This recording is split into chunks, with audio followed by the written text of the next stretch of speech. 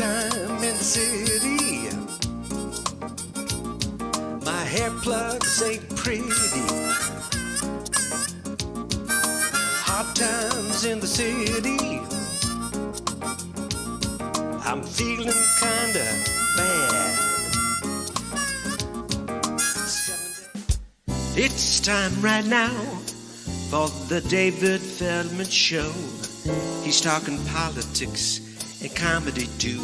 He'll tell a dirty joke if you want him to. He's just a lefty from way back. He's a union man with an Emmy for writing. Someday he's mad and he feels like fighting.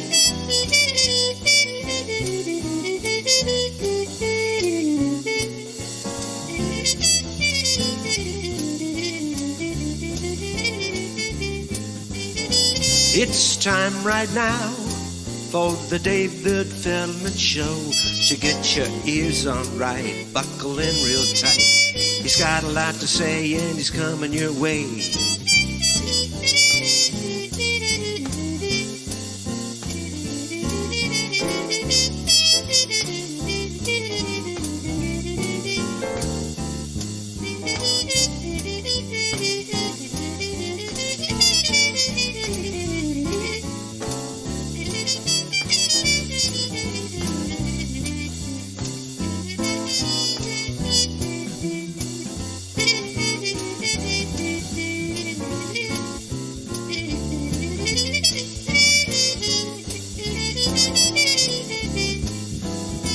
It's time right now for the David Feldman Show.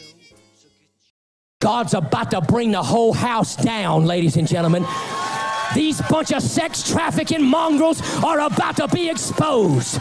These bunch of pedophiles in Hollywood are going to be exposed for who they are. I don't care what you think about fraudulent Sleepy Joe. He's a sex trafficking, demon-possessed mongrel. He's of the left. He ain't no better than the Pope and Oprah Winfrey and Tom Hanks and the rest of that wicked crowd. God is going to bring the whole house down. I said he's going to bring the whole house down. He's going to burn the whole thing to the ground. He's going to expose all these bunch of pedophiles. I'm telling you, he's going to expose Kamala Harris for the Jezebel demon that she is. Attention Walmart shoppers and associates. My name is Beth from Electronics. I've been working at Walmart for almost 5 years, and I can say that everyone here is overworked and underpaid. The attendant policy is bullshit. We are treated from management and customers poorly every day. Whenever we have a problem with it, we're told that we're replaceable. I'm tired of the constant gaslighting. This company treats their elderly associates like shit. To Jared, our store manager, you're a pervert. Greta and Kathy, shame on y'all for treating your associates the way you do. I hope you don't speak to your families the way you speak to us. Shout out to Cominique, Patty, Chardell, and so many more. Walmart doesn't deserve y'all. Fuck management and fuck this job. I quit.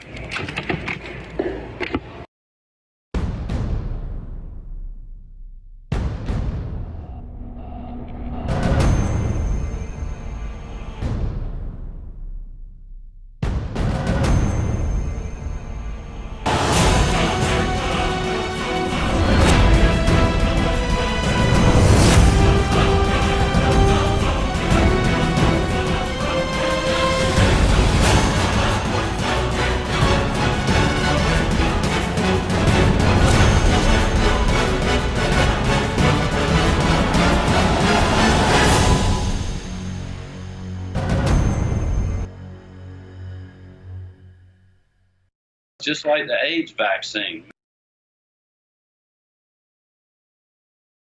Let's not lie. Well, I guess I would ask myself, like, I mean, I lie. If I'm really cornered or something, I lie. I really try not to.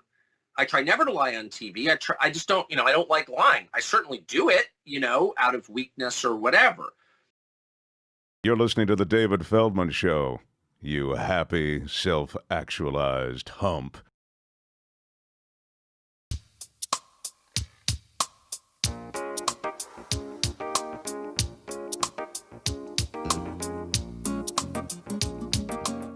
From our platforms to our labs, offices, and facilities, and in communities around the world, we're continuously innovating to provide the energy solutions that advance modern life.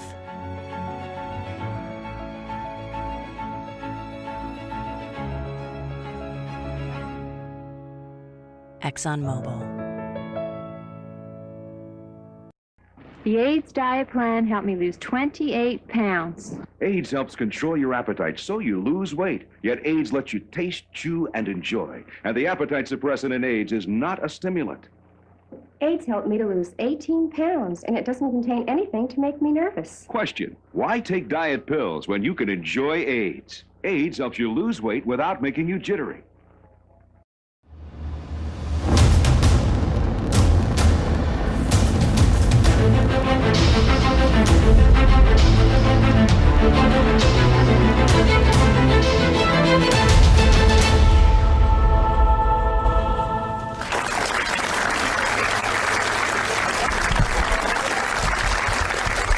Thank you. That is a real ad for a diet candy that was very popular up until about 1983, and then something happened. I don't quite remember. Welcome to the mop-up for, is it really? Can it be? No, it cannot be. September, what is it? September 27th, 2021. I'm David Feldman. Please friend me on Facebook, follow me on Twitter. I have no Twitter followers, and I'm trying to build up my Twitter followers. So if you can be kind and subscribe to my Twitter feed, it's a very effective way to let you know when a new episode has dropped and who's on it. We're trying to do polls on Twitter.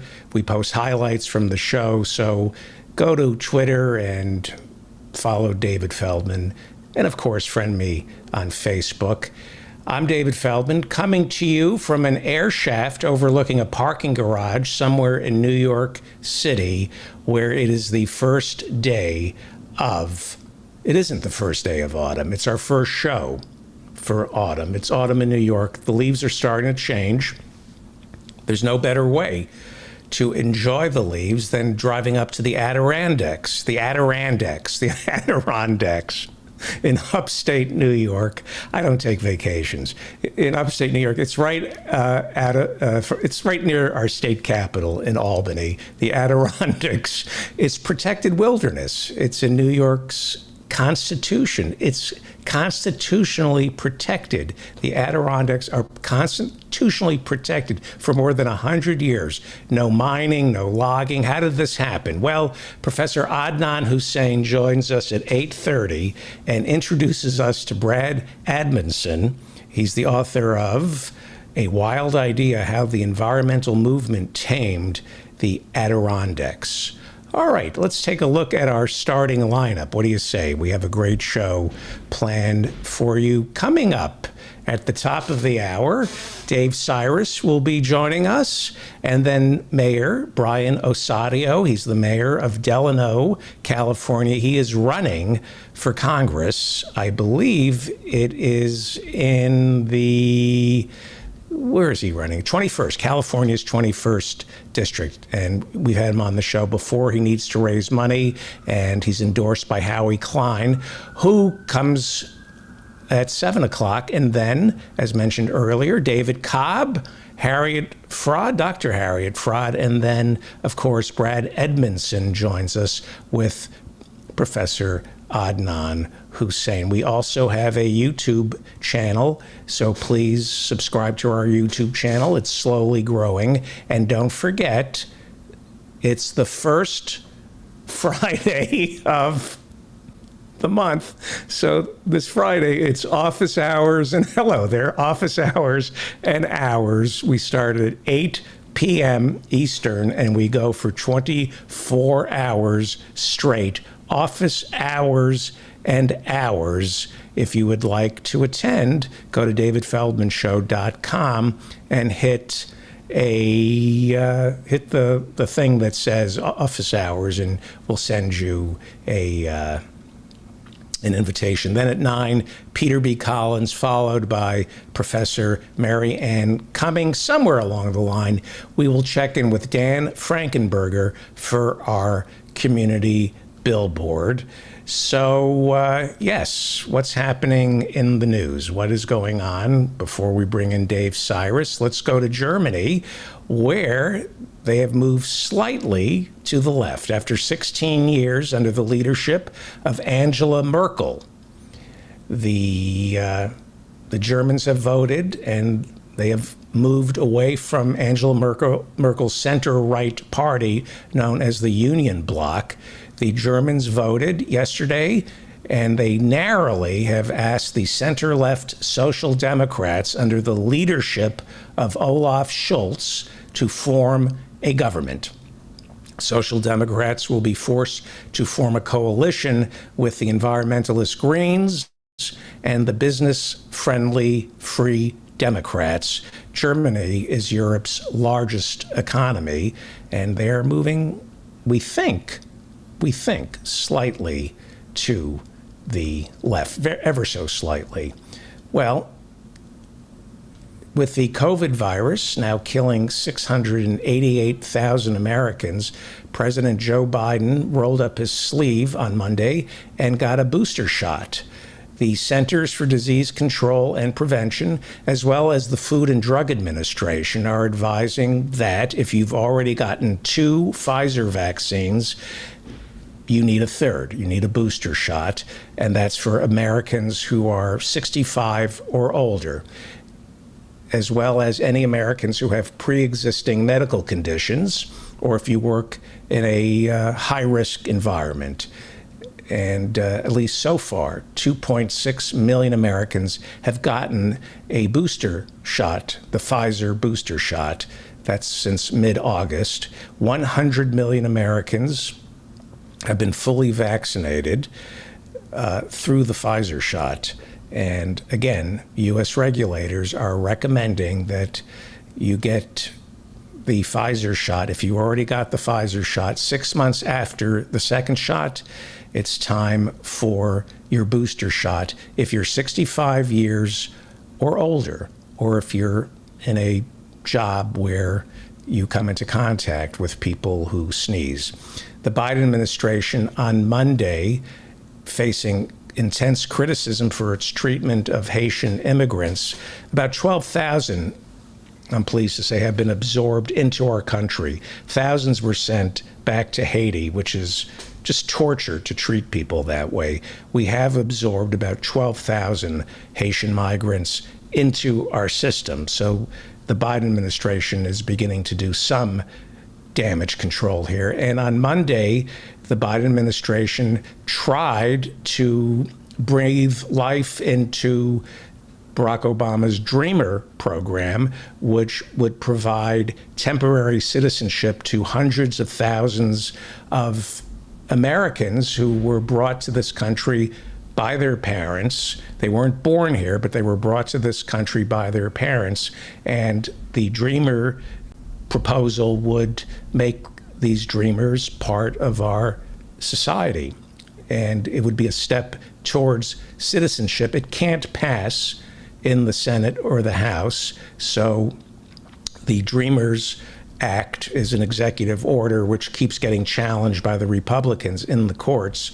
And a federal judge in Houston ruled in July that the Deferred Action for Childhood Arrivals program, otherwise known as DACA, or the Dreamers, this judge in Houston ruled in the middle of the summer that the Obama administration had overstepped its bounds by issuing an executive order because it didn't take into account public opinion. This has been in effect since 2012 and constantly getting challenged in the courts. But on Monday, the Biden administration issued a new executive order that will hopefully hold up in court. This is absolute torture to treat young people this way. This has been going on since 2012.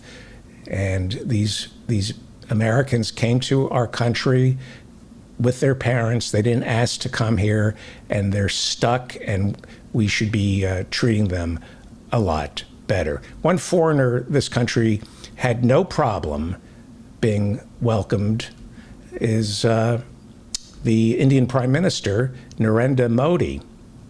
Modi met with Vice President Harris and met with Joe Biden.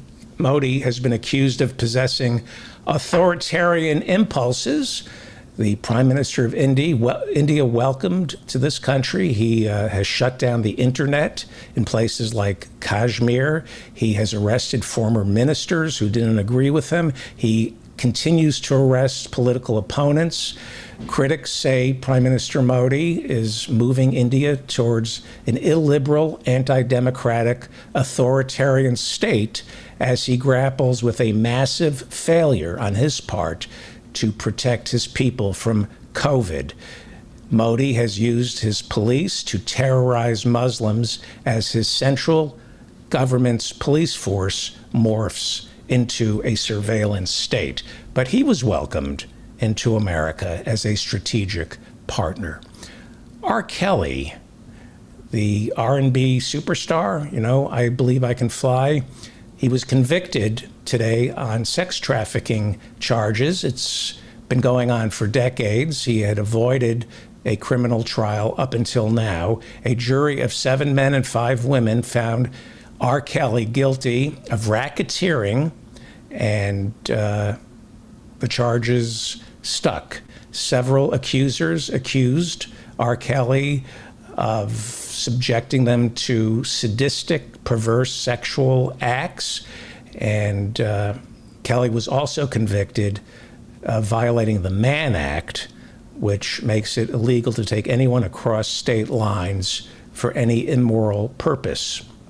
We'll see if Matt Gaetz gets convicted on that as well.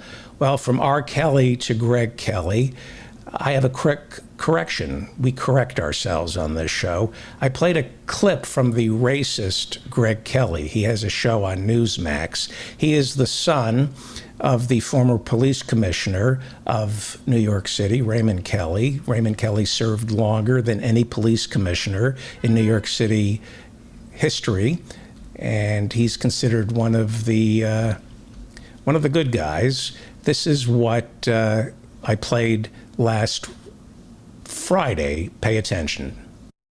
Now, we went looking for this white supremacy stuff that they're talking about, right? The violence and the danger that's posed.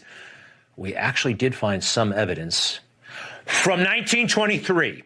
This is the last substantial turnout we could see or we could find of white supremacy. Look, it's a boogeyman. It's a false boogeyman.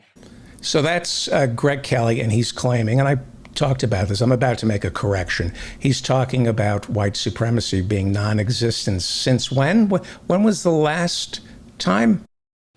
From 1923. Okay, so he says there has been no substantial white, I can't laugh at that, no substantial white supremacy since? From 1923. From 1923, when the KKK marched on the streets of Washington, D.C. Well, obviously, he's an ignorant racist, and his father, who was the police commissioner of New York City longer than any other police commissioner, instilled in him a hatred and intolerance for black people. That's why Raymond Kelly is responsible for stop and frisk in New York City. His son is an inveterate racist, had to take down some tweets saying that when he served in the military, he was glad that the defense secretary was white. It was good for his morale. This is a racist. This is a racist, and we have a correction to make that I should have noticed. He said there has been no substantial white supremacy since... From 1923. Okay, so let's correct that. I have a close-up there, and you can see the KKK marching. He's running a clip from British Pathé, and he says it's... From 1923. But look at what it says there. That says 1925. From 1923. But you're showing a clip from 1925. It says it doesn't jibe. I guess, when you're ignorant, you're a racist. And when you're a racist, you're ignorant, Greg Kelly. You really are ignorant. Well, speaking of willful ignorance, Bill, I've stopped reading Maher, was talking about the Democrats.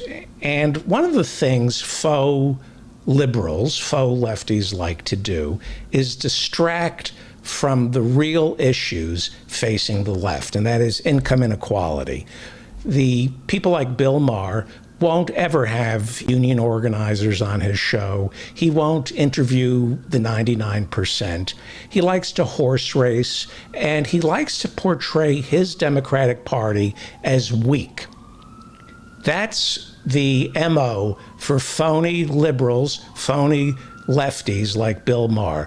They like to attack the Democrats for being weak because that gives them wiggle room to be critical of the Democratic Party without attacking the Democratic Party for what it should be attacked for, and that is not supporting unions, not raising taxes on people like Bill Maher, not supporting the 99%, not supporting the Dreamers. You don't hear Bill talking about the plight of the 99%, but he wants it both ways. He doesn't want to be an ugly right-winger. So it's cooler to call yourself a liberal and cooler to call yourself a lefty because he says fuck and smokes dope and never got married and he likes to have a lot of sex. He doesn't want to be identified with the right, but he loves having money. And he's not a proponent of more unions. He's not screaming for us to get into the Paris Climate Accord and fight climate change. His criticism, and it's an MO for fake Democrats. The Democrats aren't strong enough. And that's a lie. The Democrats are strong. That's the problem. They're strong in supporting corporations. They're not strong. They're not giving full-throated support for the unions, Bill. So I have a problem when Bill Maher brings on phony never-Trumpers like Jennifer Rubin from the Washington Post. She is a lawyer. She was a union lawyer in Hollywood, but she worked for the studios, you see. She studied labor law and worked for the studios. And I'm sure she studied labor law and then went to work for the studios to try to help Disney become more inclusive with the labor, the craftsmen, and the Writers Guild, and IATSE, right? That's why she went to work for the studios to represent the unions. Jennifer Rubin, about 10 years ago, decided she was bored with the law and she wanted to be a columnist. And there was an opening at the Weekly Standard, Bill Kristol's rag, which has now gone out of business. And it's very easy, or was easy, to write for the Weekly Standard because it was a tool of the oligarchs. It was funded by Rupert Murdoch, and you didn't have to check your facts. That's why Tucker Carlson could write there. That's why David Brooks from the New York Times could write there. And that's why when Bill Kristol was temporarily given a column by the New York Times, they had to fire him. You can look this up because he couldn't keep his facts straight. You don't have to keep your facts straight if you're writing for the Weekly Standard or if you're somebody who is trying to protect Rupert Murdoch's fortune. That's why the Weekly Standard was funded by Rupert Murdoch, to protect his fortune, okay? So all the people that Bill Maher, this multi-millionaire with a multi-million-dollar a week show, all the guests that he could fly in and have on his show, Ralph Nader, one of the union leaders, Mike Elk from Payday Report, he chooses to have Jennifer Rubin on, the conservative columnist from the Washington Post, who is now a never-Trumper because she got hurt by Trump supporters. She hasn't changed her position. she discovered that Trump supporters were just as malicious, if not more so, if that's possible, than she is. She is a vindictive, malicious writer who has accused Obama of being either a Muslim or a Muslim sympathizer because he supported building a mosque near Ground Zero. This is who Jennifer Rubin is. She has vilified the Palestinians in Israel.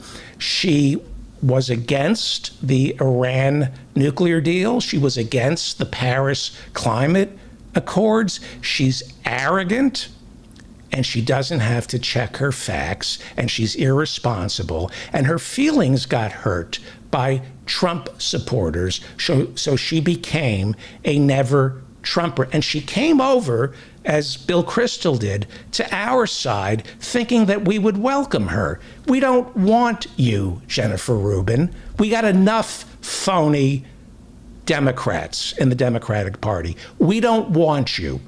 We hate you just as much as the Republican Party hates you, because you're a hateful human being. I've read what you've written, and you're all over the map. You're an opportunistic infection looking for some place to belong. You belong nowhere.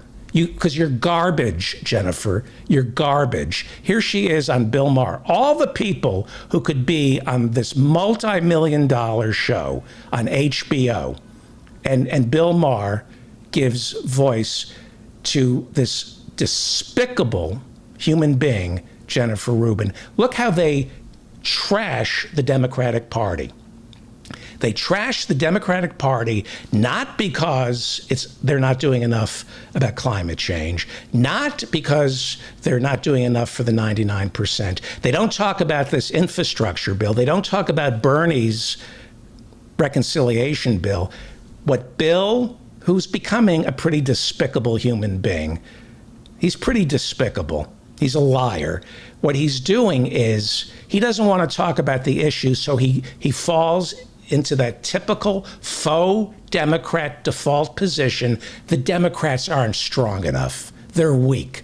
Listen to this horseshit. But it is kind of sad. He thought that the Republicans would go back. Am I right? Yeah. He really did. You could see it. You could hear it. He thought the Republicans would go back to being the Everett Dirksen Republican or something. Right. Mitch McConnell would stop being an asshole, and they'd have a drink together, and we'd work together. They thought they were Jennifer Rubin Republicans. I left because there were no Jennifer Rubin Republicans, that these people are all crazed. And Mitch McConnell has just decided he would rather drive the car into a brick wall, set off an economic catastrophe, than do his job, which is to pay for what he already spent under the last president. So this notion that we need to chat with them, or that we need a filibuster, because a filibuster is going to, you see, promote dialogue and compromise and debate, is nonsense. And, God bless him. Many of the never-Trumpers like myself who came over, we look at this and we say, must we do everything? These guys do not know how to use power. They don't know how to whip their own people into shape. How they have not had hearings on this already. I mean, Ben, it's just a coup to try to take over the government, to disqualify real voting. It's 1,000 times more consequential than Benghazi. Yes. They had that right away and never ending. And these people, why is it already? And they don't even get the language right. These people are domestic terrorists. And instead they use all kinds of language to rioters, dissenters, protesters. No, they're traitors, and they're criminals, and they don't. And the party is being run by a guy who told the criminals to go break in and wreck the Capitol. They're treason enthusiasts. Treason enthusiasts. That joke was funny when The Simpsons first wrote it, 30 years ago? All right, where do you start with this? They are not Democrats. That's the first thing, okay? All they do is attack the Democrats for being weak. That's the first thing. We don't want Bill Maher. You're not in our party, Bill. You're not a Democrat, and you're not a lefty. You're a neoliberal.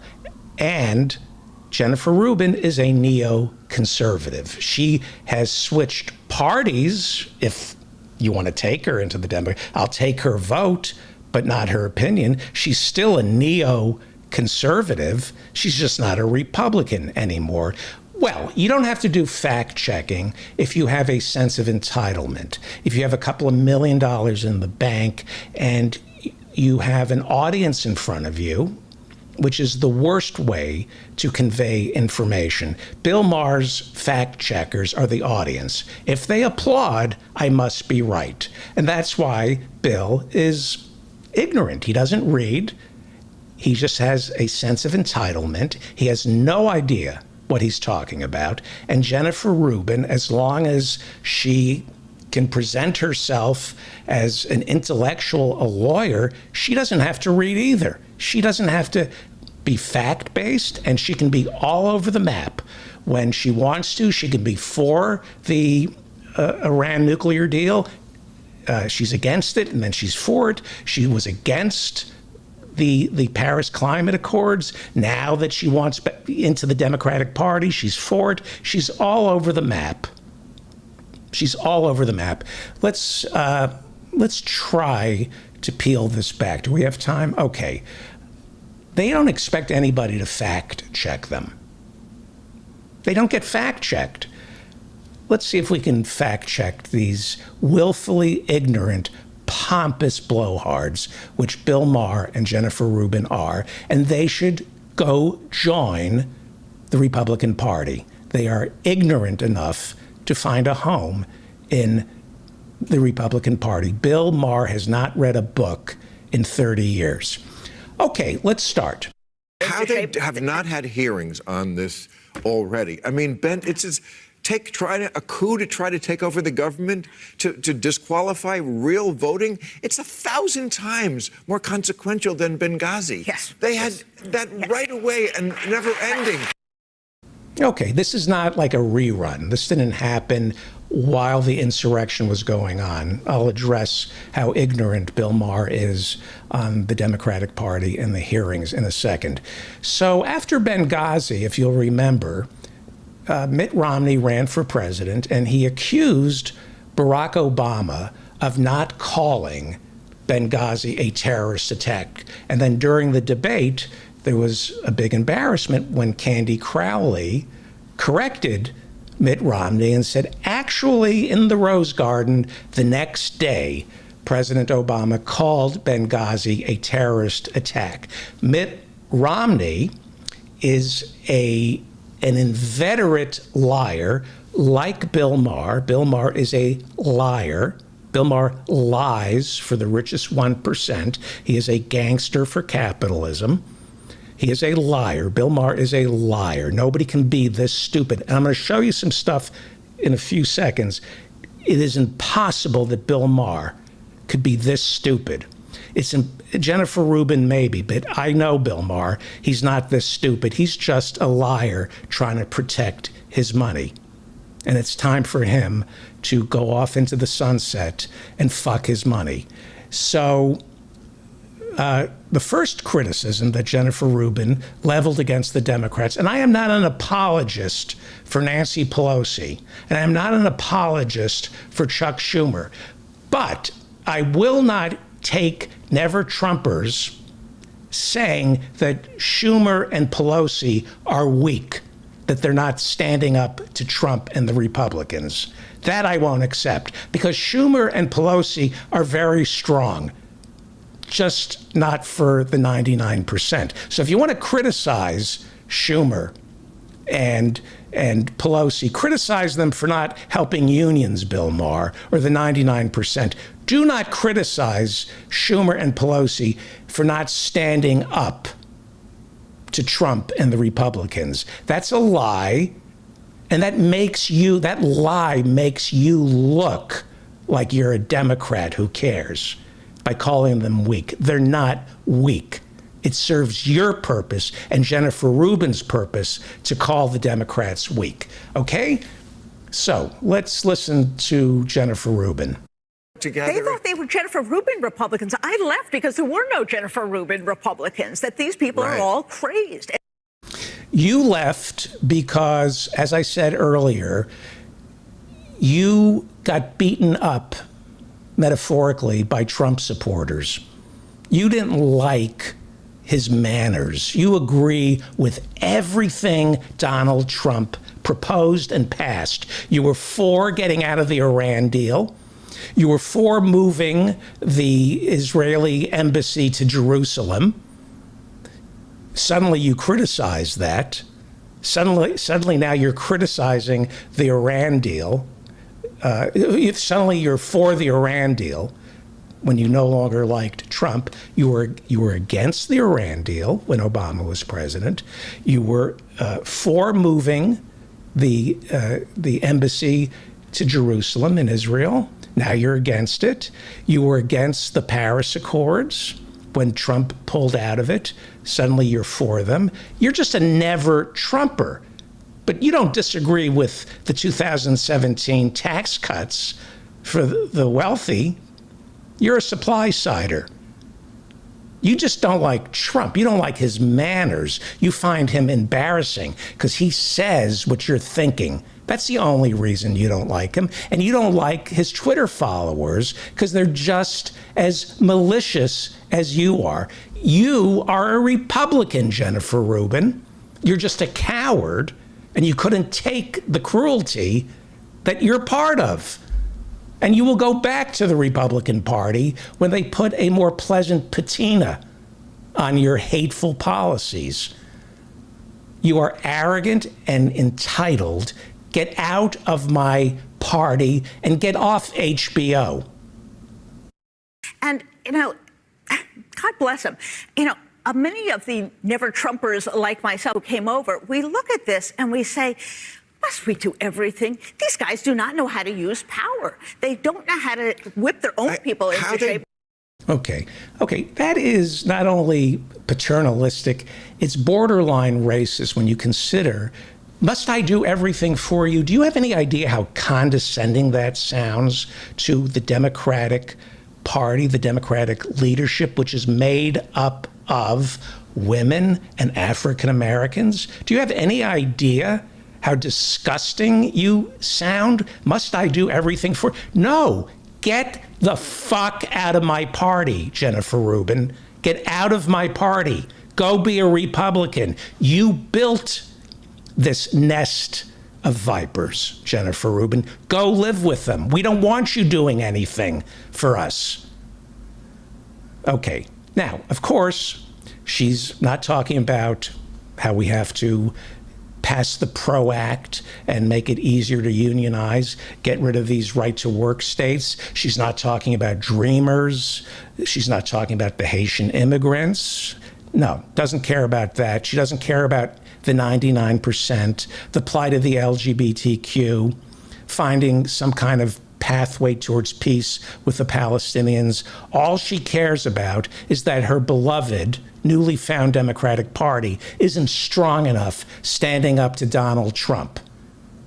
And these people, why is it already? And they don't even get the language right. These people are domestic terrorists. And instead they use all kinds of language to rioters, dissenters, protesters. You arrogant asshole. You're an inveterate liar with a sense of intellectual entitlement. You just feel you could say whatever you want and not do any fact-checking, like Mitt Romney during the debate when he accused Barack Obama of not calling Benghazi a terrorist attack, which he did. But inveterate liars just assume that nobody's going to fact-check them. Well, I'm going to pull a Candy Crawley here, okay? The day after, let me just repeat what this moron, Jennifer Rubin, said, and then I'm going to pull a Candy Crawley. And these people, why is it already? And they don't even get the language right. These people are domestic terrorists. And instead they use all kinds of language to rioters, dissenters, protesters. Yes, we're so weak, the Democratic Party. How can you be that stupid, Jennifer Rubin? How could Bill Maher be that stupid? Okay, the day after Benghazi, Barack Obama called it a terrorist act. Okay, Jennifer Rubin, you ignoramus. The day after January 6th, this is what Nancy Pelosi had to say, you ignoramus. They were domestic terrorists. And they don't even get the language right. These people are domestic terrorists. Domestic terrorists. They were domestic terrorists. Okay, that's the day after January 6th. Did they get the language right? Did they get the language right? I believe you wanted the Democrats, Nancy Pelosi, to call them domestic terrorists. I believe Nancy Pelosi said they were domestic terrorists. Yeah, that was the day after January 6th. That would be January 7th. You ignoramus. You arrogant ignoramus. Okay. Nancy Pelosi, January 7th. Did she get the language right, Jennifer Rubin? Was she strong enough when she said this? He must go. He is a clear and present danger to the nation that we all love. Is that strong enough? Are we getting the language right, Jennifer Rubin? And these people, why is it already? And they don't even get the language right. These people are domestic terrorists. Domestic terrorists. And instead, they use all kinds of language to, rioters, dissenters. Protesters. How could you be that stupid? How can nobody correct you? Multi-million-dollar show, and nobody corrects these ignoramuses? Okay, that was Nancy Pelosi. What about Chuck Schumer, the day after January 6th? Was the language strong enough, Jennifer Rubin? Let me be clear. These were rioters, insurrectionists, goons, thugs, domestic terrorists. And they don't even get the language right. These people are domestic terrorists. Domestic terrorists.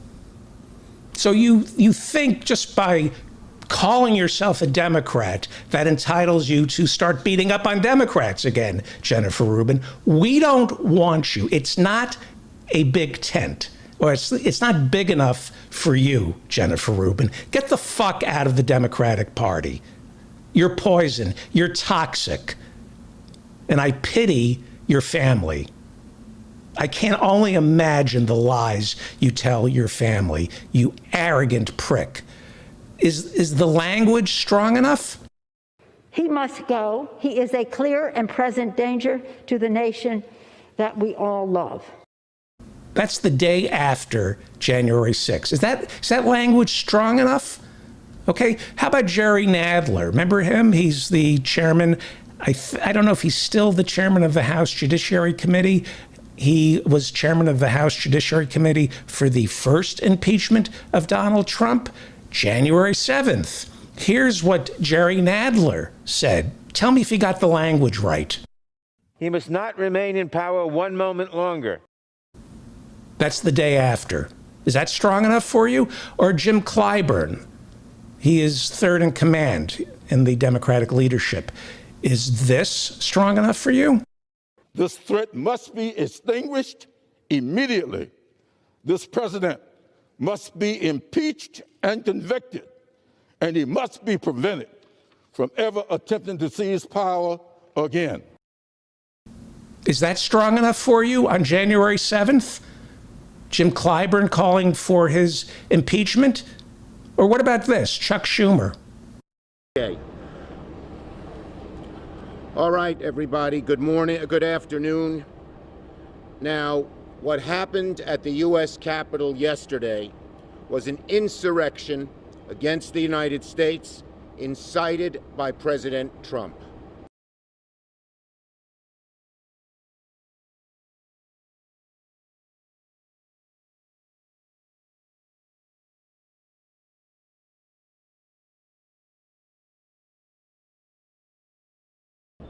Let me be clear. These were rioters, insurrectionists, goons, thugs, domestic terrorists. Yeah. Pretty amazing that you can get away with those lies. And it is, coming from you, they're stupid lies. You have such a sense of entitlement because you're a lawyer and you write for the Washington Post. You feel that you don't have to read, that you don't have to think, that you can just parrot right-wing talking points or Bill Maher's talking points about how the Democrats have no spine, and you get away with it. You get away with it. You're an ignorant liar, Jennifer Rubin. Must we do everything? These guys do not know how to use power. Must we do everything? These guys don't know how to use power. They don't know how to use power. Well, you know how to abuse power. You have power. You're a columnist for the Washington Post. You should be fired for your lies. You should be fired immediately for your lies. You misuse your power, Jennifer Rubin. The Democrats know how to use power. Unfortunately, they're not using it for the 99%, but they know how to use power. Here's what Chuck Schumer said the day after what he called the insurrection. Do you like that language, the insurrection? The day after, this is what Chuck Schumer said. He may have only 13 days left as president, but yesterday demonstrated that each and every one of those days is a threat to democracy so long as he is in power. The quickest and most effective way to remove this president from office would be for the vice president to immediately invoke the 25th Amendment. The vice president can invoke the 25th Amendment today, and if the cabinet votes, he's gone. They should do it now.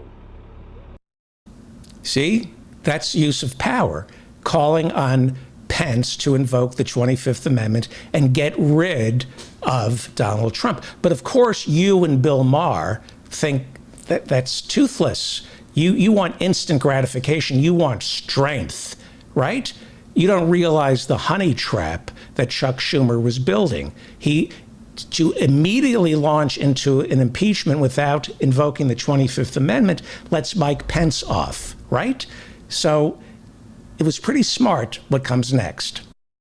Oh, and Speaker Pelosi and I tried to call the vice president this morning to tell him to do this. They kept us on hold for 25 minutes and then said the vice president wouldn't come on the phone. See how it works? You exhaust every option. The day after the insurrection, you call Mike Pence up and say, invoke the 25th Amendment. You let the American people know that you reached across the aisle and tried to be reasonable with Mike Pence, and he kept you on hold for nearly a half an hour. Right? That's not the proper use of power, Jennifer Rubin? Okay? Must we do everything? These guys do not know how to use power. You ignorant prick. You ignorant prick. You arrogant, ignorant prick. Okay, so after he used the power, after Chuck Schumer used the power of being a Senate minority leader and calling Mike Pence and not getting his call returned, in the same speech, he went on to use his power. So if the vice president and the cabinet won't invoke the 25th Congress, Congress should come back in session immediately and impeach the president. Get him out of office. So he called less than 24 hours after January 6th. Chuck Schumer was calling it an insurrection, domestic terrorism, and he was calling for the impeachment of Donald Trump. We don't need a lengthy debate. The president's abuse of power, his incitement of a mob against the duly elected representative body of the United States is a manifestly impeachable offense. If there ever was an impeachable offense, what the president did was it. How's that language, Jennifer? The fish stinks from the head, plain and simple. And so I believe the president is dangerous and should not hold office one day longer. Pretty clear to me, Jennifer Rubin. A lot of spine there. A lot of spine. Don't know how you get away with these lies. If you don't think he won't spend his days out of office promoting conspiracies, stoking grievances, and doing more of the same, you're kidding yourselves. If you think he won't promote the idea of him running again 4 years from now to motivate his supporters, you're kidding yourselves. And in impeachment, there's a charge that allows the Congress to say he can never run for office again. That should be invoked as well.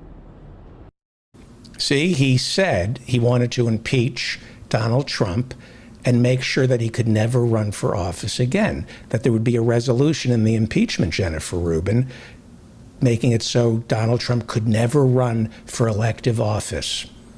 See, I think that's a pretty good use of power, isn't it?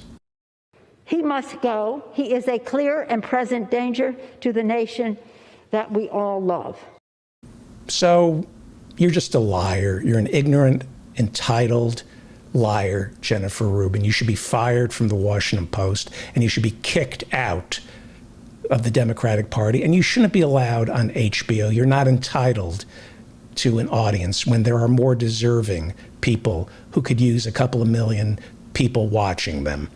So let's turn to Bill Maher, who has paid millions and millions of dollars to be stupid.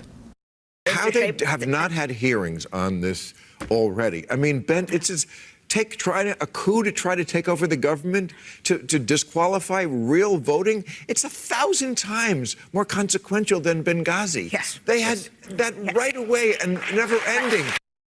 Yes, the Democrats. How could they not have hearings, Bill? How can the Democrats not have had hearings? And the audience applauds. That's your fact checker, the audience. The Democrats, they try to overthrow our Capitol and destroy our democratic processes, and the Democrats are so weak. How have they not had hearings? How have they not had hearings? Tonight, for the second time in just over a year, the House delivering Donald Trump a historic rebuke, now making him the first president ever to be impeached twice. Yeah, how have they not had hearings, Bill? They immediately began impeachment proceedings against Donald Trump. I think those are hearings about January 6th. I'm pretty sure those are hearings about January 6th. They impeached him for inciting an insurrection. How they have not had hearings on this already. I mean, Ben, it's just a coup to try to take over the government, to disqualify real voting. It's 1,000 times more consequential than Benghazi. Yes. They had that right away and never ending. Syphilis must be rotting your brain. It's unbelievable. Okay, how have they not had hearings? Well, not only did they impeach him for a second time because of the insurrection, as you know, he got off. The Republicans wouldn't convict, but that wasn't good enough for Pelosi.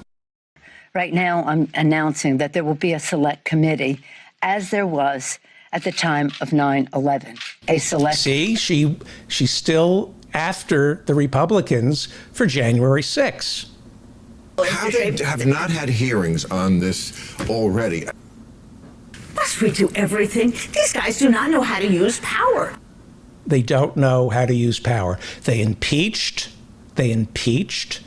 Donald Trump a second time because of the insurrection, and now they're holding hearings that Bill doesn't seem to know about. Bill doesn't seem to know about the commission that Nancy Pelosi wanted. They wanted that bipartisan commission, but the Republicans wouldn't participate in it, so she set up her own select committee to investigate January 6th. She's holding hearings right now, Bill. Well, there was quite a bit of drama on Capitol Hill today. It started with Speaker Nancy Pelosi blocking 2 Republicans from a special committee to investigate the deadly attack on the U.S. Capitol. Yeah, Nancy Pelosi, Jennifer Rubin. She blocked Jim Jordan and Banks from serving on her committee. In a bold move, House Speaker Nancy Pelosi rejected 2 of the 5 Republicans on the panel, Ohio's Jim Jordan and Indiana's Jim Banks. The Speaker suggested the 2 staunch allies of the former president who voted against certifying the election would jeopardize the integrity of the investigation. That seems pretty tough to me, Jennifer Rubin and Bill. Not allowing Jim Jordan and Jim Banks to sit on your select committee, that seems pretty powerful. And what unfolded may have put the January 6th congressional probe in jeopardy. Yeah, that was July 22nd, 2021, Bill. I guess you can't remember something that happened, 2 months ago?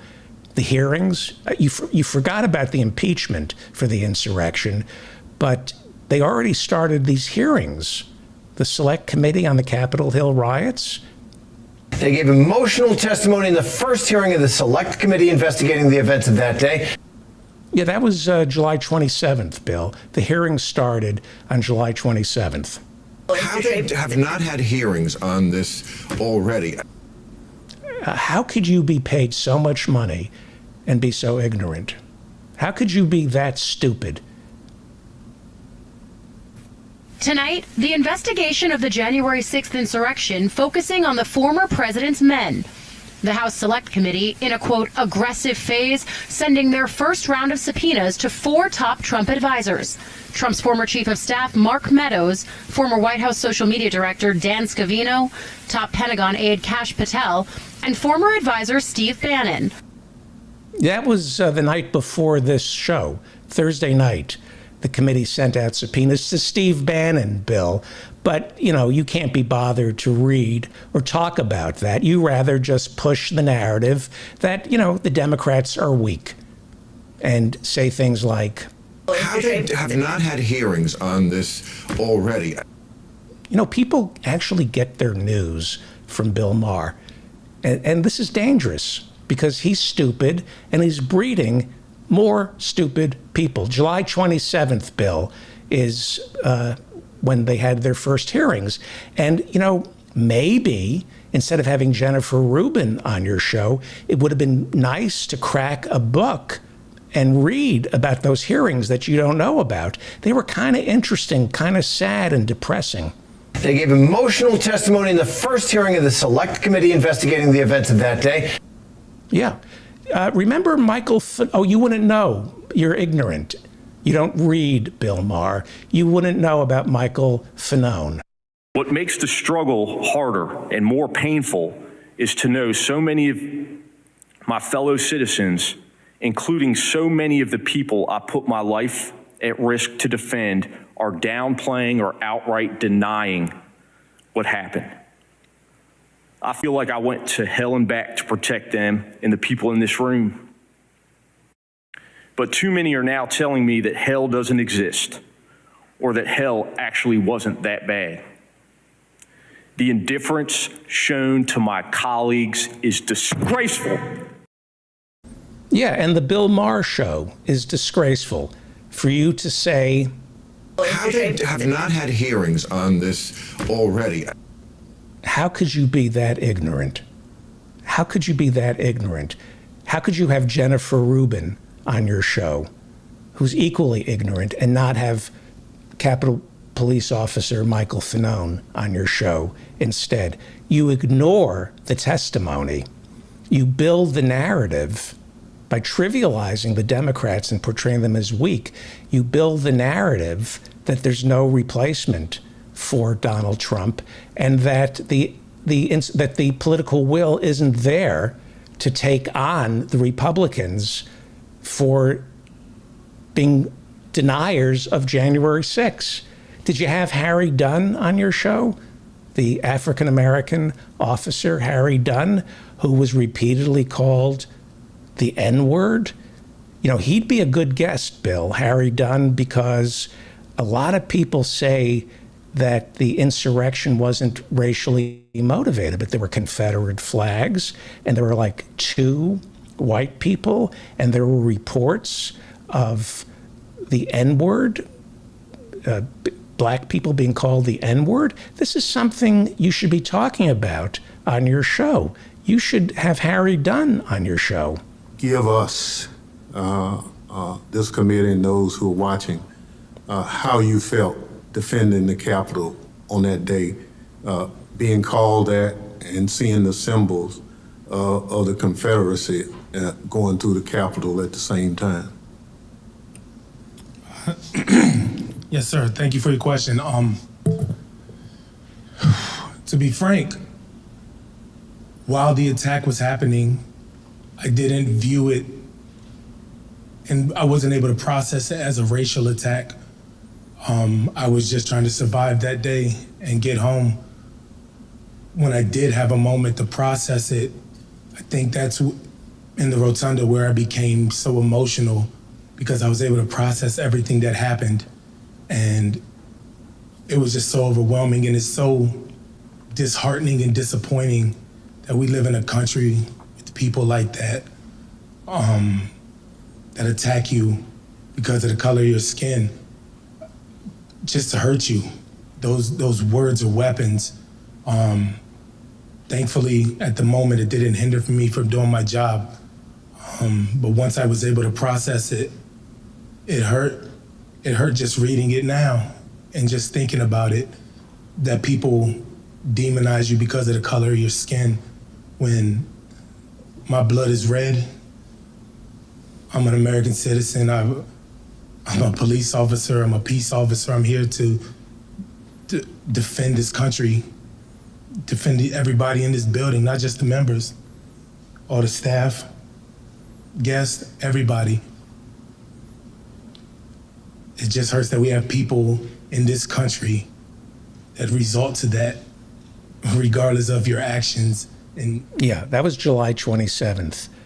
That was 2 months ago. And you know what else really hurts? That we live in a country where 2 months later, the smartest man on television says, How they have not had hearings on this already? It's time to go, Bill. Time to go. It is. But it is kind of sad. Yeah, it's sad. All right. You're listening to The David Feldman Show, davidfeldmanshow.com. When we come back, we will be joined by everybody's favorite comedy writer, the great Dave Cyrus.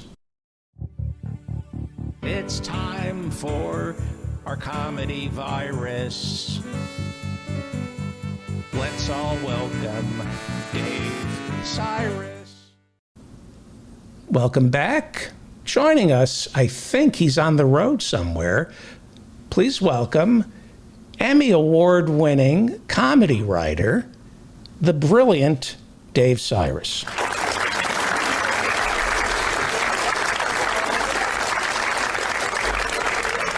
Hi, Dave Cyrus. Hello, David. Yeah, we have a bone to pick with you. Do we? Yes. Where are you? I'm in L.A. at the moment. Okay. Working on. Don't worry about it. Or a television show. But you owe me an apology. You owe my audience an apology, because we do corrections on this show. I just spent an hour correcting that ignoramus Jennifer Rubin and Bill Maher, who has just become a willful ignoramus. It's unbelievable. And but I correct myself. Unlike Bill Maher, I will correct myself. So I misspoke. I apologize. I said on Tuesday's show that Dave Cyrus won an Emmy for his work on Saturday Night Live. Yes. I apologize. I was wrong. Yes, you were. I did not win an Emmy. SNL won an Emmy, but I lost because I was only nominated for writing. Writers don't win an Emmy when the show they wrote won an Emmy because they have almost nothing to do with it. However, there is a category for writing, which every year goes to Jen Oliver. So I was very happy to correct you and congratulate you. I'm sorry? I was very happy to correct you when you congratulated me. Yes, but here's where I feel betrayed by you. Mm-hmm. I saw the next day that you won an Emmy. You didn't call me to tell me you didn't win an Emmy. You just let it sit there, and I went on my show to congratulate you. You didn't warn me. You didn't put out an alert cautioning me not to congratulate you for winning an Emmy. Well, it's the same reason why, when I get a blood test, I'll just say to someone, hey man, just got my STD test, ... and then not reply to them for a few days just because I want to see what they assume. And, but I mean, also I wanted to have a little bit of time believing that you thought I won an Emmy, just to see what you did to yourself. You know how hard I worked at trying to be happy for you? Yeah, no, the fact that you congratulated me, I knew was the hardest thing you could have done. And yet, the fact that I told you I didn't win an Emmy was, I believe, the most charitable thing I've ever done. It really was as nice as I get. It did make me happy. But wait a second. Now you're probably making another movie with Judd Apatow or Universal. Maybe. You never know who you're dealing with. And yet I can't get an acting job from you, even though I went on my show and said I was happy for you. Well, to be fair, I also can't get an acting job in my movies. So it's not like I have that much power to do so. But I did a pretty good acting job. No, you are a good actor, but I also want you to understand that a lot of the projects I work in, we do something that's called ageism, where we say right off the bat, I have to be the oldest person involved in this. Mm-hmm. I think, we live in a world of a lot of discrimination where a lot of people are racist or sexist or homophobic. And I think the best way to avoid that is to ban anyone over 60 from working there. You know what? 48. Anyone over 48. I agree with you. After watching banned from working to avoid discrimination. After watching Bill Maher and Jennifer Rubin, it's time to put baby boomers on an ice floe. They are just reprehensible. Well, they baby hold boomers. Court, they think their opinions count, and they can just pull things out of their ass. See, I consider baby boomers the second greatest generation because they were the ones, their parents were the greatest generation. And then they bravely continued to live despite knowing they'd never be as good as the people who were born in the 30s, who we all agree are the greatest people who ever lived. No, I mean, this is the world we live in, and they're still in charge.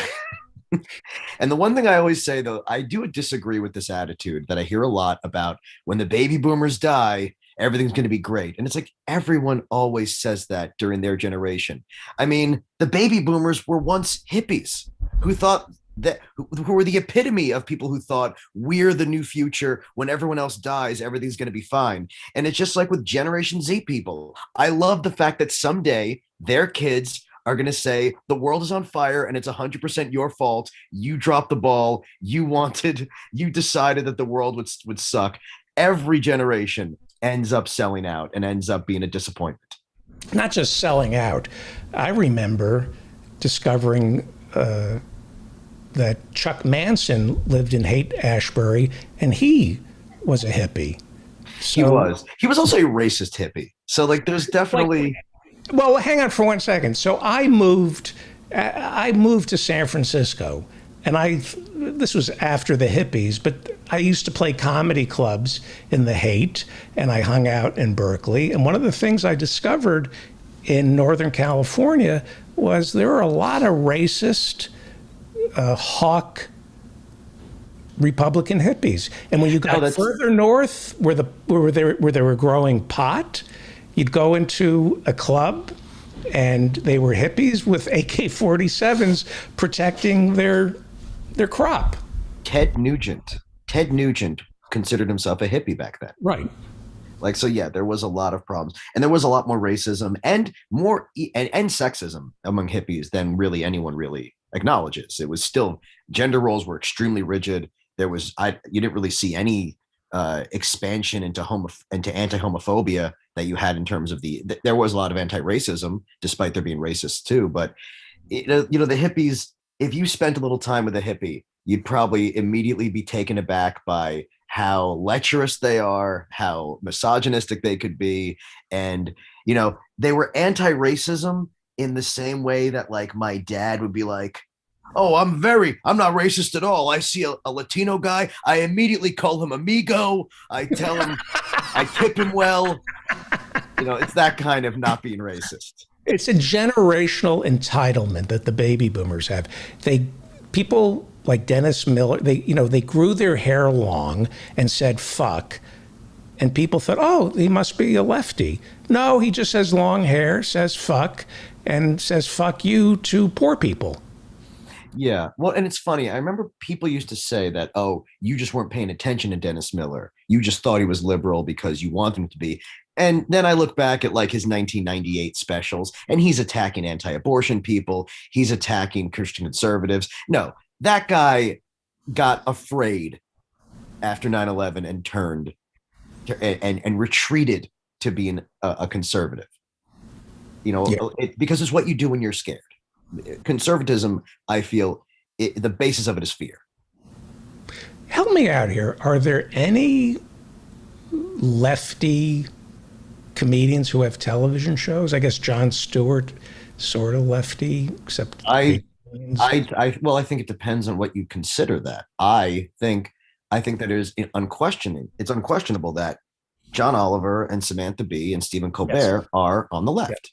And they are, and those are all people who I personally do consider responsible. I wouldn't say Colbert is on the left. Yes, he is. He is not what you consider left. He's very left of center. He is, but he's not a lefty. Let's not act like the Colbert Report wasn't a very important, impressive lampooning of that era's conservatism. And just because he's in a more mainstream job, I don't think it means he's no longer someone who I would absolutely describe as on the left. Just because he doesn't want to burn down anything doesn't mean I don't want to. I like Stephen Colbert. I think Stephen Colbert is a genius. I think he's one of the smartest comedians alive. But yes, he's not a far left. He represents the typical Democrat, I think. Unfortunately. And Bill Maher, I agree. I do disagree with a lot of things he says, but he also represents a giant swath of people that we still want voting on our side. Joe Rogan represents a lot of people who still vote Democrat. He didn't vote for Biden. No, I know, but a lot of people who listen to Joe Rogan, I think, are still Democratic voters and conservative voters. I don't think he's a Republican. I'm not defending Joe Rogan or his audience. I'm saying I think people assume that it's a Republican audience, and I don't think it is so much. I think there are a lot of lefties still listening to him as well. It's just there is a giant chunk of the left side of the country that we don't necessarily agree with, but we still kind of need. And I don't like that, but it's the unfortunate truth. I don't want to throw away the people who are liberals. Yeah. What Americans most Americans don't understand is you can't define yourself by your political party. They're coalitions. So you can have racist Southerners who were Democrats. That doesn't mean so you can call yourself a Democrat, but you're still a racist. People let themselves off the hook by calling themselves Democrats. There are plenty of racists in the Democratic Party. There are a lot of anti-union people in the Democratic Party. Yeah, and that's unfortunate. Goldman Sachs, Lloyd Blankfein voted for Obama. Pretty despicable human being with a lot of blood on his hands. Well, that goes back to the idea that there's a lot of people who consider themselves, the term socially liberal, fiscally conservative, which doesn't really make sense. It's a lazy kind of argument because you have to have some kind of money behind what you believe. You can't just say don't pay taxes but let gays get married. Yeah, that is an overly simplified version of what you could be politically. And the problem is, but people love it. People love that concept. That's why The Rock is going to be president the day he decides he feels like it. Because he could just go out there and say, I want to be Mitt Romney with your taxes, but Barack Obama with your rights, and people will fall over themselves. Not Matthew McConaughey. Terrifies me. Huh? Not Matthew McConaughey. Honestly, I think it works better if the person is, I think when it's someone like The Rock, who is probably going to run as a very moderate, very center Republican, that's what I am afraid of. That's the kind, I think liberals are way, way less likely to vote for a celebrity than Republicans. Don't even understand why there are non-celebrity politicians to begin with. I think if you run middle, people won't even care what the platform is. They'll just feel comfortable with the celebrity. Especially if it's that niche, if it's the center right. So let me ask you about the Emmys. What are you watching? What did the Emmys get right? What did they get right? I'm a big Crown person. The Emmys upset me a lot. There's a lot of things about it that really, I think, don't make sense. Like not winning one. That's got to be tough. To be honest, I think John Oliver is also a well-written show. And I'm not going to sit here and say SNL clearly deserved to win over it. I will say that SNL for the best sketch show category, it was between us and only a Black Lady sketch show. And I'll be honest, I really wanted a Black Lady sketch show to win. And who won? Well, we did. SNL won for best sketch show. But it was only against one show because, as you know, there were no other sketch shows on TV with humans or puppets all year that could have been nominated next to it. Yeah. Which that was also, I could have been nominated for two things in the same category, which sucks. And would your life have changed if you won? No, I don't think so at all. I'd have a statue of my grandmother's piano. I don't think it would have really affected my life that much. I mean, it'd be nice, but it's also a show I only wrote for 5 episodes of the year, and just kind of by luck, the episode I wrote for was the one that was submitted. But if you're asking me about the Emmys, here's what I will be honest, because I don't feel like I have to pander to the Emmys. A lot of things did upset me. Ted Lasso was a good show. I don't think it deserves 55% of the nominations for acting. I didn't think it deserved half of all the nominations for a supporting actor and actress. I think it's a fun show, but there's a lot of good shows that deserve representation. I don't think Cobra Kai should be nominated for an Emmy for best comedy.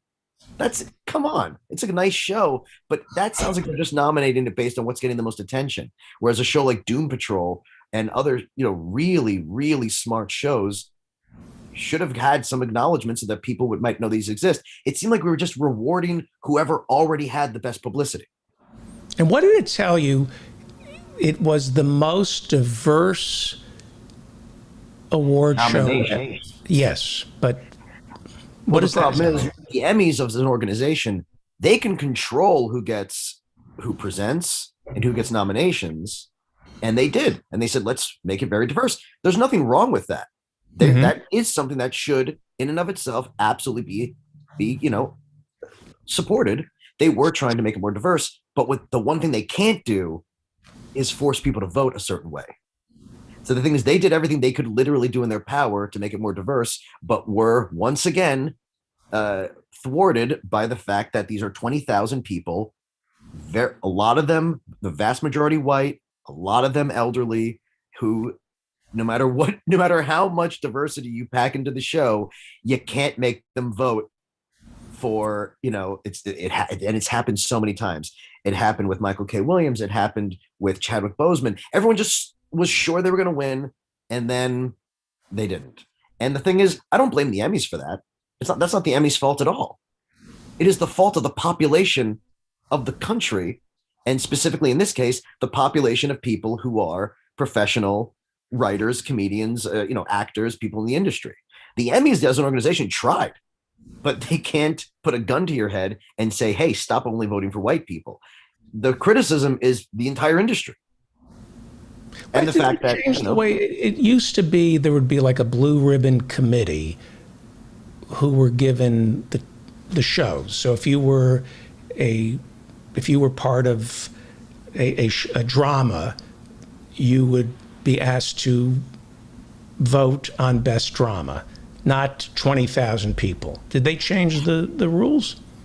I can't answer that as an expert. I just know that, having read about how it works, it's that everyone in the Academy who is a writer gets to vote for best writer, and everyone who does anything gets to vote for best show. So you just have a lot of people who are, maybe out of touch, and maybe, that's the thing. You can't, when it's that many thousands of people, how do you really control anything?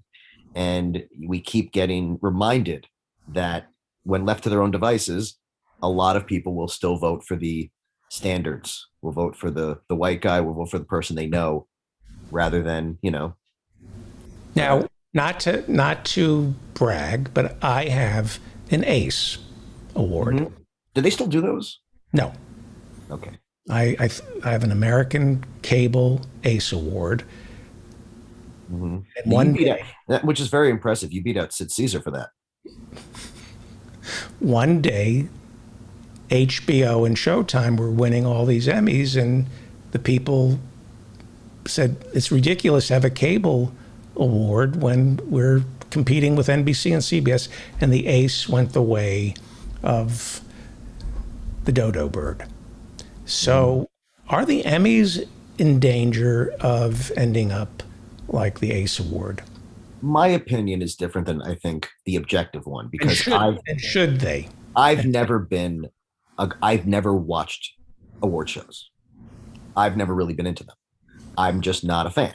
So it doesn't bother me if they went away. I mean, let's face it, every Academy Award has had a litany of embarrassments. The Grammys for years, their hip hop and heavy metal categories were a joke. And the Oscars and the Emmys, they all have things to answer for. I would not cry if they no longer became these. I think it's fine to award people, but the fact that it's such a big event just doesn't really bother me if it doesn't exist anymore. I think people just don't really care that much. That's showing how much they've gone down, right? Well, that's because people stop watching TV. By the way, the Nielsen's have lost their standing. Well, that's because TV is declining. Yeah, but Nielsen's don't have any effect on streaming. It used to be that the Nielsen's determined whether or not a show got picked up or canceled. For decades, people were saying that the Nielsen's were culturally biased. They weren't accurately measuring the tastes of Americans. And now they've lost their certification. They no longer. But not because of that reason. The Nielsen's are losing their certification. The award shows are going down because lots and lots of people are no longer buying cable. Plain and simple. That's why. Yeah, but the Nielsen's were presenting facts to ad buyers. They were saying, this is where your audience is. Mm-hmm. Then about 5 years ago, they discovered Nielsen doesn't know what they're talking about. And they've lost. Absolutely not. I mean, Nielsen's many times have proven that. I mean, Nielsen's didn't even account for college students. And yet, we've had cultural shifts dictated and based on the Nielsen's, and it was all a lie. Yeah, that's absolutely right. Our culture, this culture that we celebrate is built on a lie. Do you know in radio, this is true, they have what are called arbitrons, and people have to fill out their books, and they tell the arbitron people what they listen to. I did that once. I did that once. Yeah. I was part of that once. Yeah. Well, people lie. They say they listen to NPR and not Top 40. They rather come across as being smarter. They lie on their books. So they decided to try people meters instead. And the people meters told a completely different story, that nobody was listening to NPR and that more people were listening to Spanish language stations than English language stations. But the ad buyers didn't like that story. And the station owners didn't like the story that more people were listening to Spanish language radio stations than English speaking language stations. So they got rid of the people meters. Yeah. And now the only thing you can hear on radio is Spanish language, gospel, or right-wing radio. Right. And by the way, can I just say one quick thing as a side thing about all? Did I mention this about all the radio people who've been dying of COVID? That I have a theory. Right-wing radio people? That people have been saying it's uncanny how many. And I explained to someone, it's not as weird as you think when you think about the factors involved. Think about who specifically is doing right-wing anti-vaccine radio. Number one, it's a lot more people than you think because they're all local. So there's thousands of them. Number two, they're usually men who are over 50 or 60. Number three, every single one of them is obese. Right. Number four, once again, these are daily radio people. and I can't prove this, but in my experience, they're all doing cocaine. You put those together, you get a lot of people who are not going to survive COVID. Wait, they're doing cocaine and they're fat? What is their coke cut with? Butter? That's what I'm saying. If you think That's about one of my oldest jokes, by the way. Good for you. That's funny. That's a That's good joke. That's from 19. That's a good joke. Bob. No, that is a good joke. I think that when you think about the kind of person who does right-wing radio, it's a confluence of factors that are going to make them not survive COVID, which of course they're making a point of not avoiding. Right. They're murderers. I am dialing it back on the anti-vaxxers. The people, not the anti-vaxxers, the people who quietly don't get vaccinated. I would not condemn those people. If those people don't feel the need to throw a punch at a barista who tells them to show their vax card, I don't feel hatred towards anyone who is afraid. There's a big difference between just being scared and being a liar and telling other people not to do it. Now, there is something going on in my neighborhood. I see this if I go to the bodega after 9 o'clock. You have to wear a mask, and there is this phenomenon of a muscular white guy in his mid-20s, well-built, buying a six-pack, no mask, with a beautiful young woman wearing a mask. And my first inclination is to walk up to that guy and say, wear a mask. But I'm thinking, he'll kill me, right? Well, they're he's asking me. He's got this beautiful, he's an insecure alpha male. Yeah, who thinks this is his big chance to prove what a tough man he is. In front of his hot girlfriend. He probably heard Joe Rogan say that if you're a real man and your penis works, you shouldn't wear a mask anywhere. Right. By the way, just a quick, I was at a show last night, a music show, as a memorial for a friend of mine who passed away of a cold that who knows what, I won't get into that. And they asked someone to check vaccine cards. And they asked a girl I'm friends with who was about 4'9" to check vaccine cards. So I volunteered to be the one to do it simply because I broke my foot a few days ago and I wanted an excuse to sit the whole time. Right. And I was really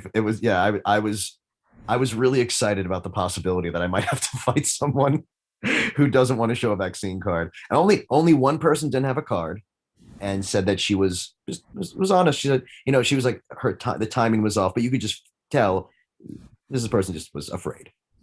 And, Did you let her in? No, she went home. She apologized and went home. I said, I was sorry. I wish I'm sorry, you have to, but those were the rules. And it was all very nice. I don't hate use your power to maybe, don't you want power? Well, I do. You know me, I'm power mad. So why don't you use your power? That's why I loved it.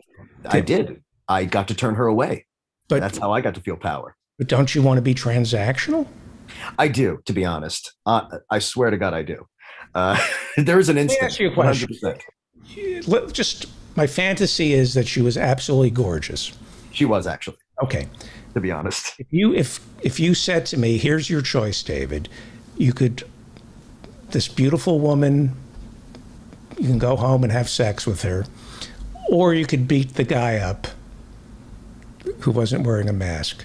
On my life, I would choose beating the guy up in front of his girlfriend. But you're an angrier man I than me. swear to you. That is something I would remember for the rest of my life. Spitting in his face. And then, there is something. And then doing a Johnny Sack and peeing on him. Remember Johnny Sack peed on that guy? I remember. Yes, I do. In The Sopranos. I can barely pee at a baseball game with guys standing next to me. This Johnny Sack beats the shit out of a guy. And then, to me, beating a guy up and not pissing on him afterwards, you didn't beat him up. It's like not having dessert. But seriously, I'm being serious. If I could, those are my choices. No question. Beating up the 25-year-old kid without the mask. Yeah, well, I do have a lot of hatred for anyone. That'd be the last thing I would consider on my deathbed. Forget my kids. I would just drift off I would shuffle off this mortal coil thinking of that 26-year-old that I beat the shit out of. Yeah, why not? I mean, I get it. You are filled with rage, and who deserves it more than someone who tries to get physical with someone because they want them to be responsible? No. Anytime you see someone who like throws a punch at like a hostess because they say to like wear a mask or have a vaccine card, that is someone who I'm glad this happened, because they could have gone their whole lives as this bad a person and no one would have noticed. Yeah. And we need a world where those people. Even if he was wearing a mask, I'd still want to beat him to a pulp. He was really good looking.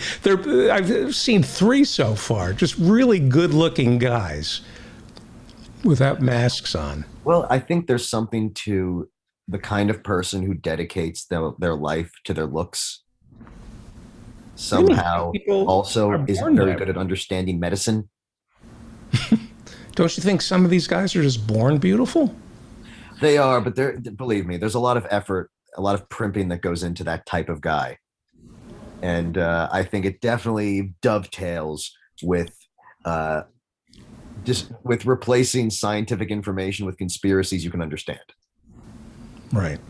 Hey, R. Kelly. R. Kelly is going to prison for probably the rest of his life. And you know what? I'll say this. I had a lot of people say, yeah, this is the same thing about Cosby. Cosby's lawyers did not get him out because they're good lawyers. They miraculously got a mistake that was made years earlier that they were able to exploit. It's not something that is just, you can just introduce to any case. That's why, people thought Harvey Weinstein was going to come out. No, Cosby had a very odd, very unique set of circumstances that let him get out. And by the way, after serving 2/3 of his sentence, R. Kelly is going to die in jail, it looks like, unless he manages to live to be a very long time. And, there's nothing wrong with sitting here and patting ourselves on the back once in a while and saying, hey, we got one. A guy who was able to do this for years stopped being able to do this when society changed just a little and started saying, we can't let people do this anymore. This is ridiculous. And we still live in a place where the powerful get to do horrible things. Even they were like, guys, you can at least put R. Kelly in jail. He's making all the other pedophiles look bad. Right. But it's great. It's very sad.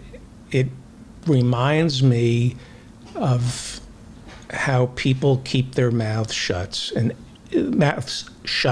in so many ways just to get along. I don't want to make trouble. I could speak up.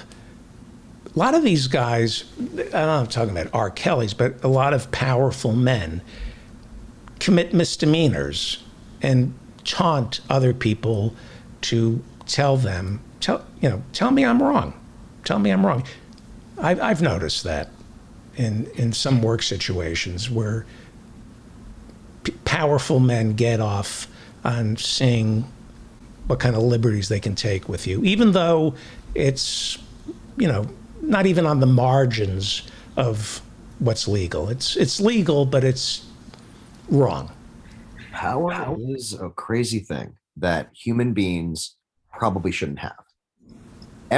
Like I've always said, it's not about the people. Like with the police, I've always said, it's not about the people who become police. It's about the job itself who makes people a certain way. And power corrupts people. And they get Iceland is being run by women. They have a new parliament, and there's a majority of women in their parliament. And a lot of people think that Iceland recovered very quickly from the financial crisis because of female bankers being brought in. So I often wonder, there's Mayor Osorio. It's good to see. Do you know Mayor Osorio from? I don't. Sorry. He's my hero. He really is. And we want to raise money for him today. Good. We have to raise money. It's pronounced Delano, California, correct, Mayor? However you want to say it.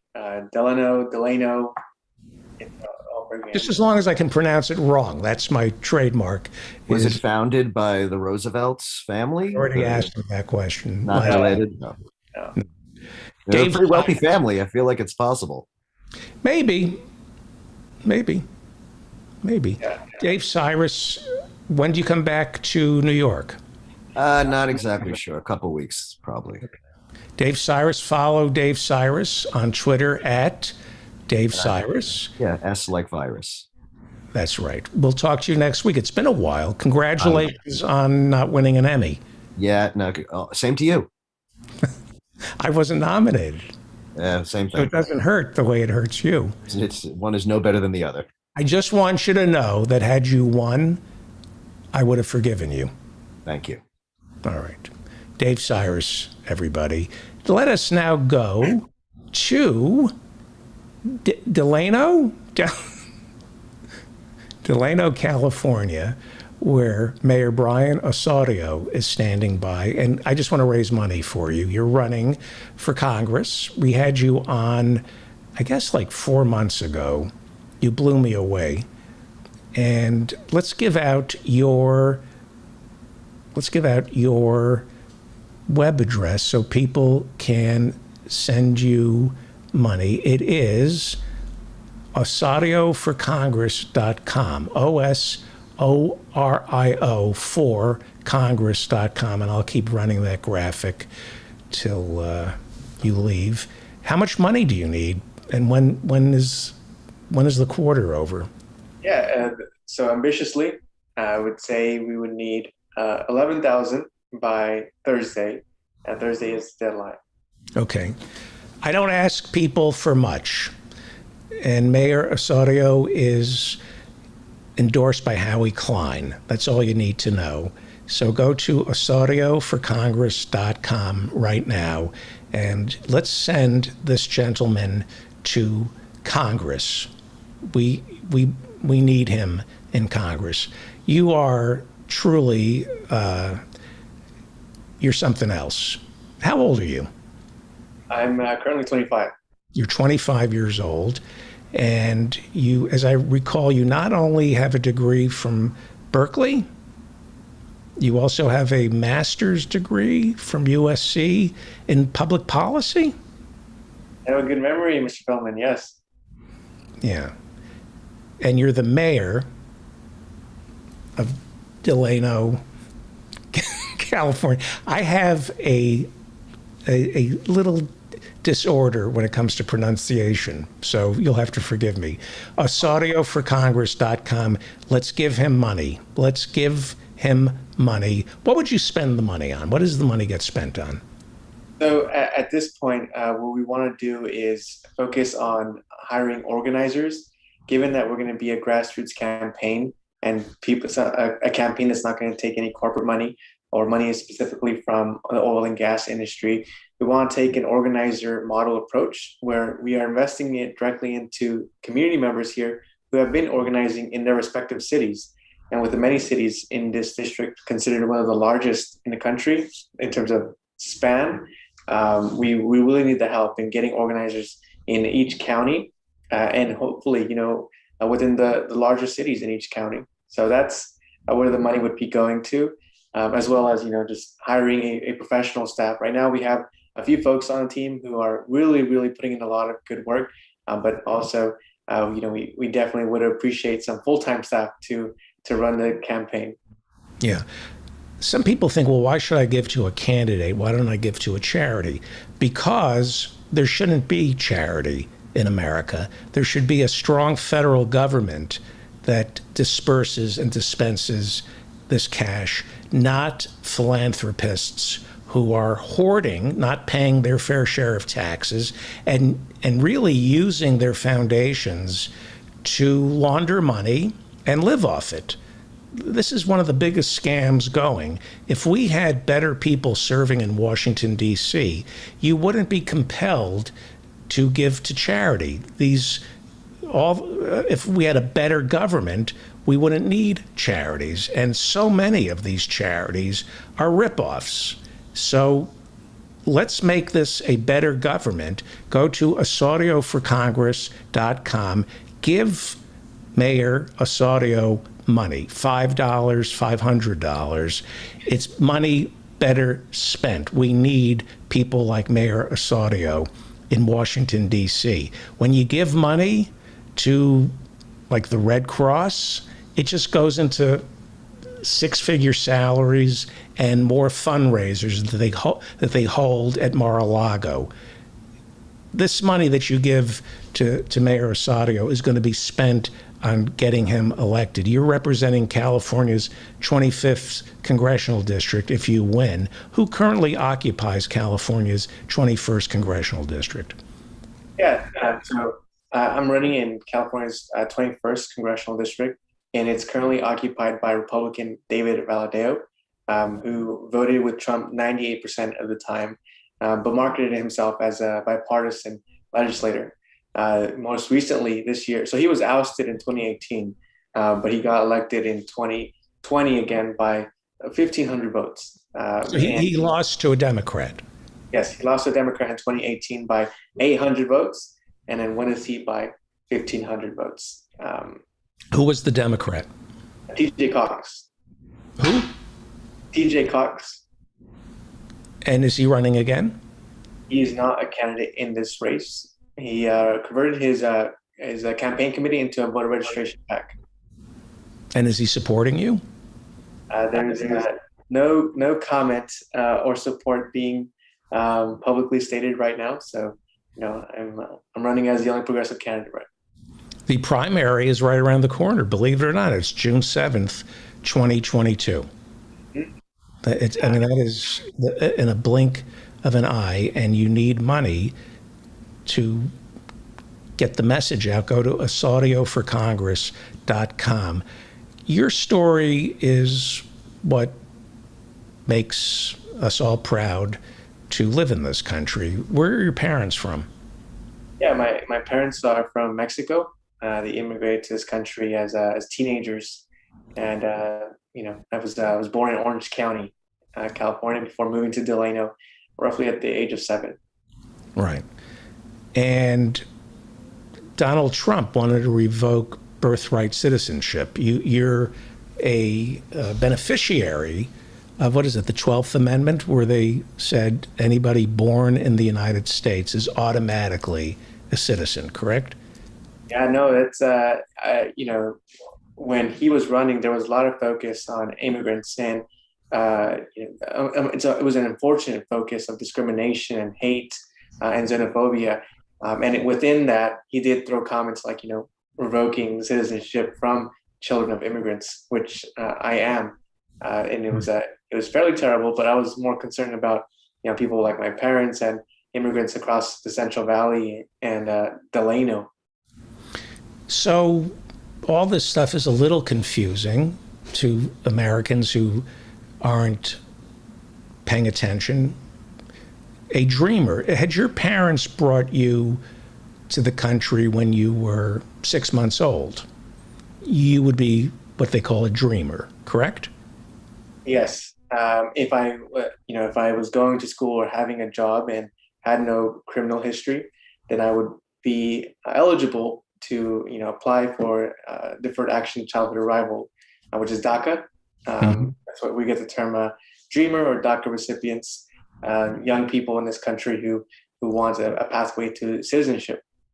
Now, there are about 100, there are hundreds of thousands of dreamers who, to his credit, President Obama tried to pass legislation back in 2011, 2012 to create a pathway to citizenship for the children of undocumented Americans who were brought to this country when they were kids. It didn't get passed by Congress, so he signed an executive order that keeps getting challenged in the courts. This has been going on now for 9 years. If you're a dreamer, you are being tortured by our court system. You're being told you're a person. Oh, you're not a person. I'm not joking around about you being a person or not being a person. If you're a dreamer and then that's taken away from you, you don't get to participate in our country. You have to really go sort of underground. What happens to somebody when they're told that there's no pathway to citizenship, and they're made to feel illegal. What is that like for a human being? Yeah, I would say, thank you for highlighting that narrative, because it's something that's often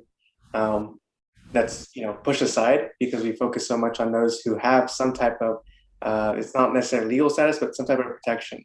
But there are those who don't even qualify for DACA, and that's where things get extremely tricky.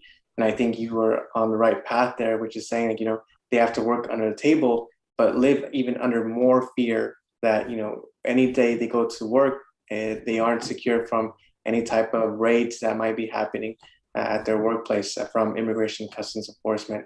It's definitely a tragedy. I know a couple of days ago, I was at an event that was being held as a vigil because of the parliamentarians' decision to not include immigration reform in the package being discussed by Congress. And the saying is this bill or immigration reform provides an economic stimulus because of the amount of people who would be participating even more so as citizens or as legal permanent residents. But what happens to those who are just in limbo all the time? And DACA recipients, those without any type of documentation, is that they continue to feel this psychological terror. It's the psychological terror that was amplified during the Trump administration, but continues to this day when we still have agencies like ICE. And so, I would say the way that it's been described to me, it's really terrifying having to live that life and going out to communities where you just don't know if you're going to come back. And it's an unfortunate reality, and one that really has Results in motivated me. suicide. Excuse me? Results in suicide. I would say there's definitely a mental health aspect in there that it has terrible consequences. Yeah, it results in suicide. I know this for a fact. And people say the hardest thing to do next to a death in the family is to move, right? First world problem in the United States. Oh, I'm moving. And people go, it's the most traumatic experience you're going to have next to the loss of a loved one. So first world problems, we can't stomach a move. We like security because it's Maslow's hierarchy of needs, right? You need shelter. Well, imagine coming to this country, it becomes your home. We've all lived in shitholes, and we're resilient, and we say, this is my home.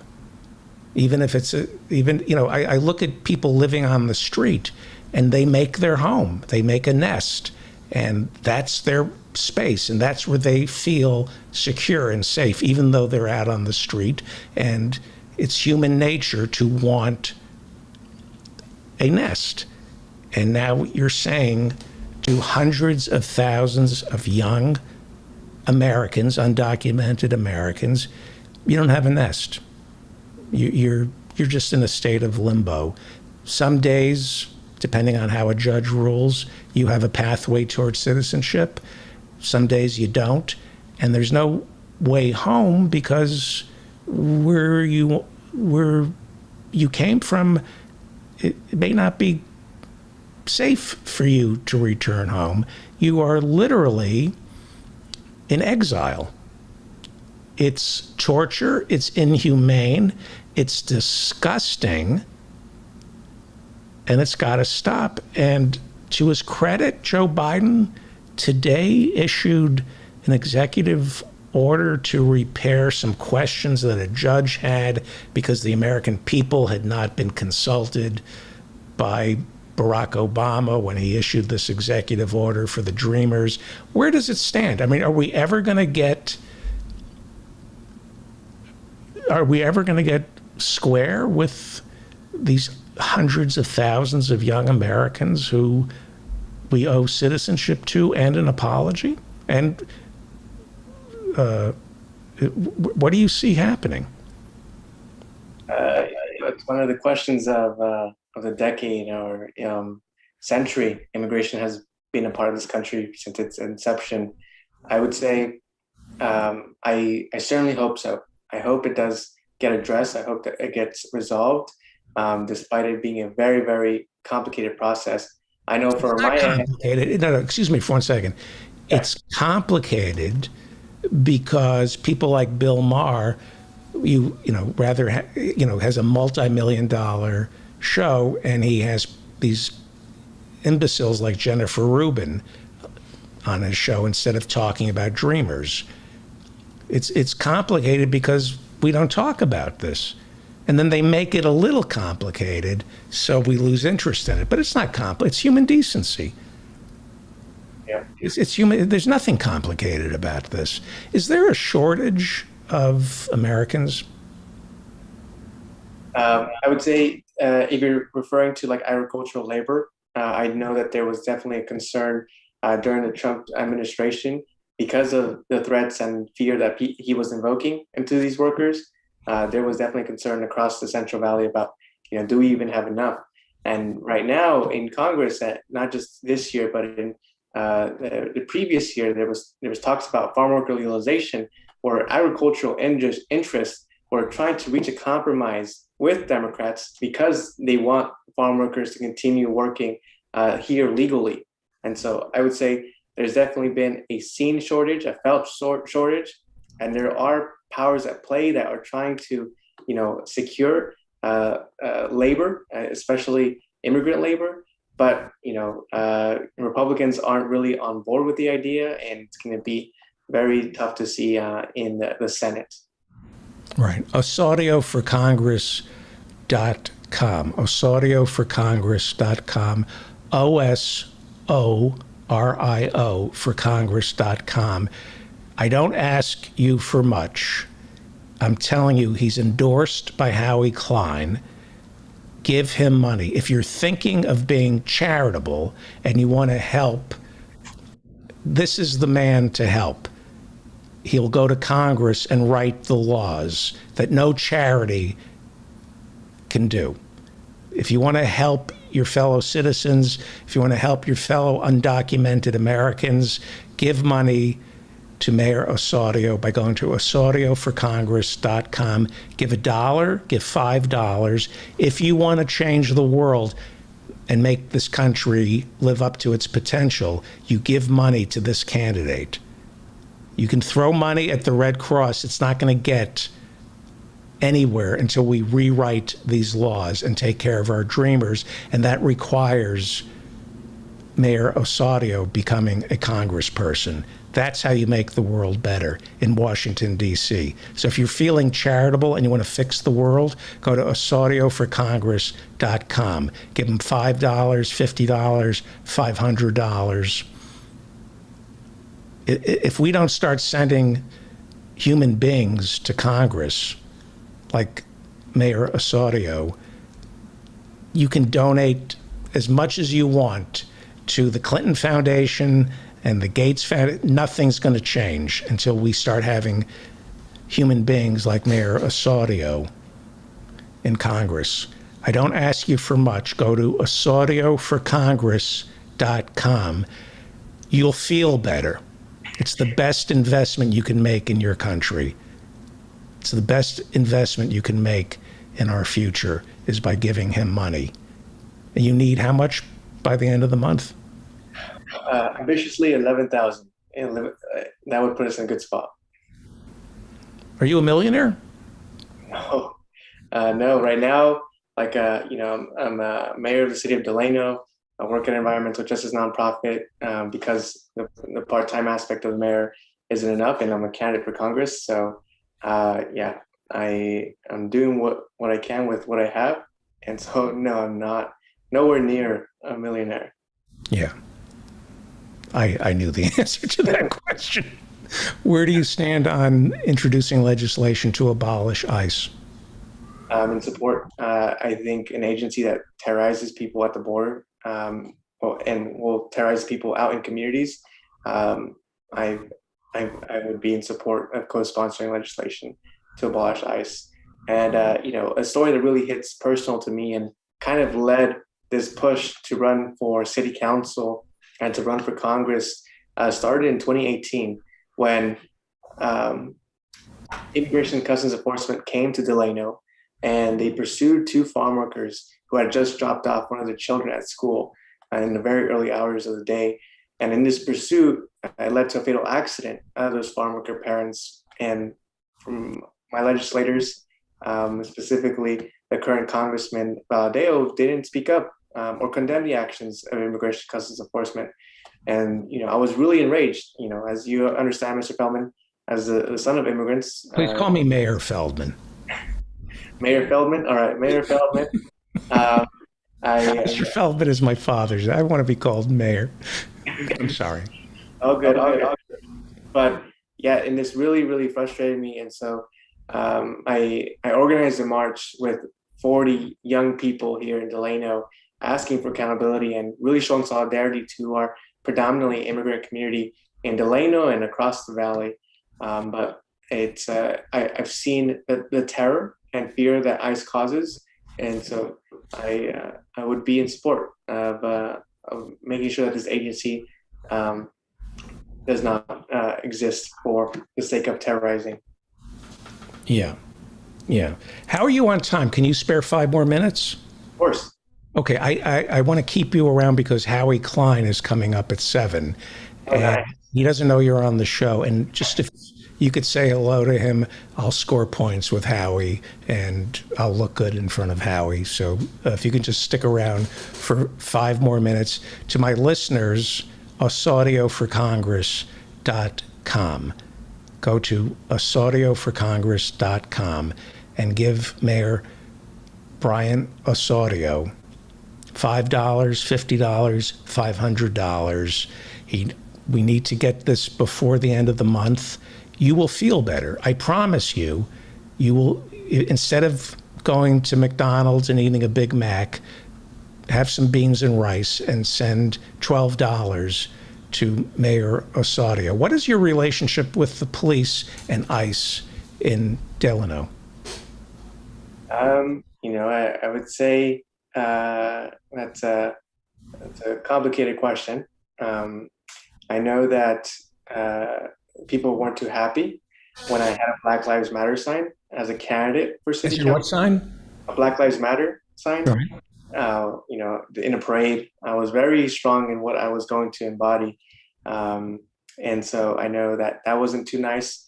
I know that some people were upset when I led efforts to discontinue funding for automatic license plate readers for the police because the technology would be shared with ICE. And so this technology would have been given to the police, but because of my concerns and by getting community to share those concerns, it did not move forward. And so, as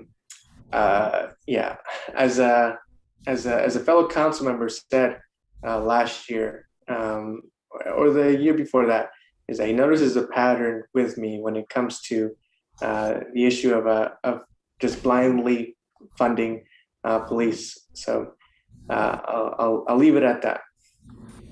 Why can't we talk about defunding the police without it devolving into a conversation about hatred for our police and people being soft on crime? Why can't you talk about defunding the police as a candidate without it blowing back in your face?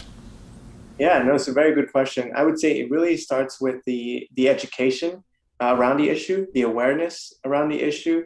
If people just hear the slogan, people just think automatically that means less safety for us because we've come to define police as public safety, but not necessarily infrastructure, not necessarily mental health services, not necessarily youth opportunities as public safety. And so I think there has to be, a foundation so that we can have productive conversations of what the real allocation of funding means towards these social services. But I know in the city of Delano specifically, it's a very sensitive subject because of the gang violence that we have in the city. And so it's really unfortunate. Okay. Go to AusardioForCongress.com and give him money. Give him $5, $50, give him $500. We need, let me bring on Howie Klein. I'm trying to score points with Howie, Mayor. Hello, Howie Klein. Hey, how you doing? And hi, Brian, as well. I'm very proud to have the mayor on, and we met him through you.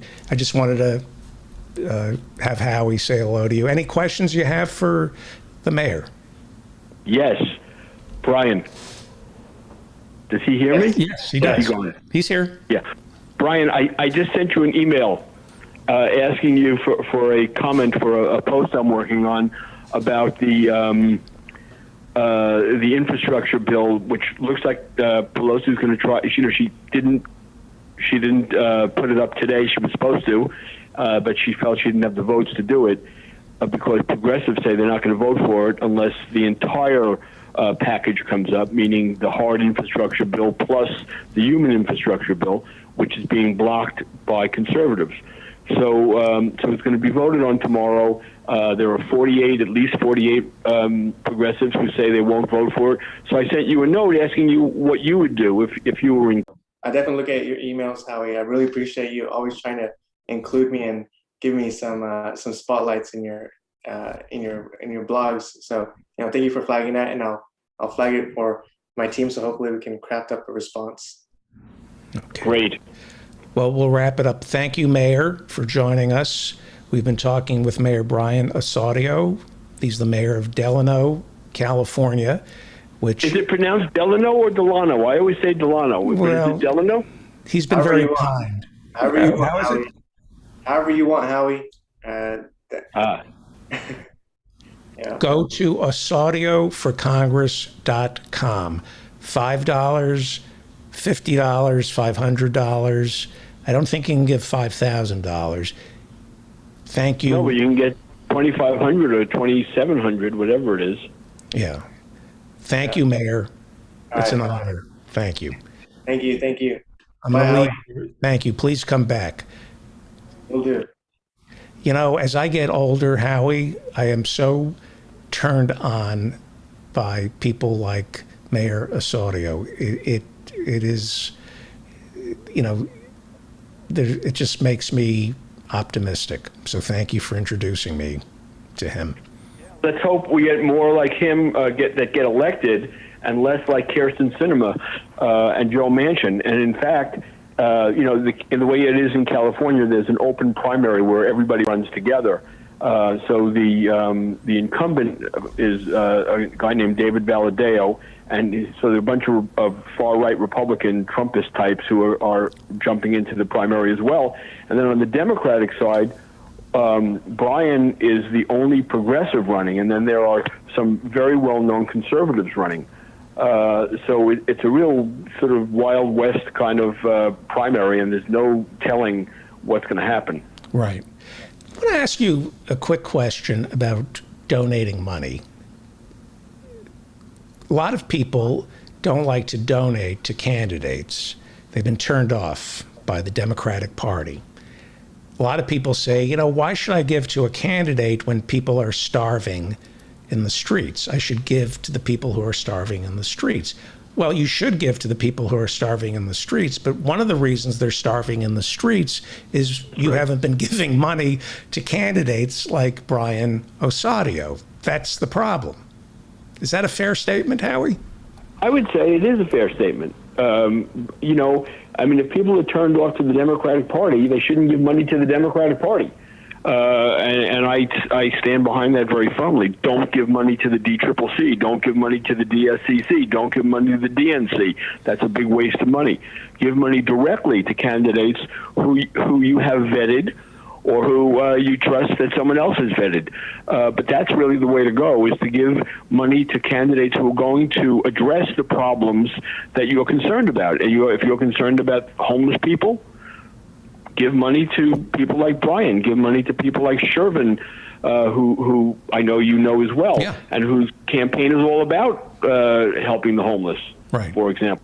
But people have different things that they're interested in, and they should find candidates who are interested in the same thing. The idea that your money is better spent giving to a charity as opposed to a candidate like Mayor Osorio is misguided, because charity I wouldn't go that far, David, because it's not misguided, because charities also need money. So, maybe if your plan was to give, $500 in total, you might want to split it up in some way. Some to candidates, some to charities. And, that way you do it both ways. You're thinking about the immediate help that you'd like to see people get, as well as the long-term goal of solving the problems. Giving to a charity is going to definitely help people today. Electing the right people to Congress is going to help people over the long run. Yeah. Well, we wouldn't need charities if people like Warren Buffett, Jeff Bezos, and Bill Gates paid their fair share of taxes instead of hiding their money overseas or in foundations that they borrowed. Have we had Stephanie Kelton on the show? I blew it with Stephanie. What do you? Oh no! Don't tell me you tried some comedy routine on her. Yes. Oy vey. Okay, never mind. Well, I mean, That was your other question. This was before she was Stephanie Kell. You pitched Stephanie to me like 2 years ago, and I wrote her what I thought was a funny email, and it didn't. Nothing. You think she'll remember? Or maybe I can get her to come on again. Yeah. 'Cause, the reason I just brought it up just now is because what you're saying, while it's true to a certain extent, it's not the be and it's not the be and end all. In other words, yes, the rich need to pay higher taxes. There's no question about that. So I'm not saying anything against that. I believe in it. I talk about it all the time on my blog. However, that's not the only way to solve these problems. The other way is for the government to just spend the money. And Stephanie is the right person to talk to about. Yeah, let me do this. The mayor is being polite, but he has work to do. So let me thank the mayor. Oh my God, I didn't realize that Brian was still on the phone. he's being he's very sweet. Thank you, Mayor. Come back. And if your ears are burning, there's nothing wrong. We're just talking about how great you are. You really are great. You're great. Thank you. I appreciate the kind words. Well, when you're gone, we'll talk more about you. I promise. But you got to go. Thank you, Mayor. Okay. Bye, Howie. Bye. Hi, Brian. AusardioForCongress.com. Give him money. Right now, give him money. Anyway, thank you, Howie. A lot to talk about, including the 2 infrastructure bills. Could you give us a primer where it stands right now? Yes, I can. I'm happy to. But before you do that, remind people what is in the budget reconciliation bill that Bernie, instead of initially horse racing it, people should know what's in this thing, or has the potential to be in, and why this should be passed without question. Right. So what I want to explain is the 2 bills, because they're companion bills, and that's the key to this whole thing. So one of them is you can call the hard infrastructure bill, and that's the traditional stuff like fixing roads and bridges and tunnels and ports. As you can imagine, that's hard. And that was an all conservative bill. There were no progressives in the mix when they came up with the bill. In fact, some progressives who have that as their field are very, very bent out of shape. That this was strictly done by conservatives. They put it together. They call it bipartisan, and it is bipartisan. It's the most conservative Democrats in the Senate and the most conservative Republicans in the Senate. I mean, I shouldn't say the most conservative, but and conservative Republicans. So it's an all conservative bill that's being called inaccurately bipartisan. So that's one bill, and that's about, I think, if I remember correctly, $1.2 trillion now. Very inadequate bill, does not address the problems that progressives felt we needed to address. even in hard infrastructure, it doesn't address the problems.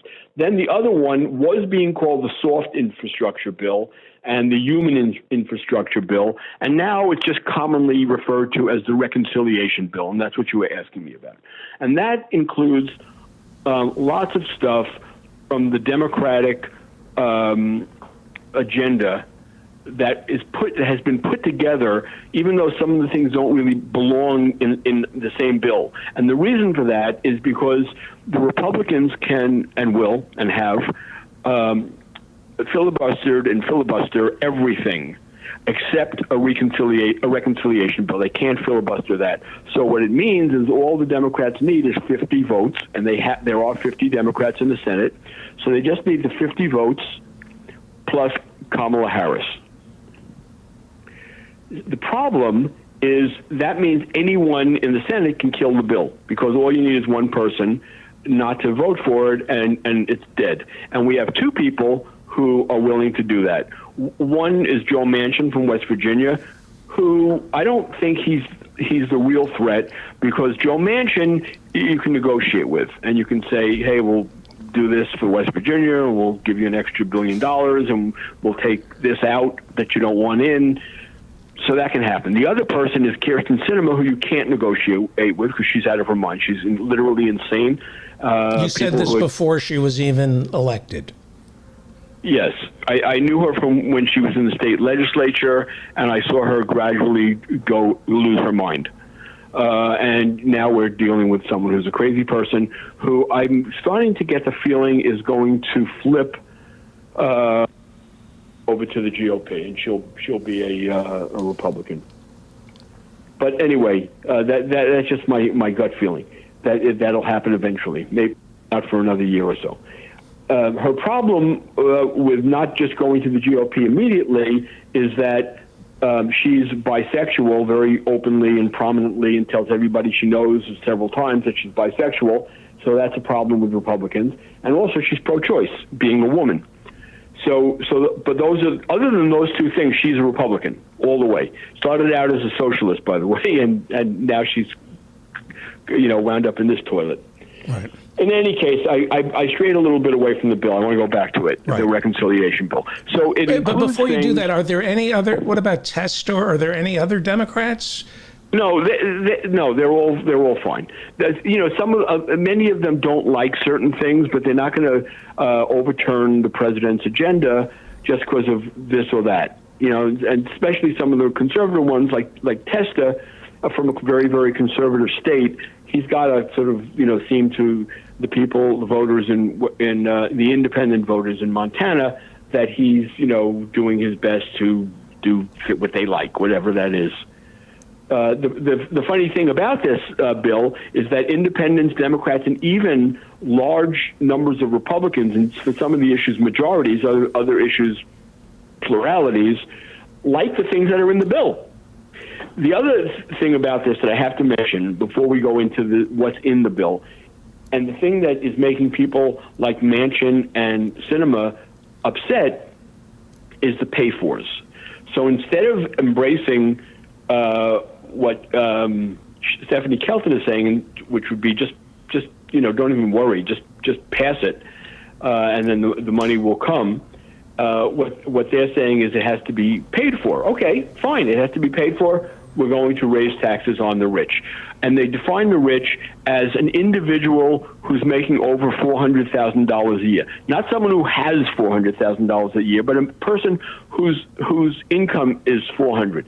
Now, if your income is $470,000, that doesn't suddenly mean they're taking all your money away. It means that you're going to pay slightly more, and I mean slightly more, very, very little more. They're going to tax the $70,000. More. Not the 400. Very, very mildly. Right. And but let me just let's make that clear. All taxes, like 3% here and 3.8% there. I have a post this evening that explains the specifics of what they're going to put taxes on. But there are like 20 different things that they're going to raise taxes on. But what people need to know, because this is the opposite of what the Republicans are saying, is all of these taxes are on rich people.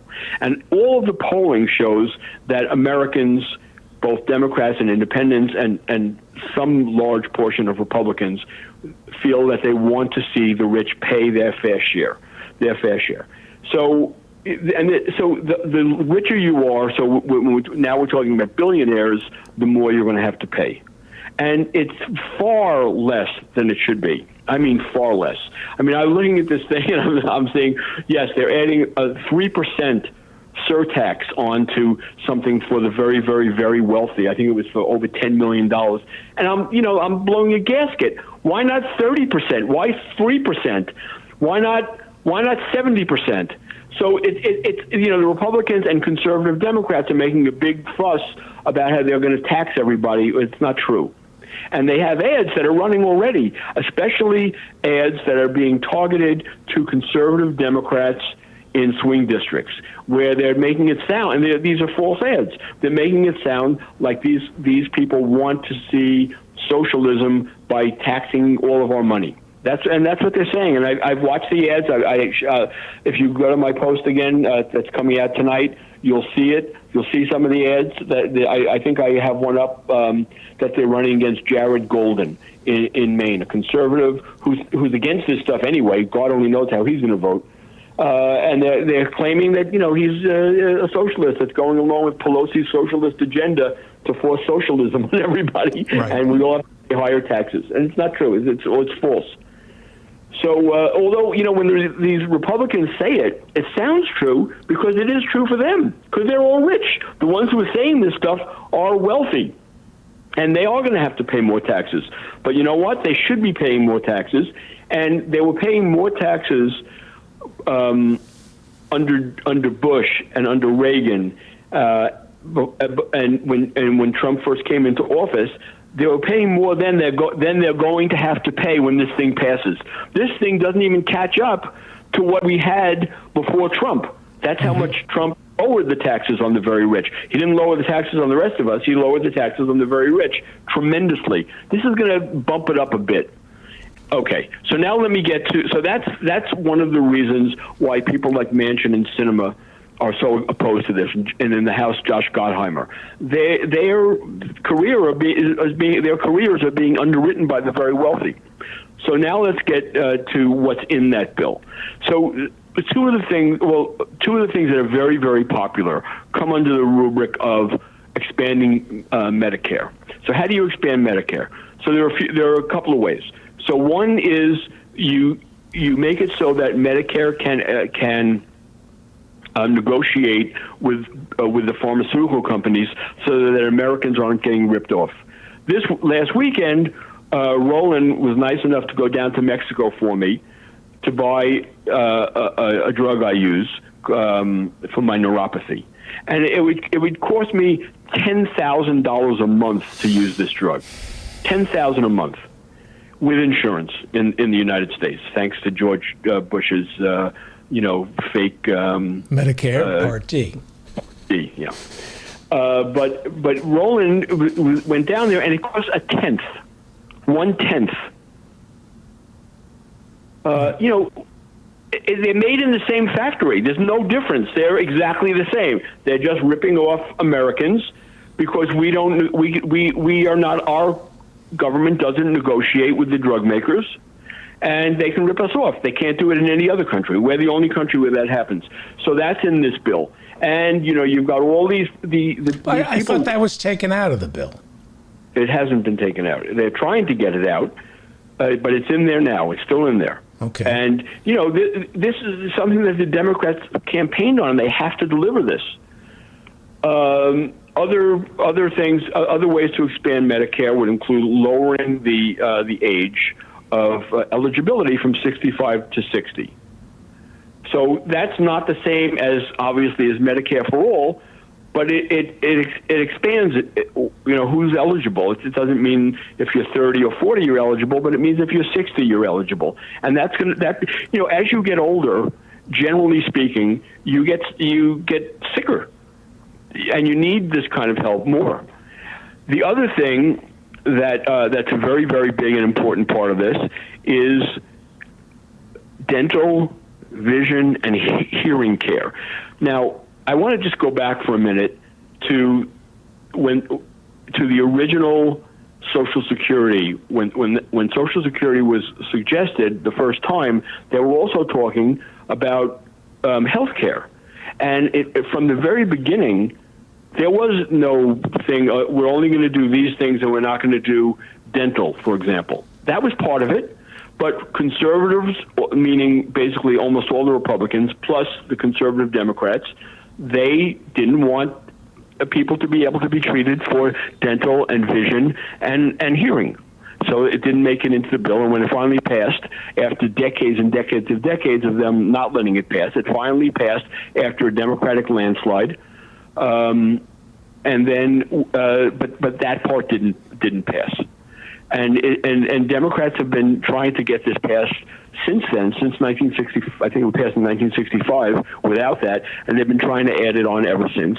And, you remember when Alan Grayson introduced it a few years ago, and he nearly got it passed, but the Republicans and the conservative Democrats managed to block it. So why do they block these popular things? This is like immensely popular. I think Bernie cited a statistic today that said 86% of Americans from all parties favor this thing. So why do they block it? They block it because they're afraid that their wealthy donors are going to have to pay for it, and that's the main thing. And they block it. The Southerners, believe this or not, and I know not everyone believes it, but this is true. The Southerners don't want these things passed because they don't want to see black people being able to use them. If they could pass it just so white people could use it, it would pass. And this has been the case from, when they started fighting about Social Security. Harvey J. Kaye talks about this all the time. Well, he's right. Yeah. Racism. Yep, a big part of this thing. Now I can't remember which pill I took and which pill I didn't take. It's that's funny. Well, I there's a glass of water out here, and I only pour a full glass of water when I'm about to take some of my meds. Now I can't remember if I took line 3 or line 4. So the racism, that says something about socialism. When people like me say a rising tide lifts all boats, and the only reason people storm the Capitol or vote for Trump is because they don't have enough money. No, they're racist. They are racist. That's separate from their... Wait a minute. Did you say something about people who vote for socialism are racist? No, that socialists think a rising tide lifts all boats, and we say, don't worry about identity politics. Once everybody belongs to a union, once everybody is making money, all the racism will evaporate because racism is an outgrowth of income inequality. That's not true, is it? Well, it's not false. But you don't eradicate racism by improving the economy. Well, I don't know about that. I mean, that's not the classical way of looking at it, that the economy, that if you improve the economy, racism will disappear, and that won't happen. But, there's, as African Americans and other minority groups get more, they get wealthier, there is less racism. And there, when you think about it, where is racism most prevalent? It's really among poor white people rather than among more affluent white people. Well, people might disagree with me, and there is an argument to be made that what I'm saying is wrong. But I see it in my own neighborhood where there is no racism. Maybe behind the curtains there's racism, but you don't see people, being overtly racist. And it's because although it's a predominantly white neighborhood, there are black people who live here, there are Asian people who live here, there are Hispanic people that live here, and I see when we interact as neighbors, you don't feel any kind of racism. Right. And certainly not the kind that you would feel if you were in a well, you're not going to get it in L.A. much anyway. But when you go down to Mississippi. Did you ever? I'm sure you must have seen this. If you haven't, it might be worth playing it. The thing that Christine Pelosi did when she went down to Mississippi for the Bill Maher show. Did you ever see that? No, but she should have stayed there. I would recommend. Oh no, it wasn't Christine. Sorry, it was Alexandra Pelosi, the sister. So I would recommend that people go on Google or on YouTube, I should say. Go to YouTube and look up Mississippi, Alexandra Pelosi, Bill Maher, because she goes down there and she interviews people, and they wind up. I mean, they don't say it the first moment she starts talking, but they eventually wind up that they admit that they're racist. That's the way they are, and they don't apologize for it. It's just just the way we don't apologize for breathing air. They don't apologize for being racist. Right. In any case, it's a worthwhile. I think it's I don't know 8 or 9 minute clip. It's really good. How did Ms. Pelosi get the job with the Bill Maher show? I guess it was a blind submission. I don't know. I don't. She must be really talented. She may be. I don't know. Yeah. I don't know. Maybe Bill Maher reacted to her mother giving him a call. I have no idea. Maybe he just liked the last name. Yeah. Well, where does it stand? So where does it stand right now? Pelosi said she was going to bring it to, but what did she promised Gottheimer?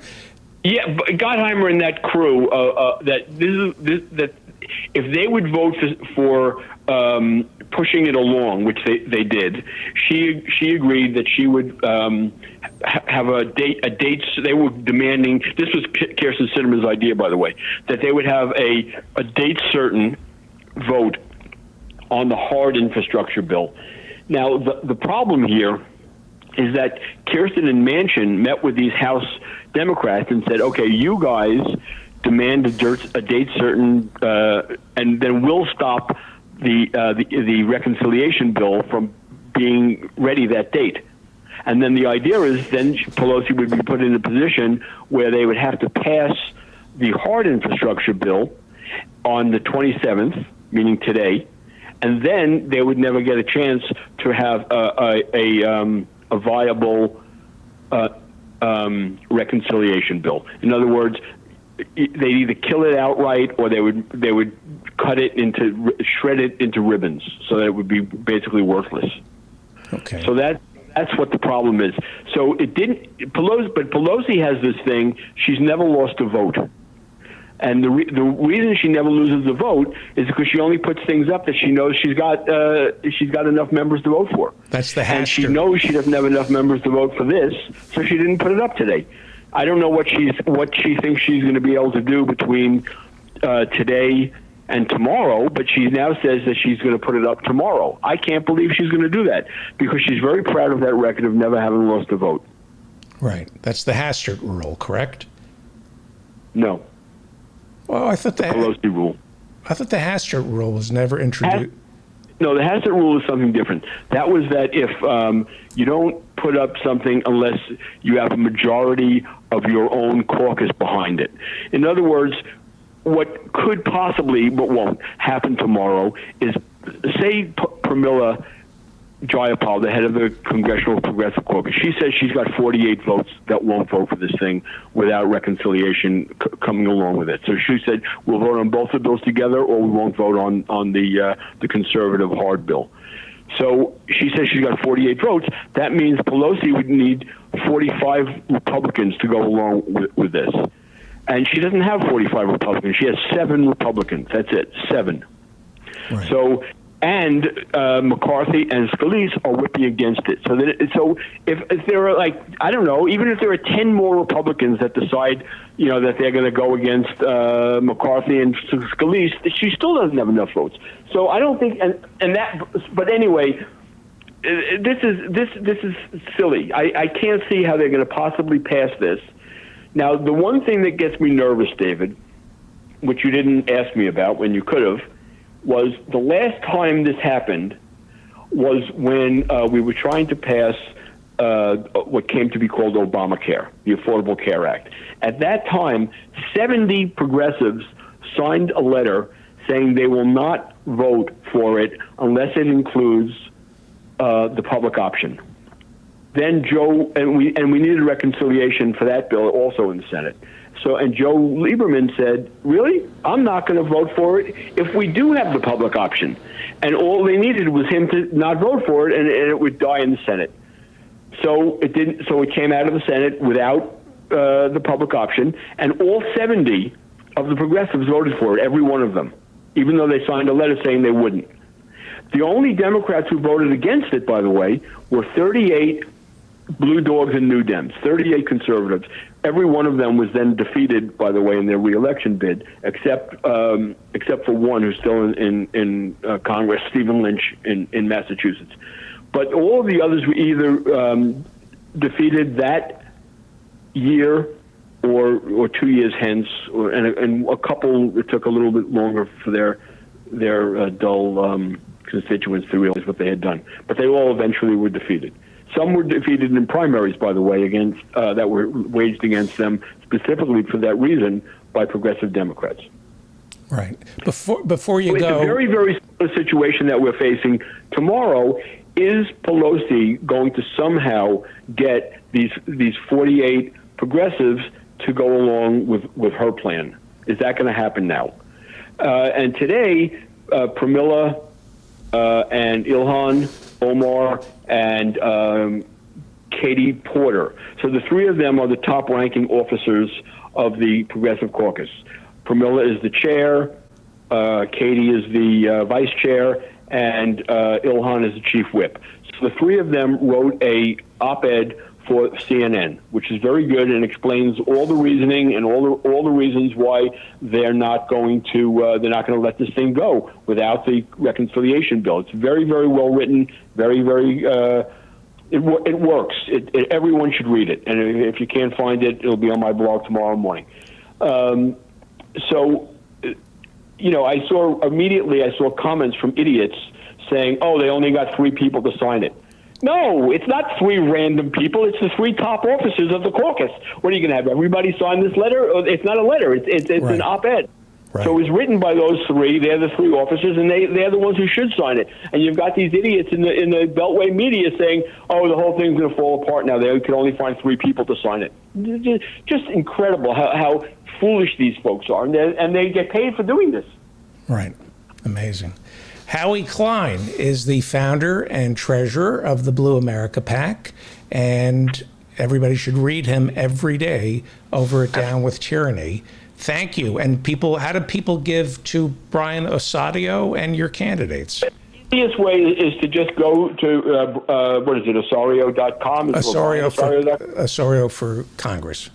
Yeah, you can do that. Or if you're going to my website, Down with Tyranny, there's on the very, very top, it says About. And if you hit About, something pops up that says Donate. And then something else pops up that says House. And you hit House, and there you are. And you can donate to Brian and to the other candidates that we have generally coming on the air. Is there anybody you want me to bring next week? Always. Well, I'd rather do you and then the candidate, because if you that's fine. Yeah. So I'll find somebody good. We have a couple. Well, we just had Mike on from Orange County. I think he's our newest guy, but I'll find somebody. Don't worry. Great. Thank you, Howie Klein. We'll talk to you next week, I hope. Yes, I do too. Thank you. And I meant Michael Staple. Thank you.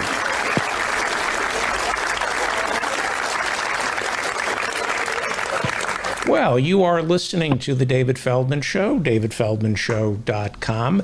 Coming up in a few seconds is David Cobb. He ran for president on the Green Party ticket back in 2004. He was also, I believe, Ralph Nader's campaign manager in Texas. That's right, in Texas. Yes. I want to remind everybody that it's the first Friday of the month. That means it's office hours and hours. Go to davidfeldmanshow.com if you would like. And I got to move over here. There we go to fit into the shot. Office hours and hours, the first Friday of every month, 24 hours of office hours starting at 8 Eastern. Go to my website right now and sign up for office hours and hours. Let's go to Humboldt County, where a very happy-looking David Cobb is standing by. Hello, you look happy. Well, thank you. I am happy. It's raining here. And of course, Northern California, getting a little rain has definitely put me in a good mood. And I was honestly, you caught me grinning because I didn't realize that office hours and hours on the first Friday. Like, what are you, like the Lou Gehrig of podcasters here?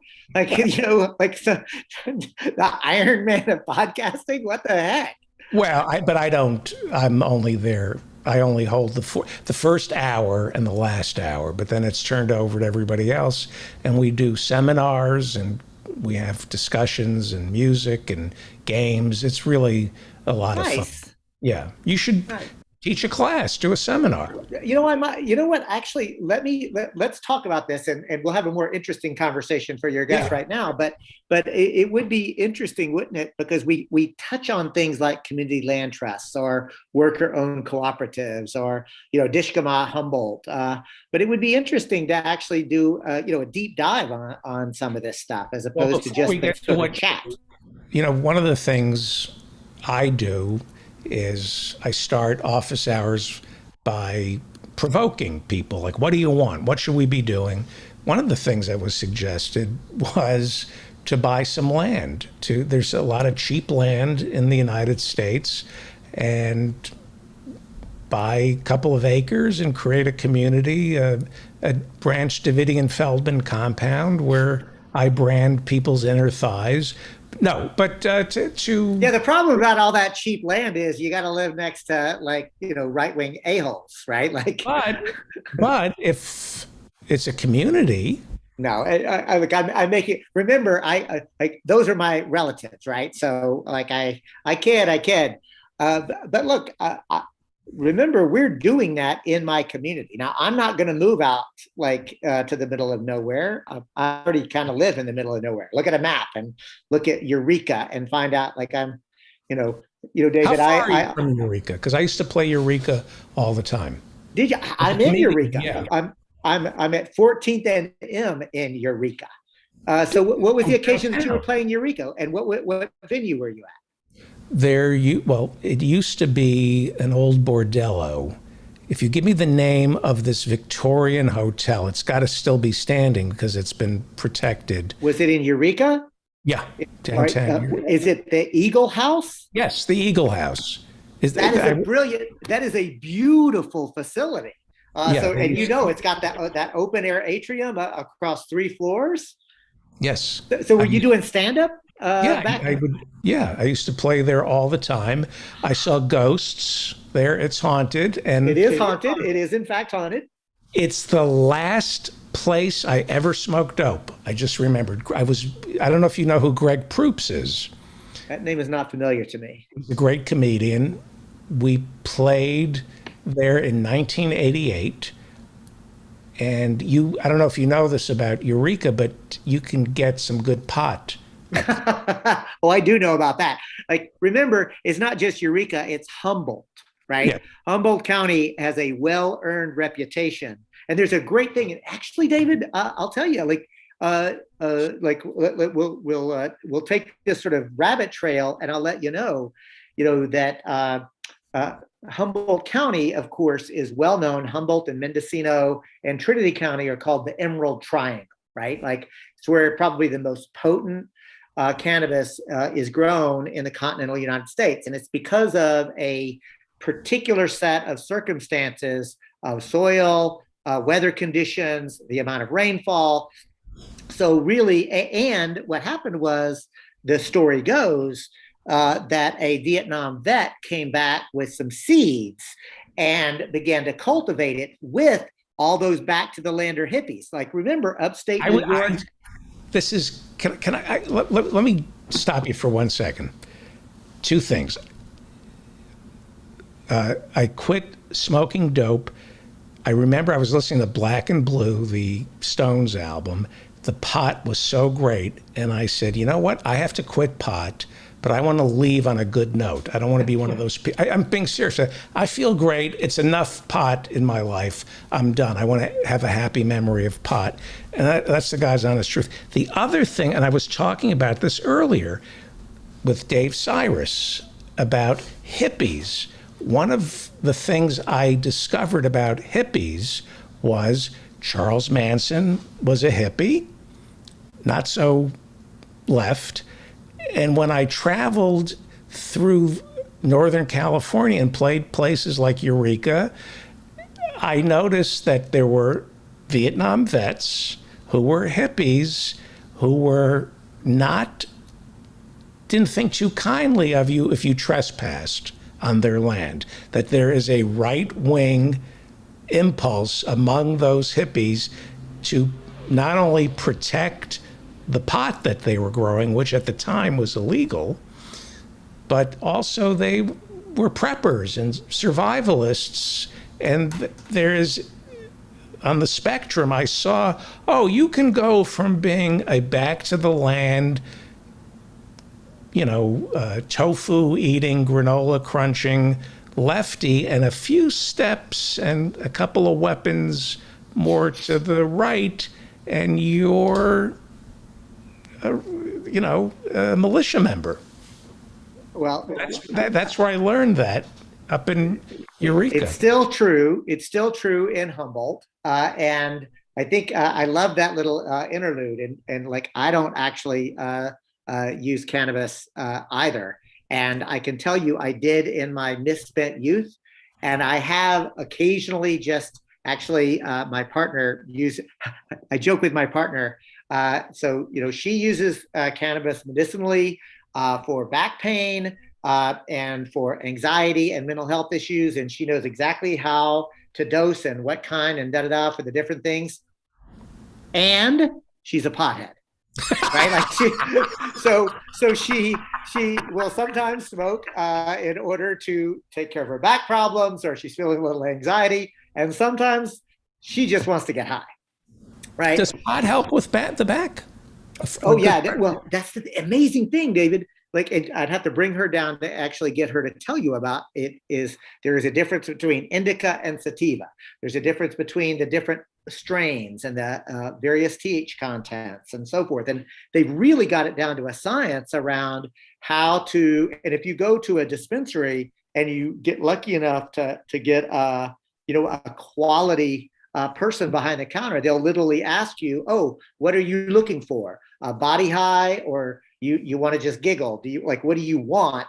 And you can sort of navigate that process. And in large part, the degree of the specialty came about because those back to the lander hippies of Humboldt, remember, they left Haight-Ashbury, right, and went north. Wavy Gravy started the pig farm there in Mendocino. Others came up to Humboldt.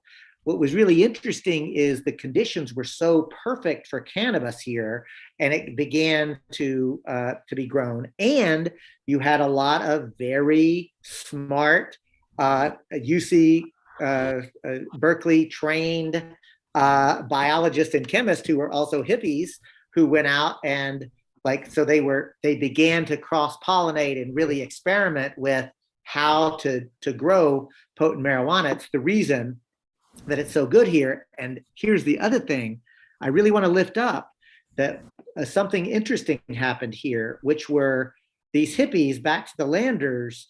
They were communards, right? They went up into the woods, and they didn't just grow pot. They were growing vegetables. They were raising goats and so forth. And something very interesting happened. Number one, they ended up making a lot of money on their pot. And that generation built an entire infrastructure in southern Humboldt, the Garberville Redwood area. Look it up. I'm not even joking about this. They built the Mateel Community Center.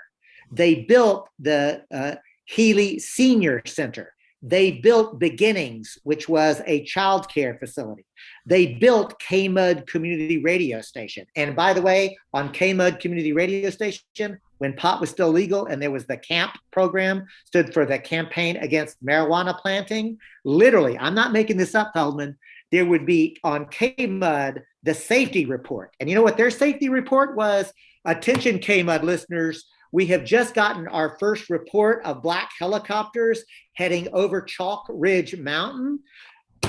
Interrupt your programming. We've had our second and third reports. There is absolutely a helicopter in the area.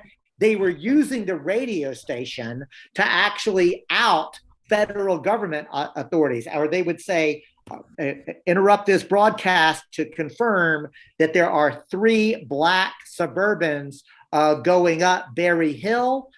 They've just been spotted, So literally the community was using its own resources to out the feds. And David Feldman, we're of a generation, right?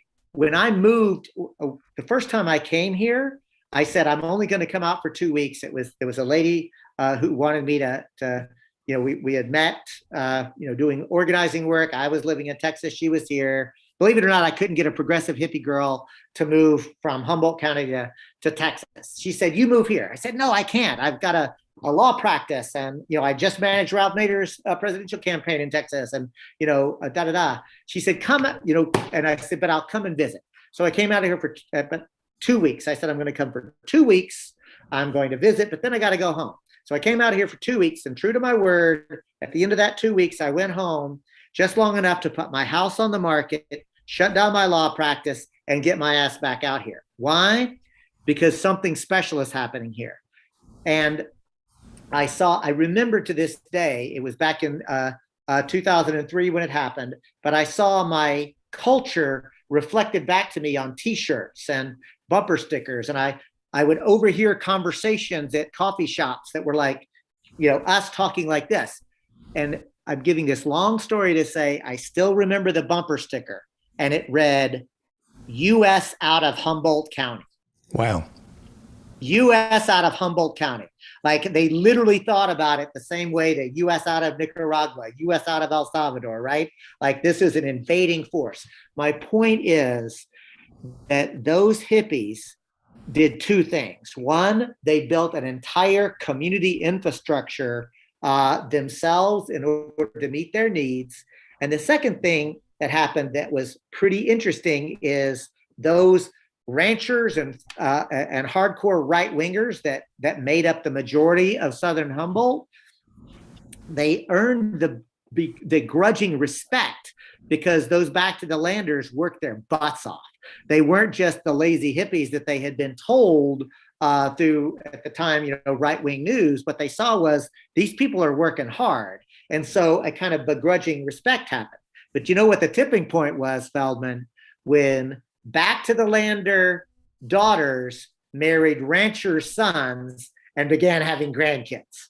Because one of the things that I've known is, boy, you may hate your in-law, your son-in-law, or your daughter-in-law, but everybody loves their grandkid, right? And so, Can we do one thing. I have to take care of something. Let's do a quick break. I want to make sure Dr. Fraud can join us.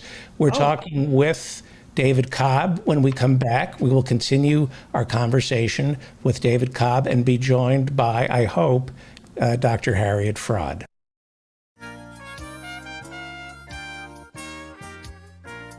I'm on my way to be a billionaire. Now you can make fun of me, but I don't really care. I have a plan to get there by and by, as long as I stay healthy and I never die. $15 an hour, 5 days a week, 52 weeks a year, and 32,000 years. I know it's a long time, honey, to 34,020. But when I get there, babe, I'm gonna be in the money. I'm on my way to be a billionaire. Now you can make fun of me, but I don't really care.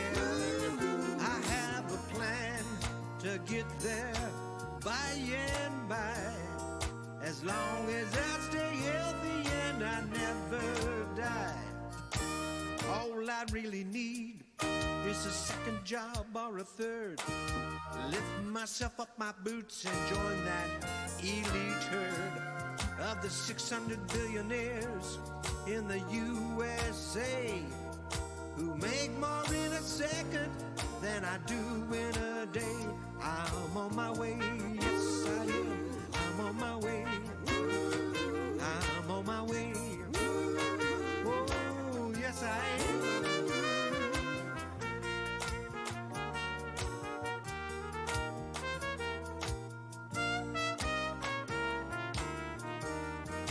I'm on my way to be a billionaire. Now you can make fun of me, but I don't really care. I have a plan to get there, yes I do, by and by. As long as I stay healthy and I never die. As long as I stay healthy and I never die. As long as I stay healthy and I never die.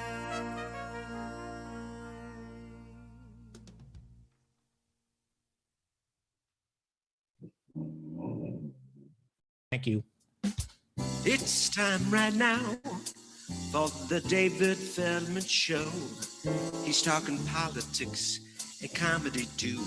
He'll tell a dirty joke if you want him to. He's just a lefty from way back. He's a union man with an Emmy for writing. Someday he's mad and he feels like fighting.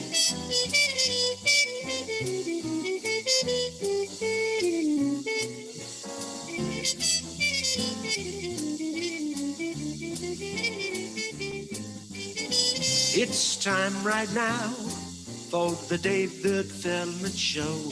To get your ears on right, buckle in real tight.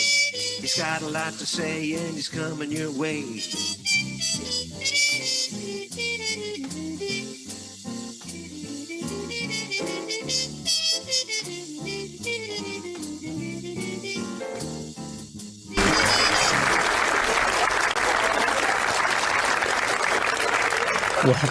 Welcome back.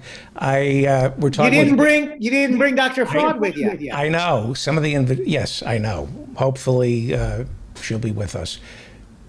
We're talking with David Cobb. What did you want to talk about before we got sidelined by marijuana? And I'm just curious. There is a strain that cures back problems. Listen, it's no, it doesn't cure back problems. There is a strain that is actually good for pain management. So, like, I want to be clear about that, right? Like, but there absolutely is, and there is, and I'm not skilled enough or knowledgeable enough to talk about it, but I'd be willing to bet you $1 to a donut, as we say where I'm from, that if we ask the question in the chat, somebody who's watching the David Feldman Show could probably answer that for us, because and look, one of the interesting things, David, is that it's not just sort of a waltz down memory lane in the Eagle House, although that was fun. And it's not just that there was a great history of what the Black to the Landers were doing about building community, but in addition to that, we are now working with cannabis farmers to help them create a cooperative cannabis economy.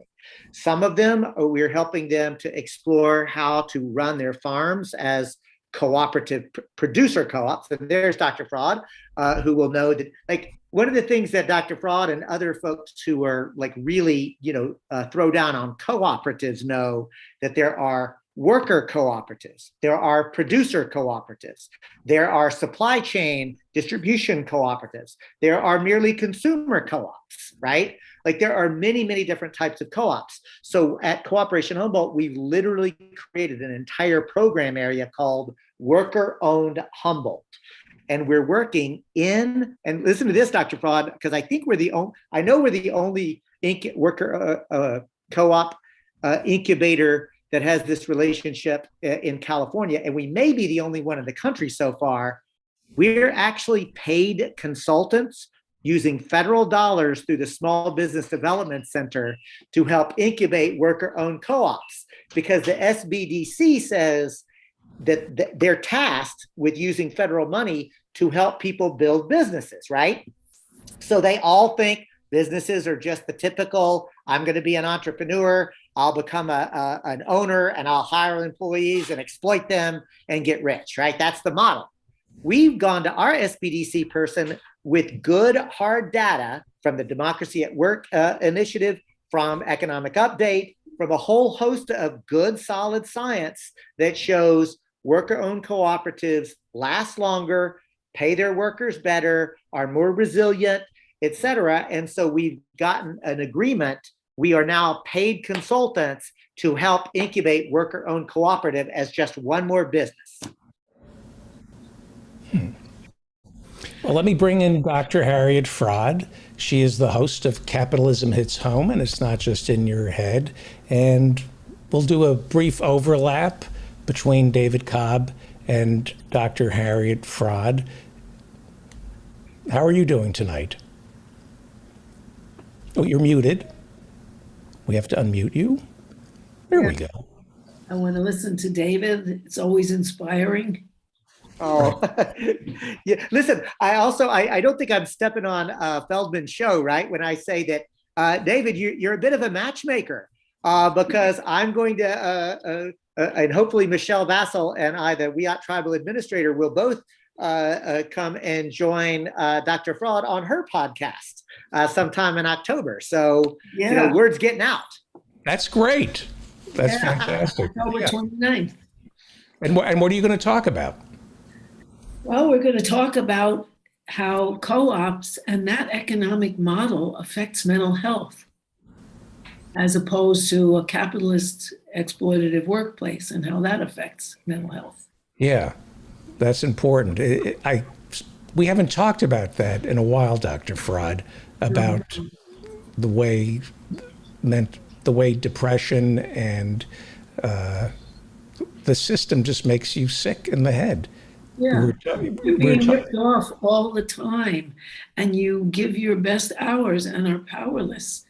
In a democracy, you have nothing to say except what to do, how to do it, when to do it, and they control that. When you have a union, you can, exert a little bit of control, but not much on the conditions of your work. And it's enormously empowering to have to take over your workplace, to be in meetings where you decide. And in a good cooperative, those meetings are compulsive. You have to have a voice, which changes your life. I was thinking back to that today, earlier, about a job I once had when I had small kids. I needed the job. I had an abusive boss. I needed the job. I needed the money. And the panic of losing the job, and how trapped by the complete and utter lack of freedom that I had. And yet the same people who are against unions talk about freedom. The Well, they talk about their freedom not to wear a mask. They talk about their freedom not to be vaccinated. They talk about their freedom to abuse Haitians coming to the country. There's a lot of different freedoms. And because freedom has been so denied in this country and people are angry, they attach their anger to all of these outrageous things. Just outrageous. Why the Democrats can't, we don't have a Democratic Party that's pro-union. I don't know why the left can't change, throw that back in the face of the right and say both of you do. Real freedom is not having to work 14 hours a day at a job you can't stand. And not getting injured on the job the way 20% of Amazon workers do in those warehouses, and having a say and being important and being consulted. And, it's all there, but America's idea of freedom does not include that. Dr. Fraad, I wonder if anybody has written about the idea of how alienation works in capitalism. I wonder if it's a joke, right? Like it's literally part of it, right? It's part of it that you're alienated from the products of your labor, for the people working alongside of you. And what happens, I think, is so many of Americans are so alienated that they don't bother to vote. They think it doesn't concern me. They don't bother to put on masks. They don't bother to do anything because they think, this isn't me. This government isn't me, and it isn't about me, and they give up. Right. You really see the alienation working in television. The baked into the system is complete and utter alienation from the final product, the shoe. That if you're a writer in television, even maybe if you're Aaron Sorkin or Larry David, but if you're working in movies or television, when you see the shoe at the end of the process, you are not allowed to claim creative ownership of it. Everything's a committee, everything's a group. If you're getting a little too much success, they make sure they push you down they say to keep you humble, but it's really so that the studio or the network lays claim to the final product. You don't. Right. And we see the byproduct of alienation: broken marriages, messed up kids, drug addiction. And messed up people. Yeah, messed up people from that. It's trauma. Like, we're traumatized by this economic system. We really are. And also, I mean, this economic system, 40 million people are facing eviction. And if you're evicted and on the street, you don't get wholesome food, you don't get clean air, you don't get clean water, you can't easily wash your hands, which is, of course, crucial. You can't get rest and restorative sleep. You're physically unsafe, and you don't get immediate medical attention. These are the bases, and if a society can't ensure them, it's failed. I mean, France is a capitalist system and has a lot wrong with it, but you can't evict anybody between, I think it's November and April, because it's too cold. I mean, there's a sense here of utter ruthlessness. And there are these 5 basic needs of life: clean air, clean water, nutritious food, shelter with temperature regulation in intense heat or freezing cold, rest and restorative sleep. Those are 5 things without which there's no human life. And so talking about denying the bases of life is a failure. It means capitalism has failed. If you do that, you're threatening 40 million people, and a lot more who have kind of soft evictions because they don't get a notice. They're just harassed out of their house because they are smashing on the door at night, because they tear down an adjoining wall, because they won't fix anything, that kind of thing. It's a failure. And Americans hopefully will begin to wake up, rub their eyes, and look around and say, wait a minute, you have failed me, this system.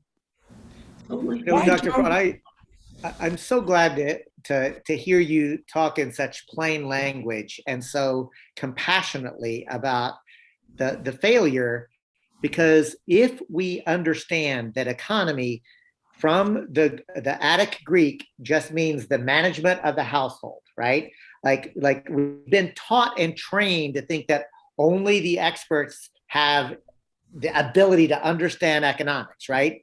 And one of the things that I think is important for us is to break it down. It just means, how do we produce and distribute the things that we need to survive? Really, that's the things that can do it. And also, who gets the proceeds? And correct. So who's in control of the decision making, and who gets the profits associated with it?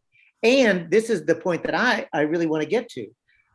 The problem is that because capitalism starts from commodity production and that things are produced as commodities to be bought and paid for at a profit, like that's part of the basic definition, right? You know, it's not just lefties like us that say that. That's literally the definition that you'll find in any introduction to macroeconomics. I mean, Milton Friedman would agree: private production, private property, profit maximization, commodity production, labor is another commodity, market allocation.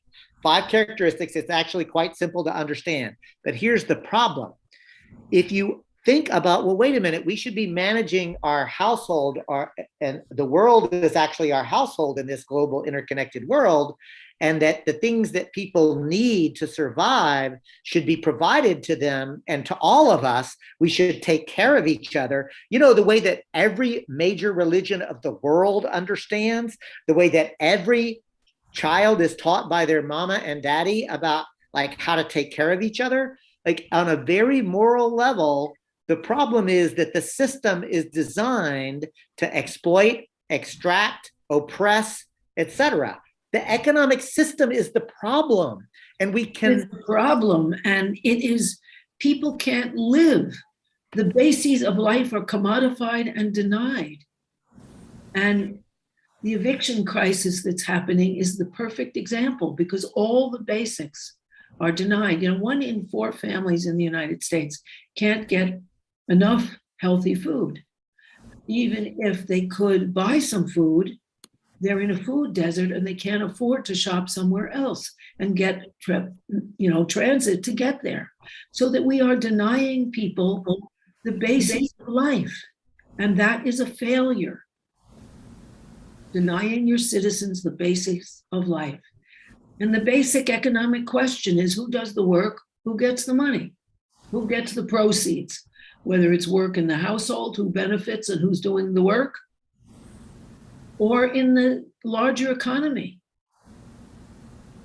Looking at Amazon, with Bezos going into space for $500 million and 1/5 of his warehouse workers being injured by the speed up. What is this? It's a failed state. It's it really failed is. State. It Right. is. And it's not only that we've lost every war since World War II. Of course, that's part of the failure too, but it's that we fail to provide the most basic necessities to our people. That's a failure. And people have to name it as such. And so when we go over the infrastructure bills, the soft infrastructure, the hard infrastructure, you wonder why the American people aren't marching on Washington peacefully, demanding that Manchin sign on to this, and it should be $6 trillion, $10 trillion. Where is the outrage, as Bob Dole used to say?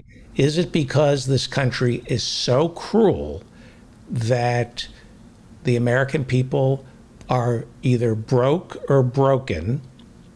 They end up on the street, they disappear. You become a non-person when you live on the street. You're so terrified of living on the street that you're too exhausted to pay attention to your country being taken away from you. Plus, you're working several jobs or you're working exploitative conditions and trying to compensate for all the other failures. And it's so exhausting. Now, it is still possible. People in the 1880s and 1870s organized, and they were even more exploited than we are now, and they unionized and struck. But also, Americans haven't really woken up to the fact that just since 1970, we went from the most egalitarian nation in the developed world to the least of all the other nations. They're kind of in stupefied disbelief, particularly white people who had all the advantages in a racist society. That if you were white and in a family headed by a male, you could get a job and have often a family wage. And each generation could do better than the one before from 1820 to 1970s, the mid 70s. And so they don't know what hit them. They just don't. And they don't get much help because we don't have a left, and we don't have a left social media and a left press that's really vital and up there. So that, and they're miseducated. You don't learn about it at school.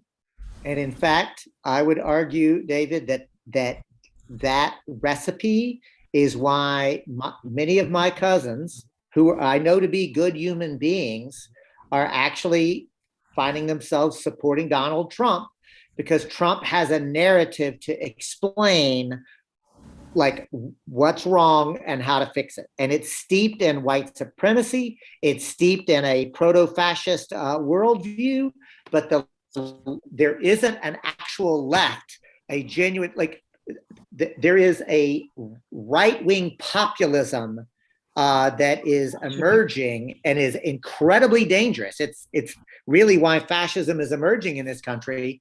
And if there was an actual left party that actually had power that could say, no, there is a different way to organize society where your needs will get met and you will collectively be empowered. And it's actually a beautiful vision. The problem is that the Democratic Party is actually a party of neoliberalism. It is look, we have two capitalist parties, one extreme and the other less extreme, like the Democrats. But also Trump and Bernie, both captured people's rage at feeling cheated and denied. And Bernie got stabbed in the back by the Democrats, or he could have won. When he was on Fox News, they loved him so much that they wouldn't let him be on again because the audience loved it. Because also Trump and Bernie expressed people's outrage at what's happened to their lives. And by the way, can I tell you that something incredibly disconcerting happened 4 days ago? Trump is more popular than Joe Biden. Polling data, and this, my friends, is incredibly dangerous. I'm no friend of Biden, right? Like I acknowledge him to be a neoliberal. I think that he is making profound mistakes. But the fact that Joe Biden cannot speak a language that ordinary Americans can understand, and the fact that Joe Biden cannot outline a narrative that will make more people attracted to him than Donald Trump is a huge, huge red flag. And I want to end with this, Dr. Fraud, that I've got cousins who voted for Trump who were also saying, Bernie Sanders makes a lot of sense. I mean, I would have voted for Bernie Sanders. Right. They would not vote for Hillary Clinton. They would have voted for Bernie. Of course not, because one of the things that look, Trump doesn't have a vision. He's a demagogue. He's actually been worse for labor. He's immiserated people. He allowed corporate taxes to be slashed, but he expressed people's rage. And you have to express their rage because they have been robbed. And we don't have a press and a social media to point out who's robbing them. That's very important. And somebody like Manchin is accepted within the Democratic fold.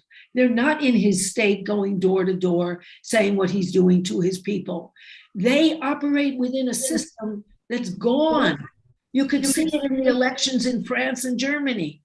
Capitalism is in trouble. The center cannot hold. It's the left and the right, wherever you look. And they are centrists playing the old game. But the old game doesn't work anymore with Schumer and Hillary and Pelosi. And if Biden doesn't deliver on these bills, he's dead in the water. He's ashamed of these bills, as opposed he should be out on the road pushing Bernie's bill. If he people should, and he should be publicizing it everywhere, and he should be having people go door to door on Bernie's bill. And in states like Arizona and West Virginia, he should be talking about how their leaders are shafting them. He should be on every radio station in Arizona, every radio station in West Virginia, talking up Bernie's bill, because if he can't sell this, nobody knows what's in this bill. All they know is the horse race. If the American people knew what was in the bill, if they had the energy, they would rise up. Well, that's something the Democrats don't want. They're afraid of mass action. And so they want to stay within a safe game, but they've lost the game. That game is lost. Right. They don't want to be blamed. It reminds me of everybody who works in television. They want all the credit, but they don't want the blame. So they share a little. They want to share just in case this thing is a failure. Then but they're afraid of the might of the organized public, and they don't want to go directly to them because they're not in control. They want this controlled parlor game, but that game is over. Yep. And they won't admit it. Let me say goodbye to David Cobb. Bye, David Cobb. It's great Thank you. You're on Twitter. Yes, thank you for. Thank you for allowing me to share a little time with Dr. Fraud. I'm so enamored of this conversation, and I will see y'all next week. Well, you're free to stick around. I was going to bring up something that I cut out for Dr. Fraud. You talk about this all the time. I don't know if my listeners have ever seen, I believe it's called Maslow's Hierarchy of Needs. These are and I'm posting it for our Zoom room to see and our YouTube channel to see. This is a pyramid of basic necessities that a human being needs. And when you look at the needs, it is painfully apparent our needs are not being met by our society. They are not the baseline to be human. Food, water, warmth, and rest. Let's just go through this. Does our country, does our government? Air, don't forget that, because we need to be able to breathe too. Right. You've talked about this, but it's infuriating. The basic psychological needs: food, water, as you say, air, warmth. Well, we're getting too much warmth. And rest and restorative sleep, temperature regulation, and rest and restorative sleep. Those are the basics. And we have failed people on all of them. Even the richest 1% are not getting restorative sleep, rest. Even people who are wealthy are not having their psychological needs met. No, because our psychological needs as a species, we're social animals. They depend on a nurturing society. You know, if you walk around a ravaged city, you feel ravaged. Even if you yourself have a place to go home to. Exactly. Right. Because you have a nice home, but you do like to take a walk and not be afraid. Because physical safety is another need. Well, and fear of your fellow citizen, but also when you walk by a homeless person, and right. It's a reminder, there but for the grace of God go I. You know, a few missteps, some unlucky rolls of the dice, I could be that person. It's a way, keeping the homeless on the street, they're kind of enforcers of the status quo. Yeah, that's true.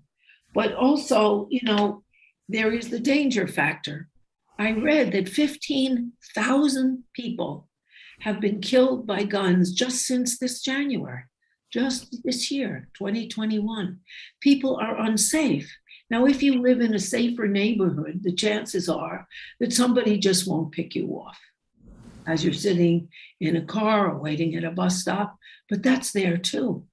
The terror of people being afraid of one another. That's a terrible feeling.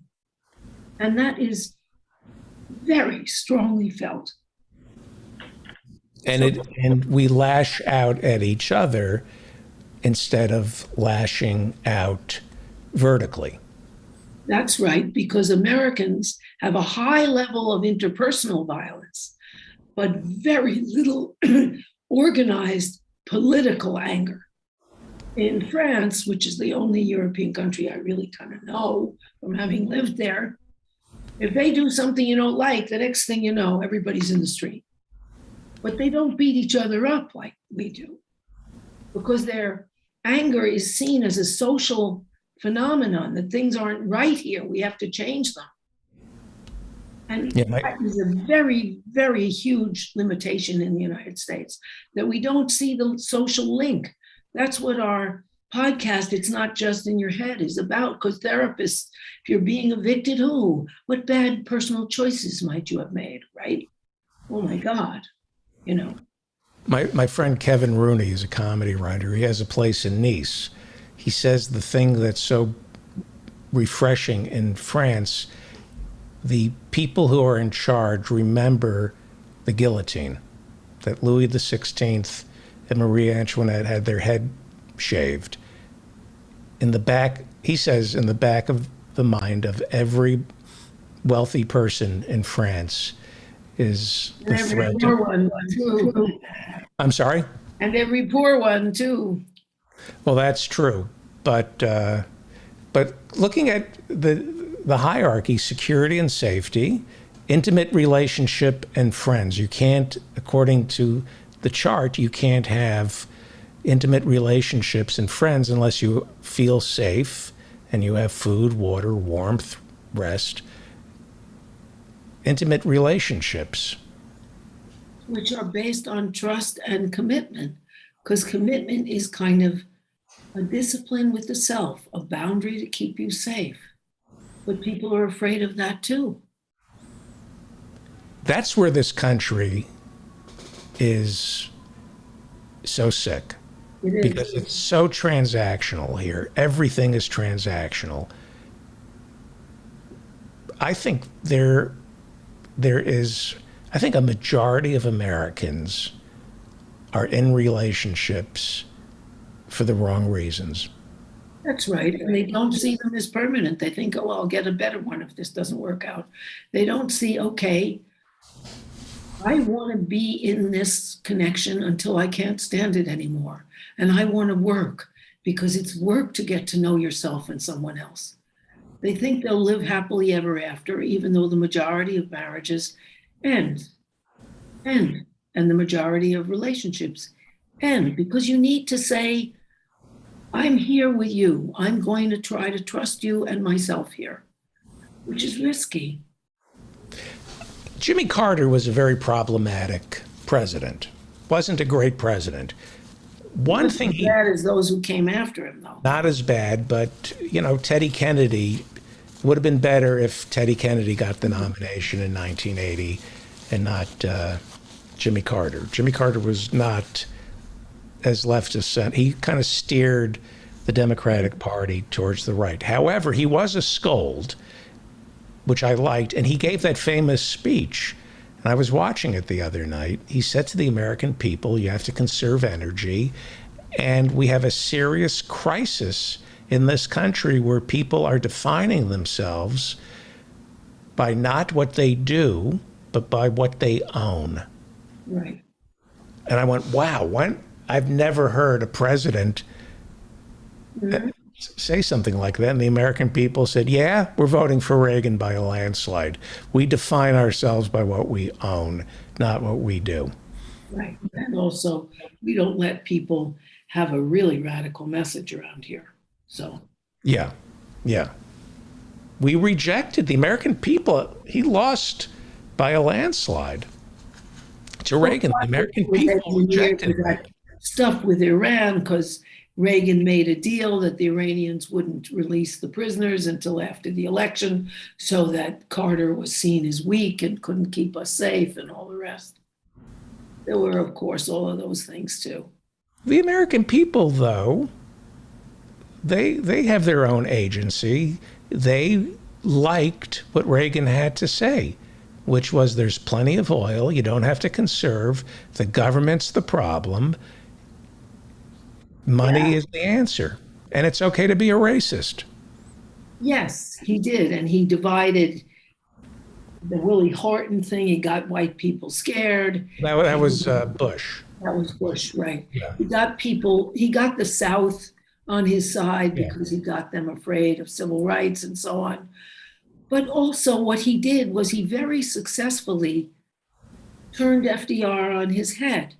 Right. FDR stood for the big government that gave us everything that we needed at the time, that saved us from the Depression, that gave us Social Security and unemployment insurance and overtime pay and the end to child labor and a lot of other things. And he successfully got Americans to see that the government was the problem, not the corporations that control the government. That was quite a trick. And people are, I saw a demonstration on television in the South where somebody said, get the government out of my Medicare. Hello. Right. You know, they vilified the government, and Reagan started the slow reduction of corporate taxes because it isn't the corporations who are the problem. It's the government. And people didn't put together, well, who's paying the way in this pay-to-play election system? He taxed Social Security. Reagan taxed, so we pay taxes. Your parents, your grandparents, when Reagan became president, got Social Security, and it was taxed. That's outrageous. The corporate tax rate and went way down, and the inheritance tax and so on. You know, right. The inheritance tax used to be starting at what was it? Starting, I think, at $100,000. Now it's $11 million you can inherit without taxes. Right. Before we go, Dr. Harriet Fraad, I want to segue into our next guest. We're going to talk about the Adirondacks. Have you ever traveled around the Adirondacks? Yeah. Beautiful. You know, about 100 years ago, it became apparent to the people in evil New York City that if we don't protect the Adirondacks, there'll be no water to take. Right. That if you just keep mining the Adirondacks, the water table will be empty. There's going to be nothing to absorb all the water. Written into the New York State Constitution is the preservation of the Adirondacks. It's the only state constitution that protects, I don't know how many millions of acres. And it was done more than 100 years ago, before we saw the effects of climate change. Yeah, that's brilliant. Can you imagine now a state writing into its constitution that a big swath of land must be protected from the mining interests and the logging interests? It would be are you crazy? Yeah. Now they want to mine the oceans for precious metals. It's totally out of control. Makes you wonder about evolution. Dr. Harriet Fraad is the host of Capitalism Hits Home, and it's not just in your head. We love you. It's an honor to have you here. We just scratched the surface. And I'm on It's Not Just in Your Head with Max Golding and me. So anyway, thank you all. Thank you. This is such a wonderful time for me. Thank you. Well, you know, on behalf of my listeners, the show is great because of you. And it has, so as Bernie would say, it's not you, it's me. I'm kidding. When people say the show is great, it's because of the guests and the listeners. I mean, thank you. Thank you. Till next week. Yes, thank you so much, Dr. Harriet Fraad. Well, Professor Adnan Hussain, let's talk about climate change and what we were able to do about it more than 100 years ago. Please introduce Brad Edmondson. Okay, terrific. I'm so glad to be able to welcome Brad Edmondson to the show, David. He's an author, Ithaca-based journalist and author. He's written a few other books. The environmental affairs in New York State, ice cream social, and post-war Cornell. But we're here today to talk about his latest work, which is a really interesting study. It's called A Wild Idea: How the Environmental Movement Tamed the Adirondacks. And it's just out from Three Hills Press, which is an imprint of Cornell University, in time for the 50th anniversary of the Adirondack Park Agency's creation. So I'm really eager to talk with you, Brad. Thanks for coming on to the show. A pleasure. Thanks for inviting me. Well, I wondered, why did you write this book about the Adirondacks? Why did you think this was a significant story to tell? Well, because it hadn't been told, and it was also coming up on the 50th anniversary, and it was a tremendous effort involving a lot of people, and it was a story about sort of the high watermark of the American environmental movement. David was correct that the Adirondack Park was formed over 100 years ago. It was formed in 1885, and permanently protected from the state land in the Adirondacks was permanently protected from logging and development in 1894. But the Adirondacks is unique in a couple of ways. One is that it's really big. It's 6 million acres. It's the size of the state of Vermont. It's a state park that's the size of the state of Vermont. And the other is that 60% of the land inside its boundaries is privately owned. And until the 70s, there weren't really very many regulations at all on how that privately owned land could be used. Most of it was working forests and estates. But there was nothing preventing an owner from, for example, signing up with a developer to build a huge vacation home development on the private land. And my book is about a drive that happened between the late 60s and early 70s to put a regional zoning on the entire 6 million acre park that would prevent that sort of large scale development and keep the park's wide open character.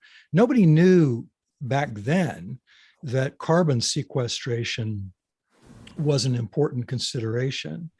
But as it turns out, the protection of the Adirondacks from residential development, which was the drive in the late 60s and early 70s, preserved these huge unbroken forests, which we now know are some of the most effective ways of locking up carbon in the soil. So the Adirondacks has taken on, the Adirondack Land Use Plan has taken on greater importance now because it can be seen as a model for other regions that should be protected from development.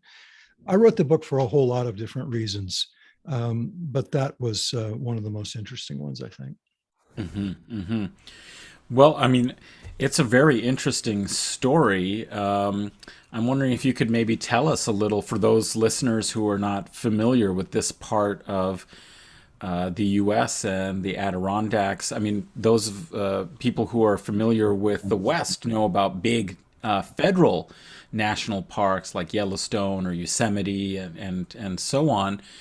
One of the things that's really unique is this is almost the only really large state park of this kind of size on the eastern half of the continent, and I'm wondering, how did the state park come about, and what were some of the key moments and decisions and tensions in the formation of the park? And then it seems like a second phase that's really important and interesting that the book focuses on is this land use and development plan that involves changing the zoning. So maybe you could first start us out with a little bit about the Adirondacks and how it became a state park and some of that earlier history before we get into the big controversies that erupted in the late 60s and 70s. Sure. So the Adirondacks is basically a gigantic granite dome that covers most of the northern part of New York State, and it's covered with very thin soils. Most of it is not suitable for agriculture. Much of it isn't even suitable really for growing trees. And so until the mid 19th century, the Adirondacks was largely ignored by everybody, and it was seen as worthless land. Then loggers discovered the areas of the Adirondacks that were growing big stands of trees, and they started cutting indiscriminately, buying the land really cheap, slashing everything on it of economic value, and then just walking away from it. The land eventually went to the state for back taxes. And at the time in the 1880s, there was a severe drought and people were worried about New York State's water supply. And it was thought that this deforestation of the Adirondacks was contributing to a crisis in the availability of fresh water for New York City and the Erie Canal. So the law was passed to stop this rampant logging in the Adirondacks. And all of the land that had reverted to the state for back taxes became the state forest preserve. So, 120 growing seasons later, this is some of the most magnificent, unbroken, mature forest land in North America. You're right to say that it's one of the largest parks in the East. It's actually the largest park of any size in the lower 48 United States. There are two. And it's growing, right? Yeah, well, there are a lot of conservation organizations that are gradually buying and putting easements on private land so that it is protected and is de facto part of the park. So yeah, it is growing. The private land that's intermixed with the public land was the focus of my book. Nothing was really done to the private about the private land until the law passed in the 1970s, which was essentially a 6 million acre zoning plan. And it was imposed on an area that had absolutely no zoning of any kind. It was deeply rural. And all of a sudden, the state of New York said, okay, folks, here are the new rules. You can only put one building on every so many acres, can't build near wetlands, have to build like this if you're going to be around a lake, so forth and so on. As you might imagine, this was really unpopular with the people who lived in the Adirondack Park, who had more or less had the place to themselves all these years. And what the book goes into is sort of the rural rebellion that was sort of unleashed by the very sudden imposition of this very drastic law in an area that had seen no regulation at all beforehand. Right. Well, we want to talk about that. I was just also a little intrigued about this forever wild clause. Obviously, this related to the state-owned lands, but they essentially mandated, as David had alluded to in the opening, that no development really could take place on the state lands, which is why they've, as you said, 120 growing seasons later, have become these really kind of lush forested regions. Yeah, that's a good point, Adnan. And if you don't know about the Adirondacks, that's a key thing to know about it, is that the state-owned land inside the park, which is about 40% of the total acreage, is protected by this clause of the Constitution that's known as the Forever Wild Clause.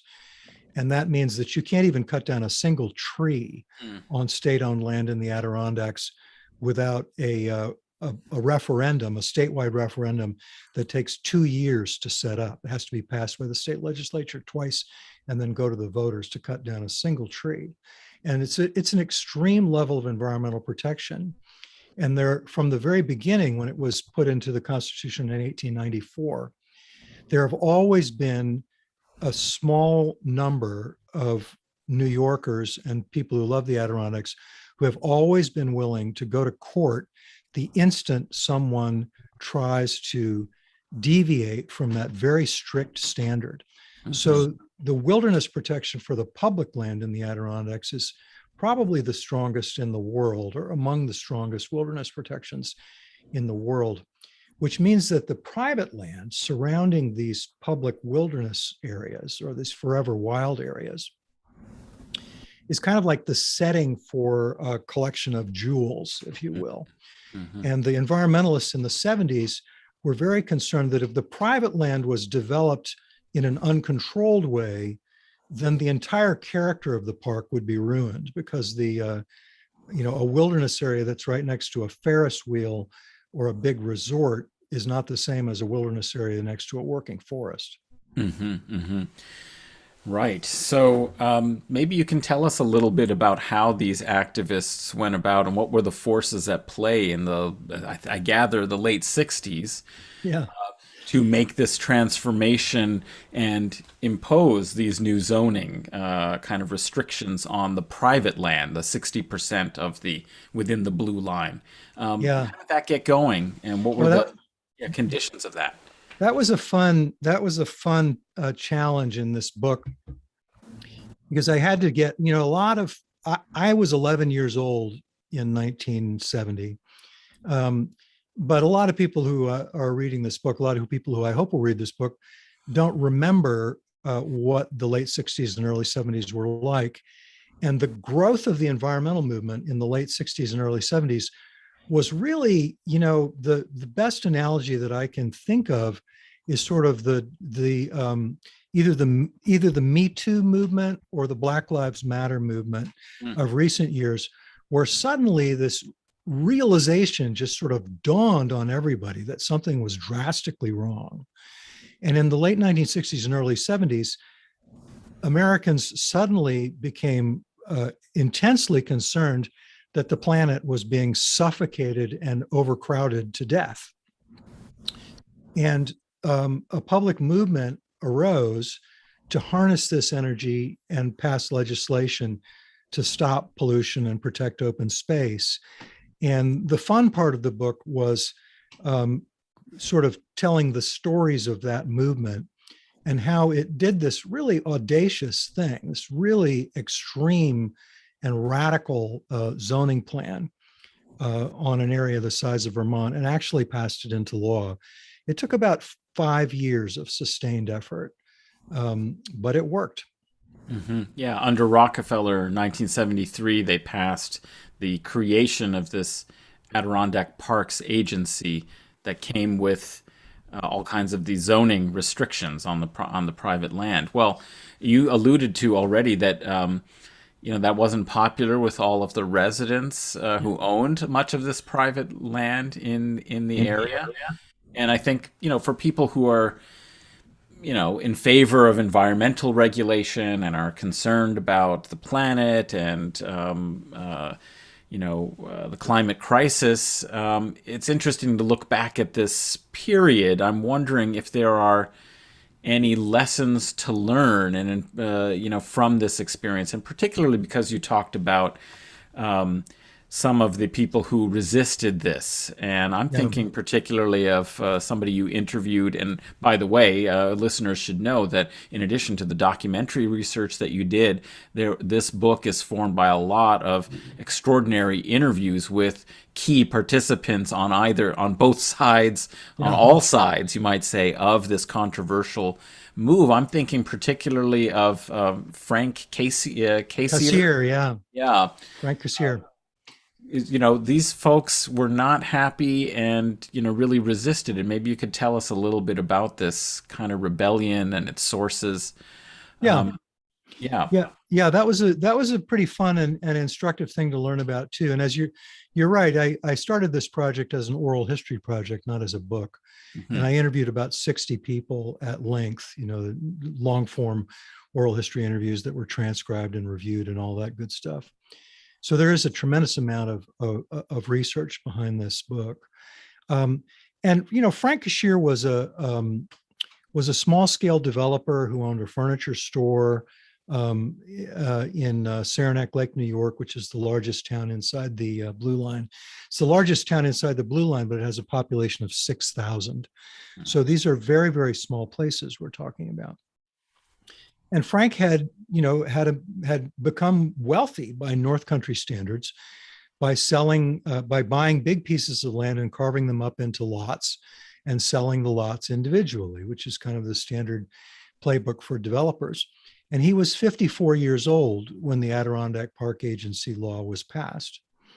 And so he'd had a whole career of doing things one way. And then suddenly without much notice or without much warning, the state of New York told Frank and other people who were in business like Frank inside the park that there was an entirely new set of rules now, that the way that you'd done business all your life was over.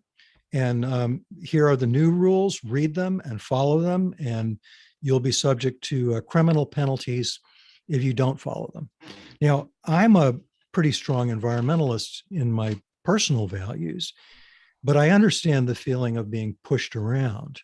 And what I came to understand by interviewing people like Kashir, who really disliked the Adirondack Park Agency and fought against it pretty effectively, was that the state agency and the people who wrote the plan really hurt themselves in the long run by not treating the people who lived in the park as stakeholders, not really involving them in the process, not really listening to them, and not really hearing their concerns and their values before they released the plan.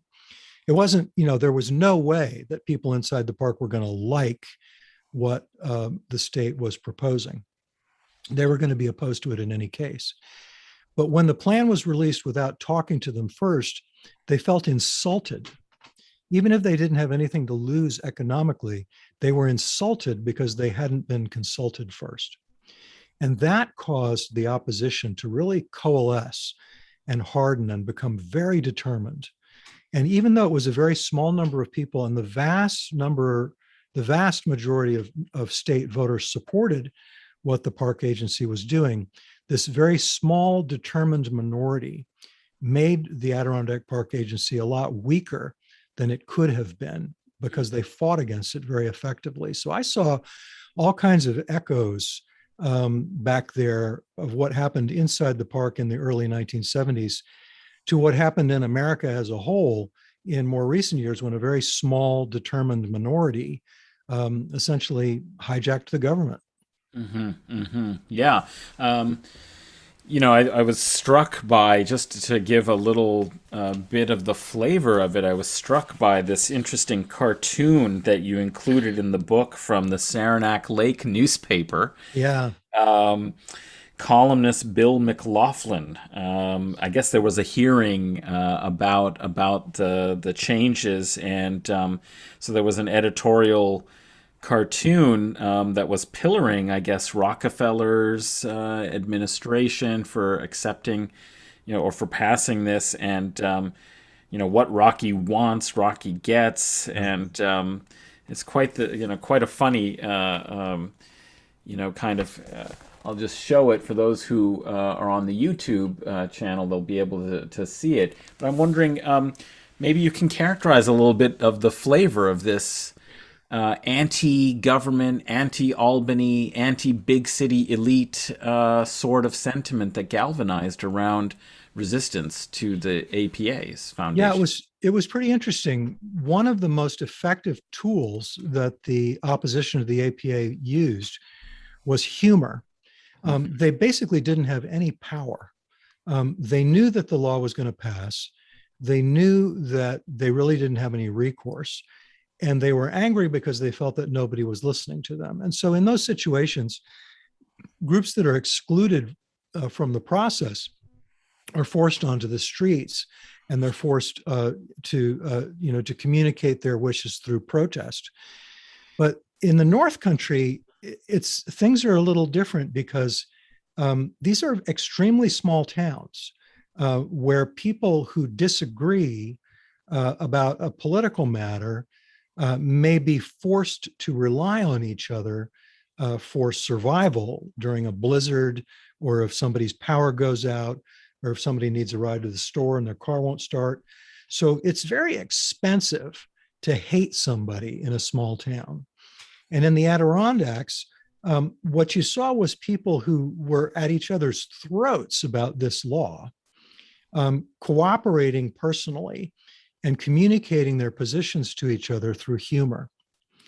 And so Bill McLaughlin, the cartoonist who you showed just there, was one of the most effective people of that, he drew these very old-fashioned 19th century style political cartoons for the newspaper in Saranac Lake that were quite funny. The one that you held up showed Rockefeller sort of as Zeus on Mount Olympus, handing down the law to Peter Payne, a deputy of his, who was dubbed the Dark Angel. And and it was basically telling the Adirondackers sort of get out of heaven. You're no longer welcome here. But the use of humor was the way people inside the park communicated with each other. But if you weren't from inside the park, if you were from Albany or New York City or away, you were treated with anything that ranged from disdain to violent opposition. Mm-hmm, mm-hmm. And it seems like that was the sort of division of people who are outside, who might come and use the park or come to Lake Placid and go skiing at Whiteface Mountain, and backpackers and tourists and environmentalists, hikers, and their alliance with state agencies, or the government, versus a lot of these local residents who had different approaches to the land use.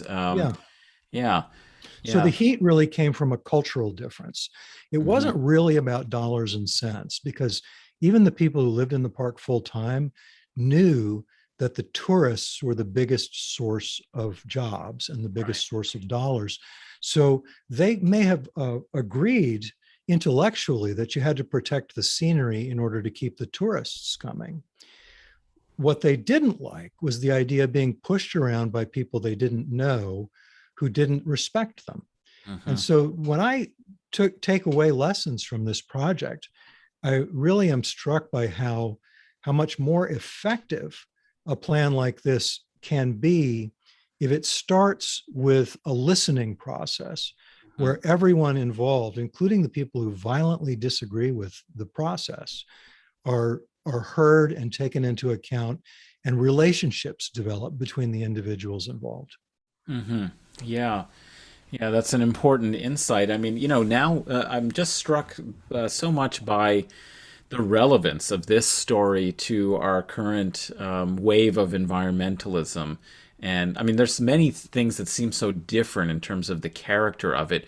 But one thing that seems similar is the language of urgency and of emergency that is driving the desire to implement government kinds of policies and impose those in a way that has some tensions, it seems to me, with democracy and democratic kinds of governance. And it seems like in some ways the story you're telling allows us to understand that if we're actually going to have some kind of a solution that is successful, although there are many successes for the Adirondack Park, but if we're going to have a successful solution, it's going to need to be something that maintains democratic governance rather than seems like an authoritarian imposition from outside that hasn't taken into account, people's sentiments and interests and concerns. Otherwise, it's just going to be it's going to be resisted in some ways.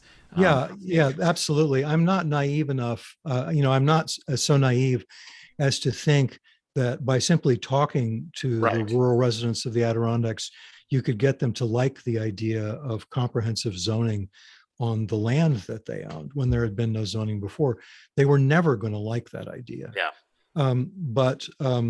But the sense of insult that arose from not being consulted first kind of supercharged and hardened their opposition.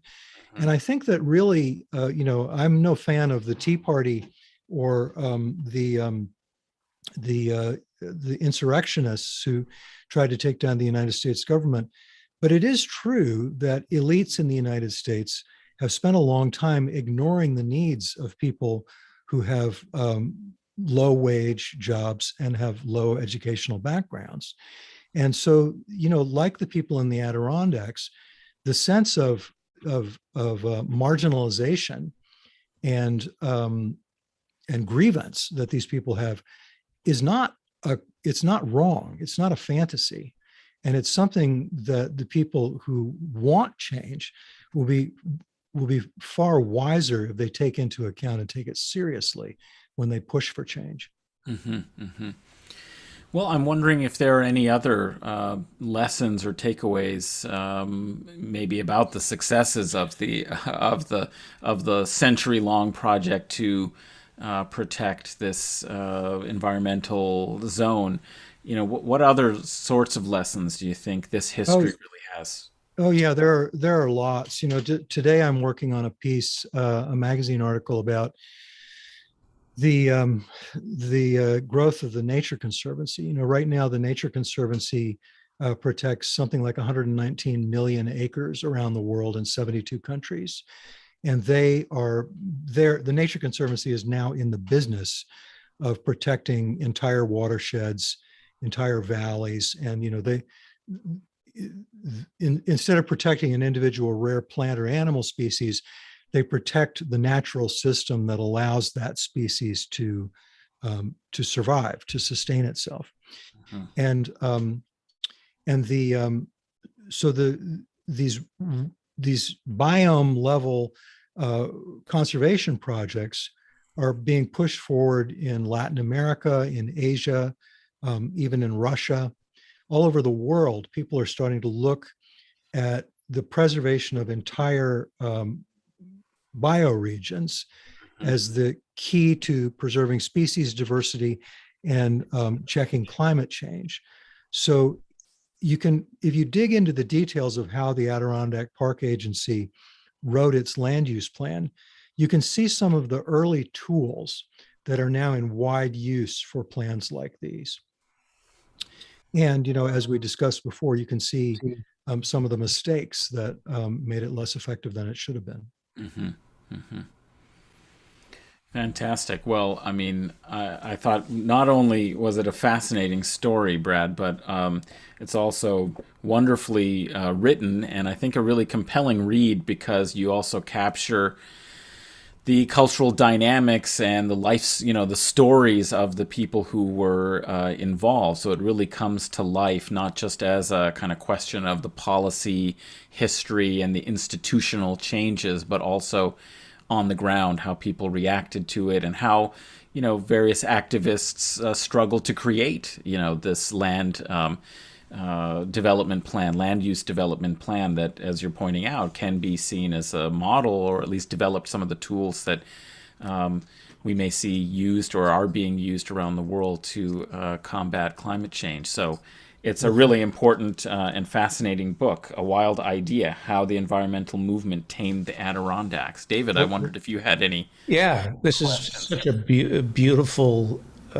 interview, and I want to go up and see the leaves change. Better hurry, David. I know, I'm stuck. Did I hear that the Adirondacks, the name Adirondacks, is a pejorative, that the Mohawks looked down on the Algonquins and called them bark eaters, and that's that's kind of a legend, yes, but yeah, that is that's often repeated legend, is that it's a corruption of an Algonquin word that means bark eater, and the idea was, look at those dumb people who live up in the mountains where nothing will grow; they're forced to eat bark. But that was the Mohawks looking down on the Algonquins, the Mohawks lived on the agricultural lands of the Champlain Valley and St. Lawrence River, where lots of stuff would grow and there was lots of game. But up in the mountains of the Adirondacks, there's very little soil. Growing season's really too short to put in a crop. And, it was a very, very difficult place to live. I found that reassuring that the first peoples were kind of like us, where they looked down on other tribes and came up with nicknames for them. And yes, it's interesting because I think it is a really harsh landscape in some respects. You're pointing out, hard to grow. People who've wanted to evade organized state control have always historically gone to these harsh landscapes. Oh yes. where they could evade kind of government control, live, their own life, but also it came at the cost that it was a harsh existence, And Right. so some of that fierce independence that your story characterizes in these residents who are resisting the imposition of these new zoning changes, it comes, I think, in part because they are inhabitants of Oh, absolutely. a harsh zone. And in fact, it's only foolish people or, people who want to resist, that kind of control. People like John Brown. One of my favorite places in the Adirondacks is John Brown's farm near Lake Placid, just outside Lake Placid, which it was so hard to live there. Yeah.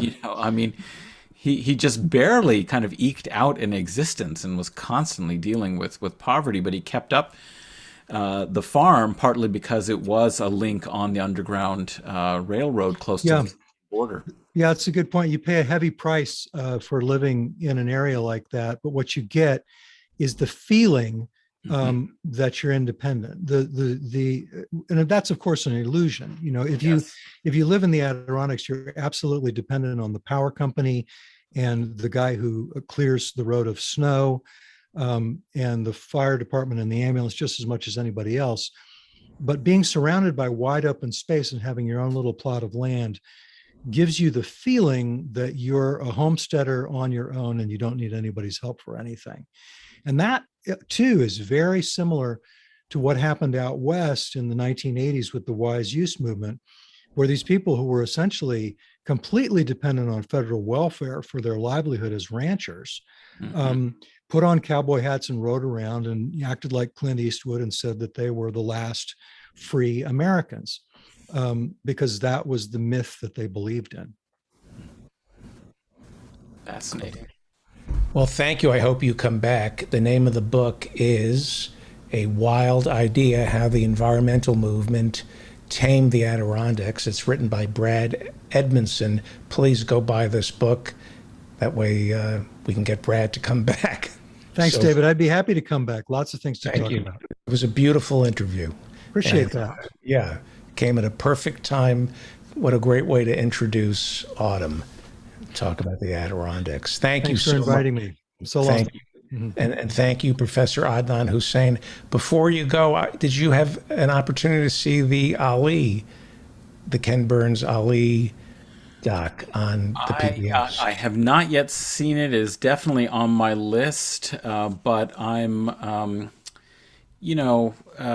I've read a lot of biographies of Ali, so I'm a little concerned. It was sort of like when Spike Lee came out with his Malcolm X film, another figure that I've studied a lot and really admire.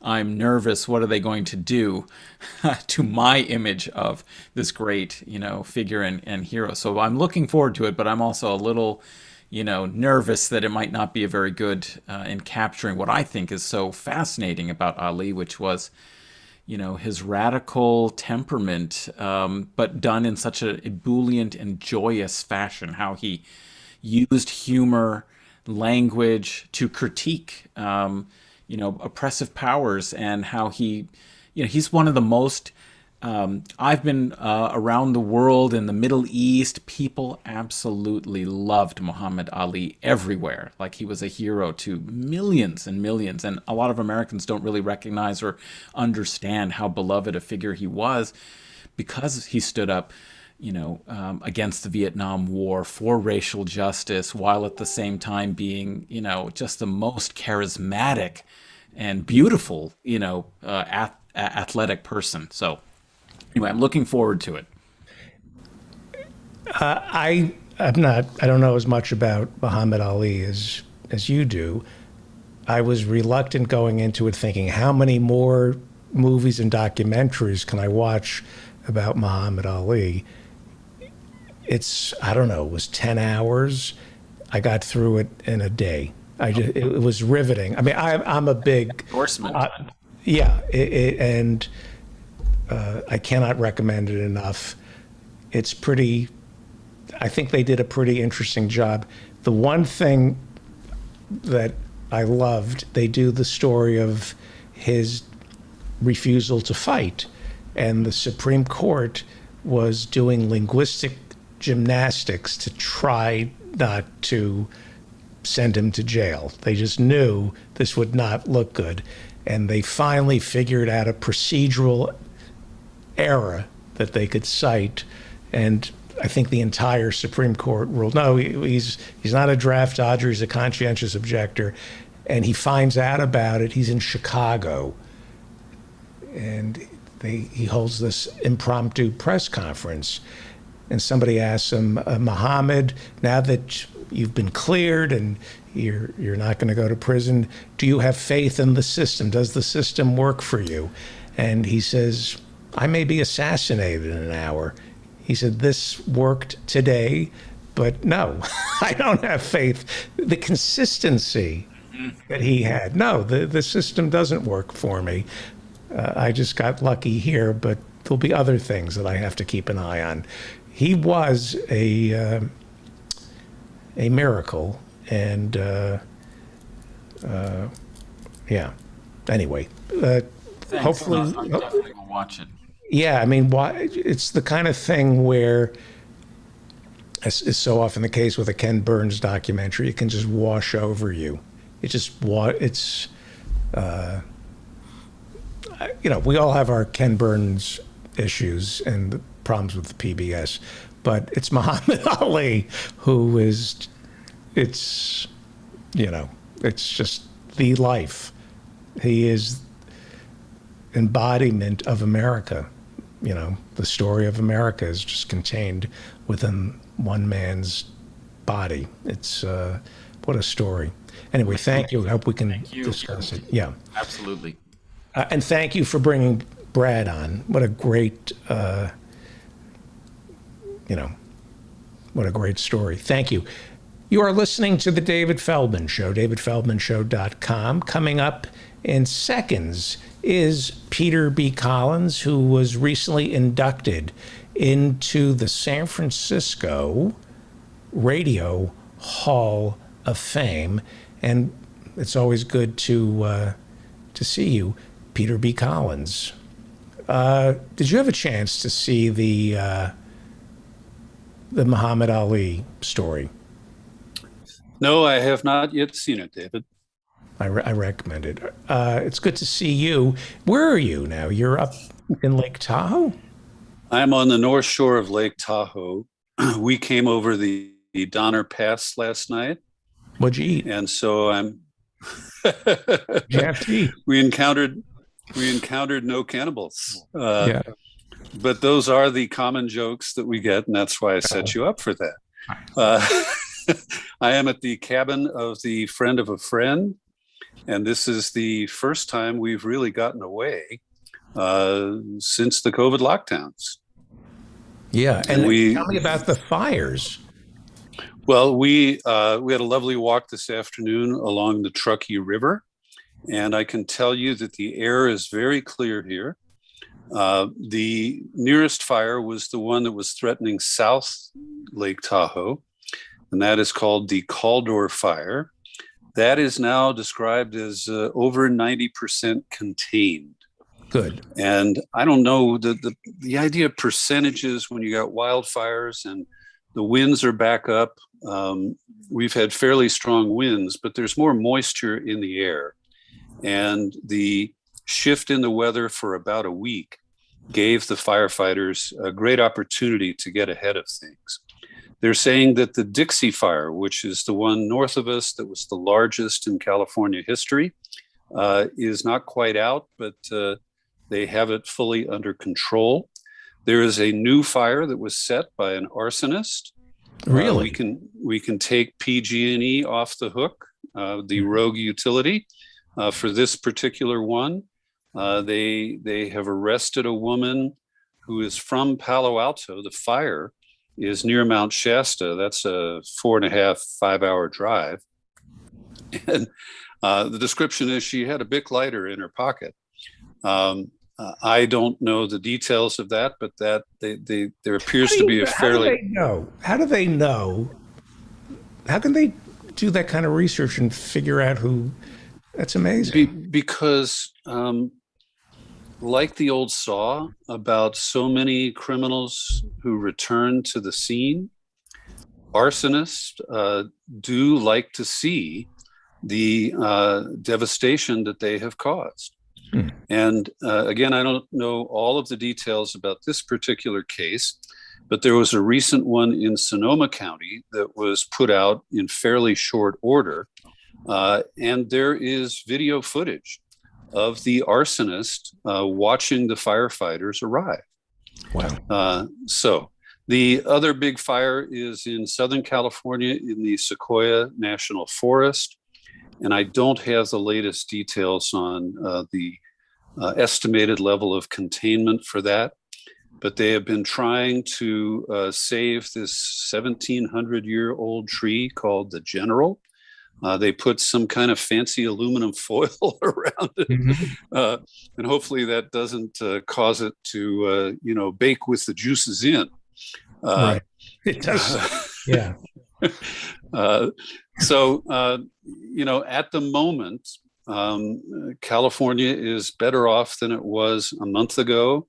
The general air quality, except in the direct fire zones, is vastly improved. And so, we're heading into October. There has been a little bit of rain in the northern part of the state. So what we need is a good solid wallop of water from the Pacific. In the Bay Area, we were doing rain dances, it's almost 2 weeks ago, but we got 1/8 of an inch of rain. But it was just confirmation that water can still fall out of the sky. But then you get the mudslides. So then there's that.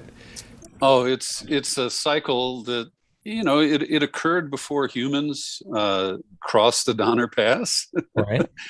Or came in by ship to find the gold in the hills of California.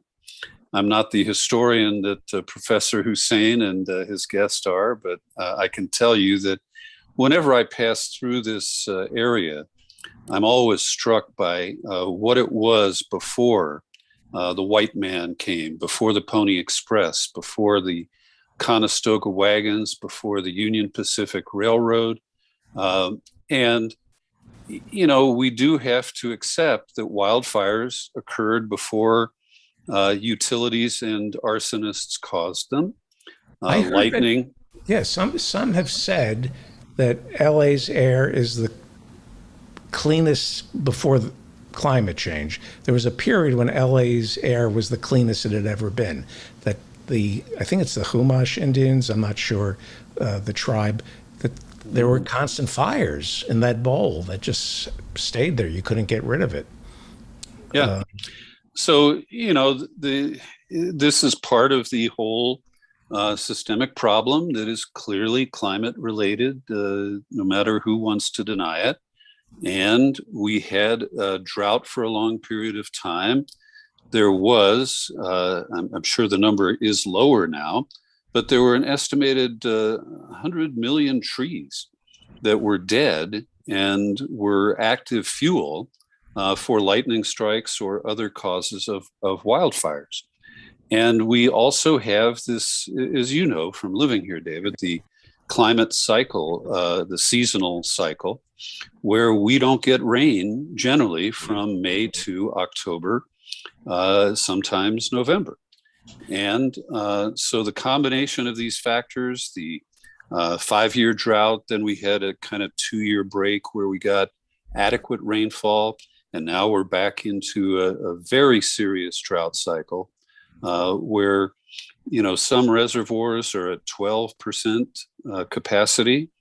And unfortunately, the call to conserve is not being heeded by most Californians. The governor, who couldn't, because of the recall that had handcuffs on him, couldn't really press hard to force people to conserve water, including the farmers, who, by the way, don't meter the water that they use and get so much of it through federal subsidies, through these various historic water projects that do provide the water that's needed for the San Joaquin Valley, which is a major breadbasket for America. At any rate, the conservation statewide is under 2% during the month of August. In my own community, in Marin County, we have the lowest level of our water supplies in history. And we have achieved about a 15% rate of conservation. But it's not enough. And we desperately need... Was it better 40 years ago in terms of conservation? I would assume Americans were better at conservation 40 years ago than they are now. Well, around 40 years ago, in the 70s, there was a serious drought. And we're very aware of it in Marin County because they put an emergency water pipeline across the bridge that connects Richmond to San Rafael. And on the east side of San Francisco Bay, there is a massive water network that in some cases does go to the farmers in the Central Valley, but it comes out of the watershed of the American River and the Sacramento River system, which has hundreds of miles of waterways. Most of it is not brackish. Only the parts that come closer to the bay have a salt component. And so there's a lot of ability to wheel water around in the north part of the state that is east of San Francisco Bay. And I'm speaking with my hands right now, and I apologize to your podcast listeners who can't see my careful map making with my hands.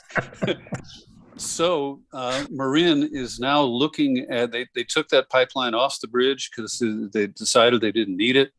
And so we are now considering an emergency plan to put in a new pipeline that would bring new supplies of water into Marin as early as next summer if we have another very dry winter. And I'll just wrap by saying that the long-term forecast is not great. We do not have an El Nino system predicted, and that's where we get higher than average rainfall and snowpack right up here in the Sierra Mountains. And let me turn this to a discussion I had with my partner, Kathy, just an hour ago. We're along this beautiful path on the Truckee River, which does have water in it. And up in the sky, there were quite a few contrails. And, you know, I do traffic in conspiracies, and I've talked with you about this before. I prefer to call it uncovering cover-ups. But the one that I've never bid on is the chemtrails claim. And I have listeners who nip at me all the time saying, Peter, you've never covered chemtrails. And I've said, well, I've never found any evidence to support it. I can look in the sky and I see those white, the exhaust that's coming from jet airplanes.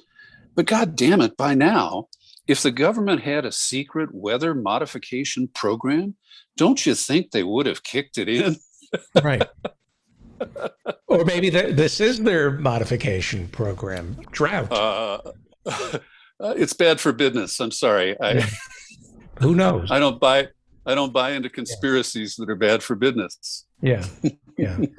Wow. So we were talking about the Adirondacks and how the forests are the perfect carbon sequestration vehicle, except when they burn. There's been talk about why don't we plant more trees?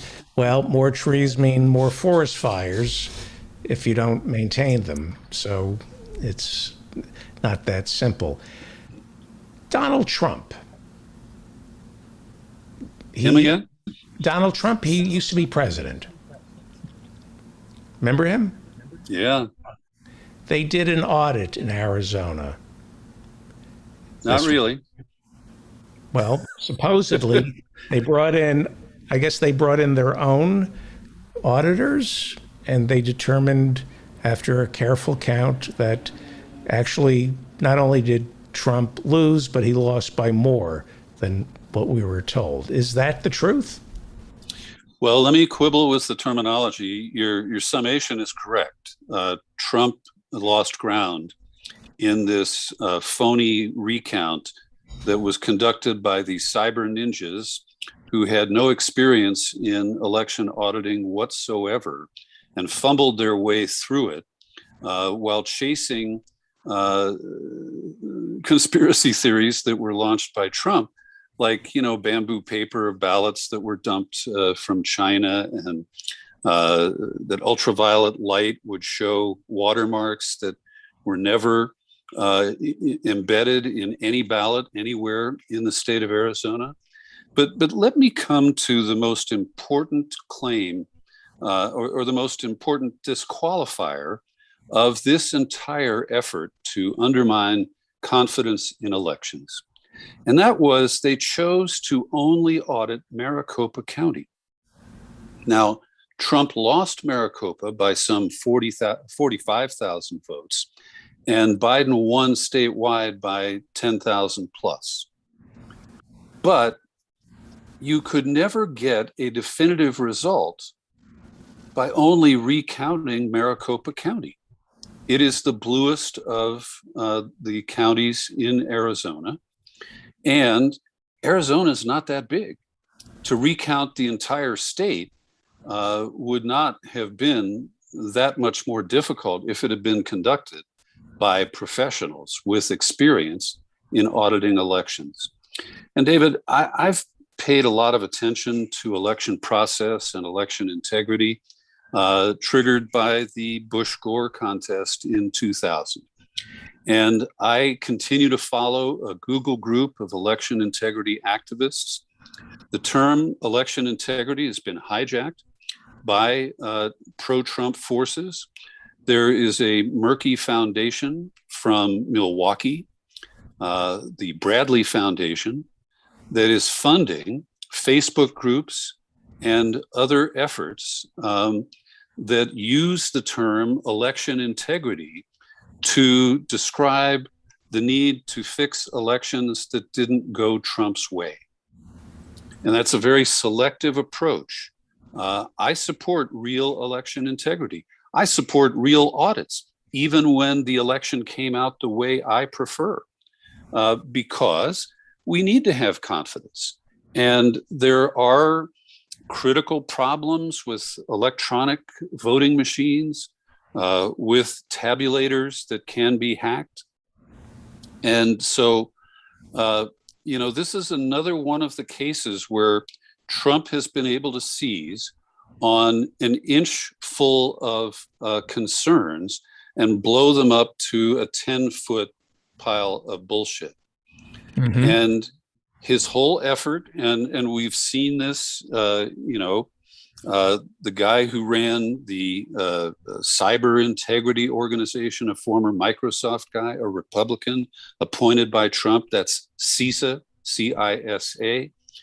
He said, look, no major flipping of votes occurred across the whole country.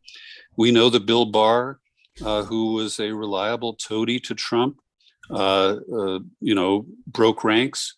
We know that Dan Quayle now from the new Woodward book was counseling his fellow Hoosier, Mike Pence, and saying, hey, Mike, I retired to Arizona so I can play golf every day. And I can tell you that there is nothing going on here that's going to be flipped in Trump's favor. So we now have security. His own Homeland Security Department, Chad something, said it was the most honest election in American history. No, that was the CISA guy. The CISA guy said, most honest and least. With Homeland Security? It is a division of Homeland Security. I see. Yes. Okay. Uh-huh. Chad, whatever his name was, he was a border nut, and I don't know that he actually weighed in on the election. So now this is spreading. Pennsylvania has a Republican-backed effort to rewrite history. And the oddest one is that Governor Greg Abbott, the no mask, guy presiding over a lot of dead vaccine-free people in Texas, he got a public message from Trump saying, I want an audit in Texas, that he won by a huge margin. Now, that doesn't make any sense except as part of an overall scheme to undermine the entire election process, to game the system, to confuse and misdirect people. And we know that nearly 80% of Republicans buy Trump's bogus claims that Joe Biden didn't win. Yeah. It's a now after Arizona, they're saying it's a fake audit. They're not trusting the results. Well, I did not submit to it, but Trump held a rally in Georgia on Saturday night, and the headlines that I read from it were that he continues to claim that the Arizona audit discovered fraud. And I think, his people ought to be really confused by now, because his lies are so big and so far from any factual basis that at some point, and I heard that only Newsmax and OAN carried the rally in Georgia, and that Fox had, reruns of Gutman, or I don't know what they were doing, right? But they declined to cover it. So in terms of your news hygiene, are you resistant to keep track of Trump because it's so foolish, it's so bogus, there's so many more important things we should be talking about, it's beneath contempt, and yet this is serious. You have this buffoon who is destroying our belief in democracy. Not that, there, as you pointed out, we do have serious problems with counting the votes properly and voter suppression. There are serious issues facing this country: evictions, homeless, Medicare for all, COVID, and looming over all of this is this alternative universe that is menacing. But it feels like if you pay too much attention to it, why pay attention to it? But how big a threat is he? I love your choice of news hygiene. Because, I retired from my routine of daily podcasting, and I was doing 2 long-form interviews a week at the end of last year. And I feel better because I don't subject myself to Fox News the way I used to. I have looked at Newsmax and OAN. I also, closed my Twitter account at the end of last year because it just annoys and sometimes infuriated me. So when I was actively working, I compelled myself to pay attention to the rallies. I watched many of them. And so I have given myself permission to cleanse. And it's kind of like a colonic. And I don't pay close attention. I try to read summaries that keep me abreast of the most extreme. But here's the most immediate issue that we're seeing today. We're speaking on Monday. The Republicans in the Senate refused to provide a single vote to raise the debt limit on the debt that they ran up. Now, you can argue that Biden added a trillion with the CARES Act earlier this year, but fundamentally, it is the Trump tax cuts that have contributed to the rise in the cumulative national debt. That's not the annual deficit, but the cumulative debt. And the Republicans are now trying to stick the blame for that on the Democrats. And so I have, fingers crossed here that this could be the moment where Joe Biden recognizes that he's got a green light the filibuster fix. And even if it's limited to, certain issues like voting rights and the debt ceiling, and the so-called 3.5 trillion, it's only $350 billion a year, fully less than half of the defense budget.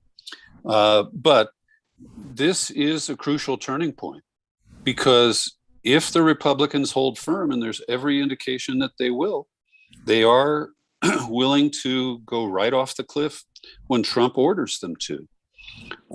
And so I'll put it this way.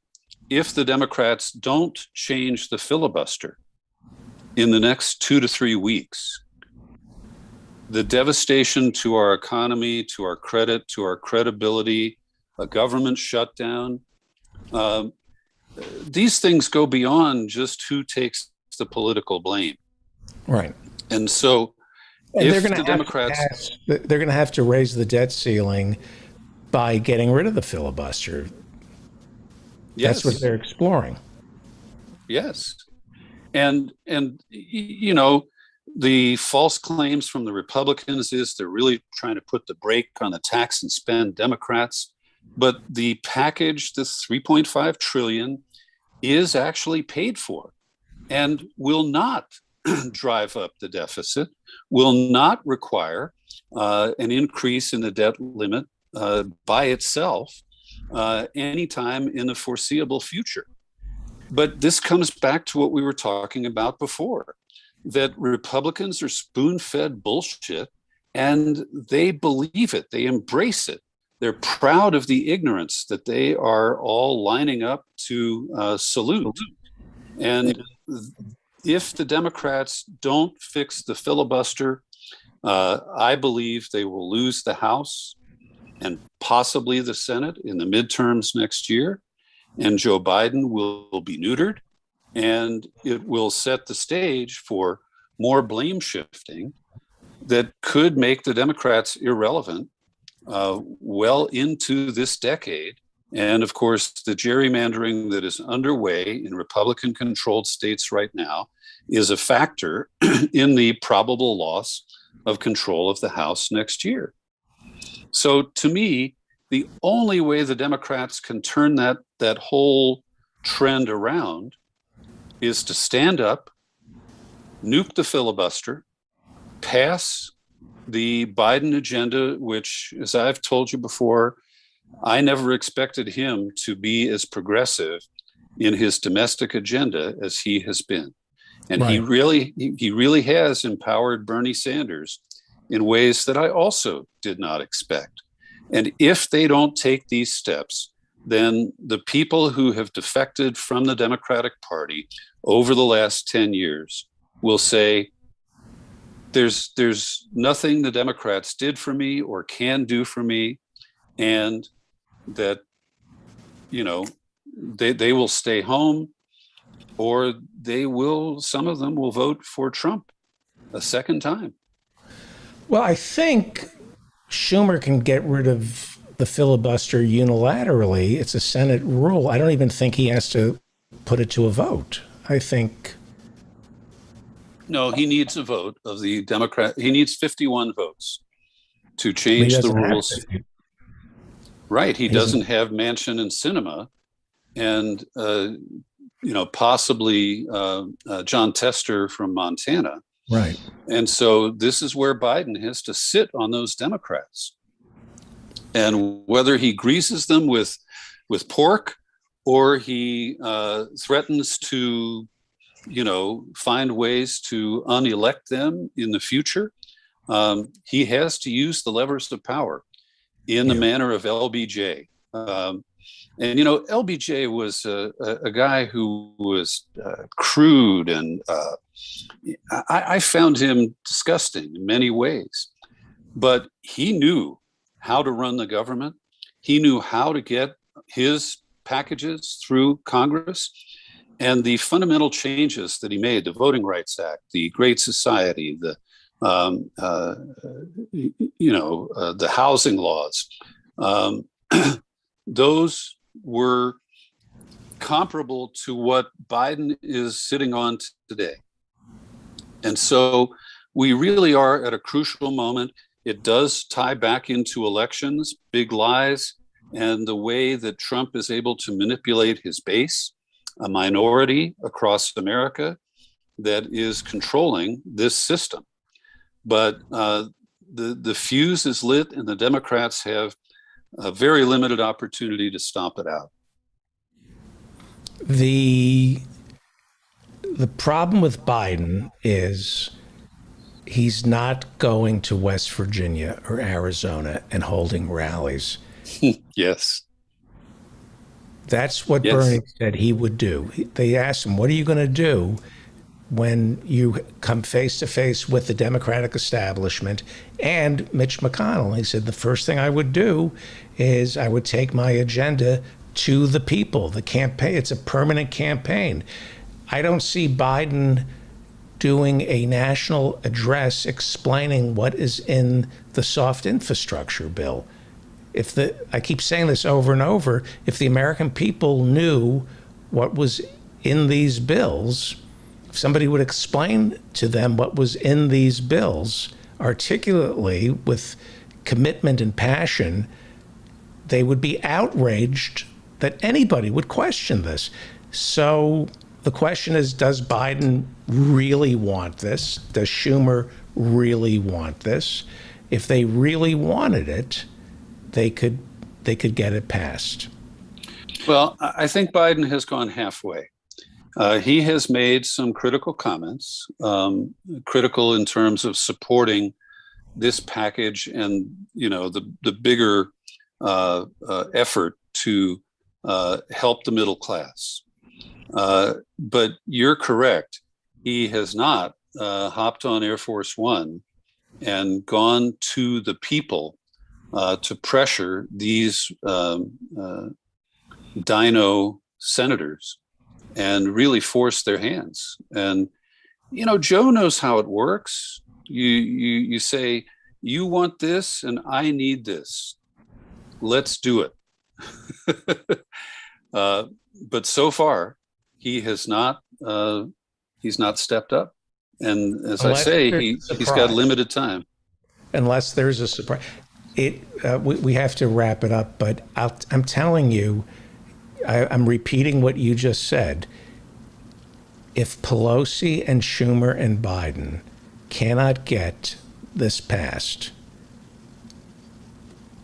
they're in so much trouble. But I'm hoping that they understand that and that we're not privy to what's going on. I have to believe, because I'm a fool, and Professor Marianne Cummings will remind me how foolish I am. I have to believe that a lot of this is a kabuki dance.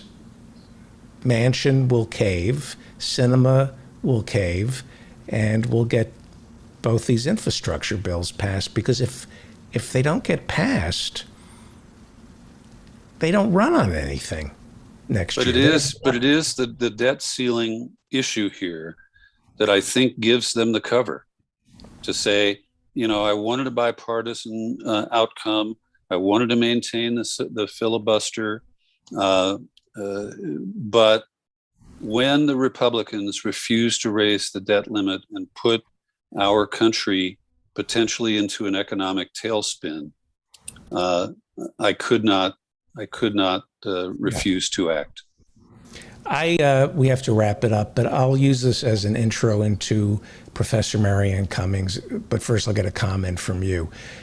There has been mockery of Joe Biden for thinking he could be bipartisan. And, when he started his presidency, there were how many senators voted to impeach Trump? 8 or 10? There were 10 Congress people. There, Romney and there were a couple of senators who voted to impeach Trump. If I were Biden, I would prefer to pass these bills in a bipartisan fashion so that everybody can benefit from it. You don't make it political. This country's in desperate straits. Let's pass this infrastructure bill and the other one, and then you go home to your district and take credit for it. You're a Republican, run on this. Let's save the country. When he saw that the impeachment wasn't as partisan as we expected, maybe he thought that he could work with the other side. Was it foolish? Probably, yes. Everybody has gone back to their default positions, but Trump was such a disruptor. Biden had to give the Republicans an opportunity to show how they were going to behave.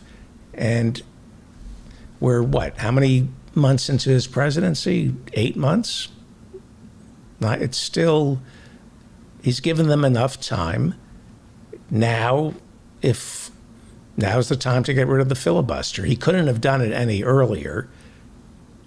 It makes sense for him to try to be bipartisan. But if he doesn't get rid of the filibuster, well, and let's assume that he will ultimately give Schumer permission and deliver Tester, Sinema, and Manchin in some manner to support the change in the filibuster. How much damage is he going to allow with a government shutdown and all of the implications of failing to raise the debt limit? How far will he allow that to go before he comes to Jesus? Yeah. We'll find out. We'll talk to you next week, sir. Thank you, David. PeterBCollins.com.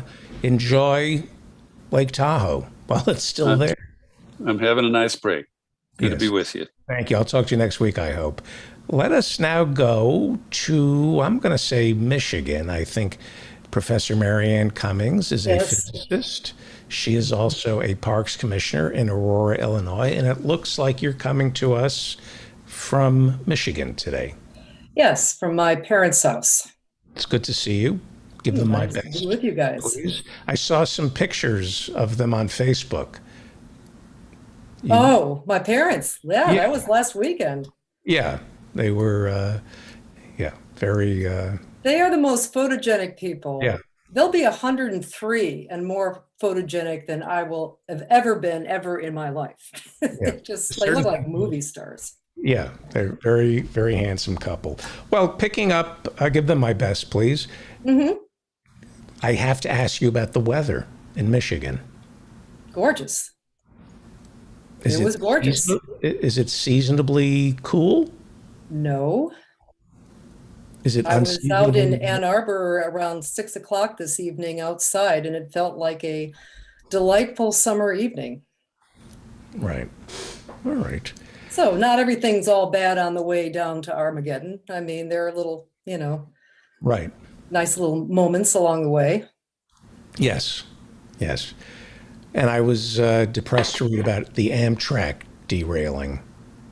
Oh, there was an Amtrak derailing. Yeah. I didn't hear about it because I didn't take Amtrak this time. Yeah. I was stuck in hell, which was somewhere in Indiana, on an Amtrak train that lost all power, didn't have air conditioning, and we couldn't get out of it. I remember. It was, but I still believe I used to take the train all the time between Ann Arbor and Chicago when I was a graduate student. It was lovely. There's no place you're going to that you have to get there so quickly. There just isn't. I guess in my case, that would be true. I am critical to no one these days, so, you know. None of us are critical to anybody. If you have to be someplace, call, Zoom. That's You know, right. you don't You got have your to- cell phone. I mean, that's true. I haven't flown since December of 2019. I have no desire to, unless to get out of the country, but I have no desire to get on a plane, especially some guy stormed the cockpit of some airline last night. So let's talk about my foolishly believing that Biden and Schumer are going to act, and they're going to get rid of the filibuster. They're going to straighten out Manchin. They're going to straighten out Sinema. This is never going to happen, right? This is just going to die on the vine, won't it? I don't think a lot of the Democrats want to kill the filibuster. I don't think they do. I mean, it gives individuals tremendous amount of power. Gives them power. I mean, these guys are in for the long haul. You know, they're in the minority often. They're in the majority sometimes. As I say, I don't think that these people are in there for so long and they've normalized to both conditions of being in the majority and the minority. What they're most afraid of is somebody who would really disrupt things, like, oh, let's see, some random person, Bernie Sanders. You know, look, the overwhelming concern of all of these guys is pleasing their donors. And it's not just to get reelected. I mean, there is just a whole industry in many people's careers over the money that churns around politics. Just the legion of Democratic consultants and the Republican consultants. And, you know, everybody's got a good gravy train, and they're friends. They'll be friends when the majority flips or the minority flips. You know, it's just I don't worry so much about that. However, I do, and you know, I like being positive, you know, despite my normal disposition. I have a feeling that this reconciliation bill will pass. And really? Yeah, this is why. Look, this infrastructure bill was originally, Biden's infrastructure bill was $2.5 trillion, remember, a few months ago. Right. And basically Republicans stripped, and some Democrats, it was actually 12 Democrats who stripped everything out. The Republicans aren't going to vote for it. They don't want to give Biden any win whatsoever. They don't care. So we're talking about 12 Democrats that, who is it? Pete DeFazio, who's on the Energy Committee, just called, you know, just crap. They were just loaded up with fossil fuel money, and they stripped everything out dealing with climate change and everything else. And that's when, and I believe it was Bernie Sanders, you know, helped craft.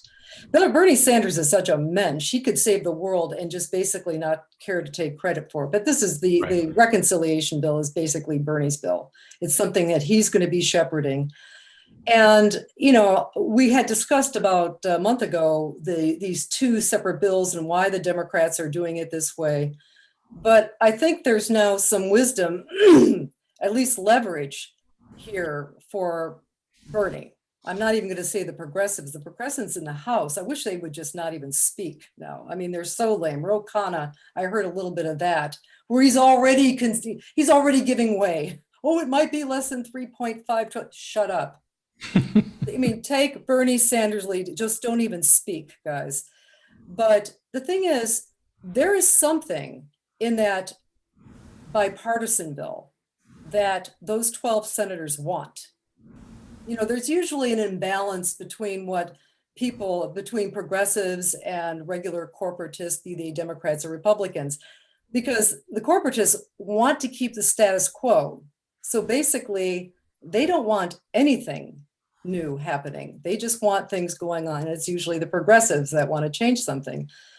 In this case, there's something that those 12 Democrats want, or certainly their donors want, and their donors are relying on. Kyrsten Sinema, do you think that she's any great shakes on her own? No, she's, you know, creature of the party and the donors. And so I think I mentioned last week that I thought Bernie Sanders was being uncharacteristically forward. I mean, he's usually been very diplomatic and very guarded and cagey, but he's been pretty unequivocal and unambiguous. We are passing the 3.5 trillion, or neither bill gets passed. 3.5 trillion is the compromise. It is the barest minimum. If we don't start now with climate change, then everything else is a moot issue. So what does that look like if the Progressive Caucus, I think Pramila Jayapal runs it, what happens if they kill both bills? They take the blame. What is that? Well, vote People's Party then. I mean, it's like they kill both bills. If they kill both bills because because there was a certain obstinacy in insisting on the bipartisan bill pass first, which is a joke because that's where all the powerful get everything they want. Right. I think that. I mean, I'm for that. Let me just say that if I discovered that we could have passed the bipartisan infrastructure bill and Bernie's bill, the reconciliation bill, was completely defanged, and I find out that the Progressive Caucus killed both bills, I would say, yeah, it's about time Josh Gottheimer and Manchin had to worry about us killing something. Well, yeah, and it's going to get, and I'd say, and guess what? It's going to get worse for Gottheimer and Manchin. Well, apparently, one thing I've always given Nancy Pelosi credit for, which is consistently better than John Boehner, is that she knows how to count. 1, 2, 3, 5, 10, 22. Right. And apparently, there's a list. I got it through the Intercept, but in many places, David Sirota's page has it. But there is a whip count about people who are willing to tank the bipartisan bill, who are willing to basically vote down the bipartisan bill if they don't get the reconciliation bill tanked to it. So not tanking the reconciliation bill, they're tanking the standalone bipartisan bill. Right. That's, I think, what you meant to say. And now the whip count is up to 22. It was 16 last week. And I'm happy to see that Chuy Garcia has added his name to the yes. It was just Jan Schakowsky in Illinois. So I've been calling people. I've been telling people, call your Democratic congressman and saying, why are you not agreeing with this? Why do you not want to save the planet? Notably absent from this list is Sean Casten, who is in the district, well, I'm in Detroit now, but who's in the district next door to me in Aurora, in Naperville, and my old friend Bill Foster, who is our current congressperson. They are no response or uncommitted. Yeah. And they are the guys that brag about being scientists. Sean Casten in particular brags about being an environmental scientist. Right. They're so businessmen. We've talked about this. I'm just thinking out loud about blowing it up. Yeah. In the past, I've said, well, I'm voting for Bernie, but now I'm voting for Biden. Now I'm thinking, okay, the Democratic Party will get blown up by Pramila Jayapal and the Progressive Caucus. People like Josh Gottheimer, the problem creators, the problem solvers, they call them, are going to say, we can't deal with these people. And we'll say, exactly. And then it's time for a civil war in the Democratic Party, a crack up in the Democratic Party. Now, I'm for that. If they don't get rid of the filibuster, if they don't pass Bernie's reconciliation bill, I would expect my representatives to kill both bills and say no. Well, it's not a matter of killing both bills. I think what you mean to say is that they wanted to bring the corporatist Dems wanted to be, Gottheimer in particular, had an agreement with Nancy Pelosi to bring the bills to the floor. I don't think the reconciliation bill is ready, and Nancy Pelosi was able to postpone it because, as I said, Nancy Pelosi has a reputation of knowing how to count, and the votes weren't there. In other words, there were no Republicans were going to vote. they don't want to give, or there were like maybe 12, I want to say there were 12 Republicans that were willing to vote, which meant you had to have at least 16 Democrats vote against the bill. We're talking about the bipartisan bill. So it's not that both bills go down. It was that the bipartisan bill as a standalone vote was going to go down. Nancy Pelosi typically doesn't put things to the floor that she knows are going, she doesn't have the votes for. So she was able to tell old Josh that, hey, we're going to postpone it until Thursday, and maybe we'll have the reconciliation bill ready. And Bernie Sanders, as I said, has been absolutely adamant. It's 3.5 trillion. I don't know if they have much time to make enormous amounts of changes to the reconciliation bill. But we'll see. As I said, the dynamic here is that this bipartisan bill is critical for the 12 Democrats who really wanted it, who are getting all this fossil fuel money. I mean, it as a standalone, if that tanks, that's just fine, because that's a horrible bill. I mean, that is wretched. That is a minus. That bill with a much stronger reconciliation bill would be a net plus.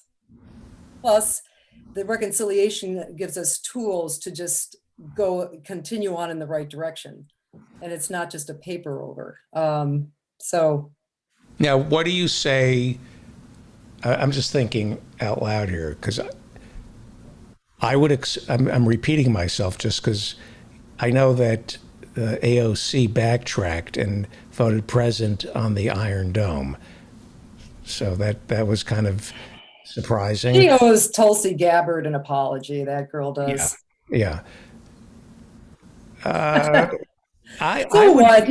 performative. She's out there, boo. I don't know what it is with her. I mean, is she trying to tell us that, her existence on the floor of the House is more gut-wrenching than the citizens of Gaza?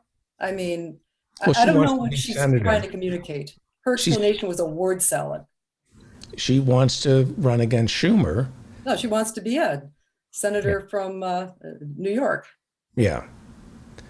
So you've got to be willing to crash both bills and say to the American people, and we'll do it again.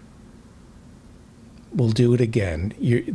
These days of bending to the will of the corporatists in the Democratic Party are over.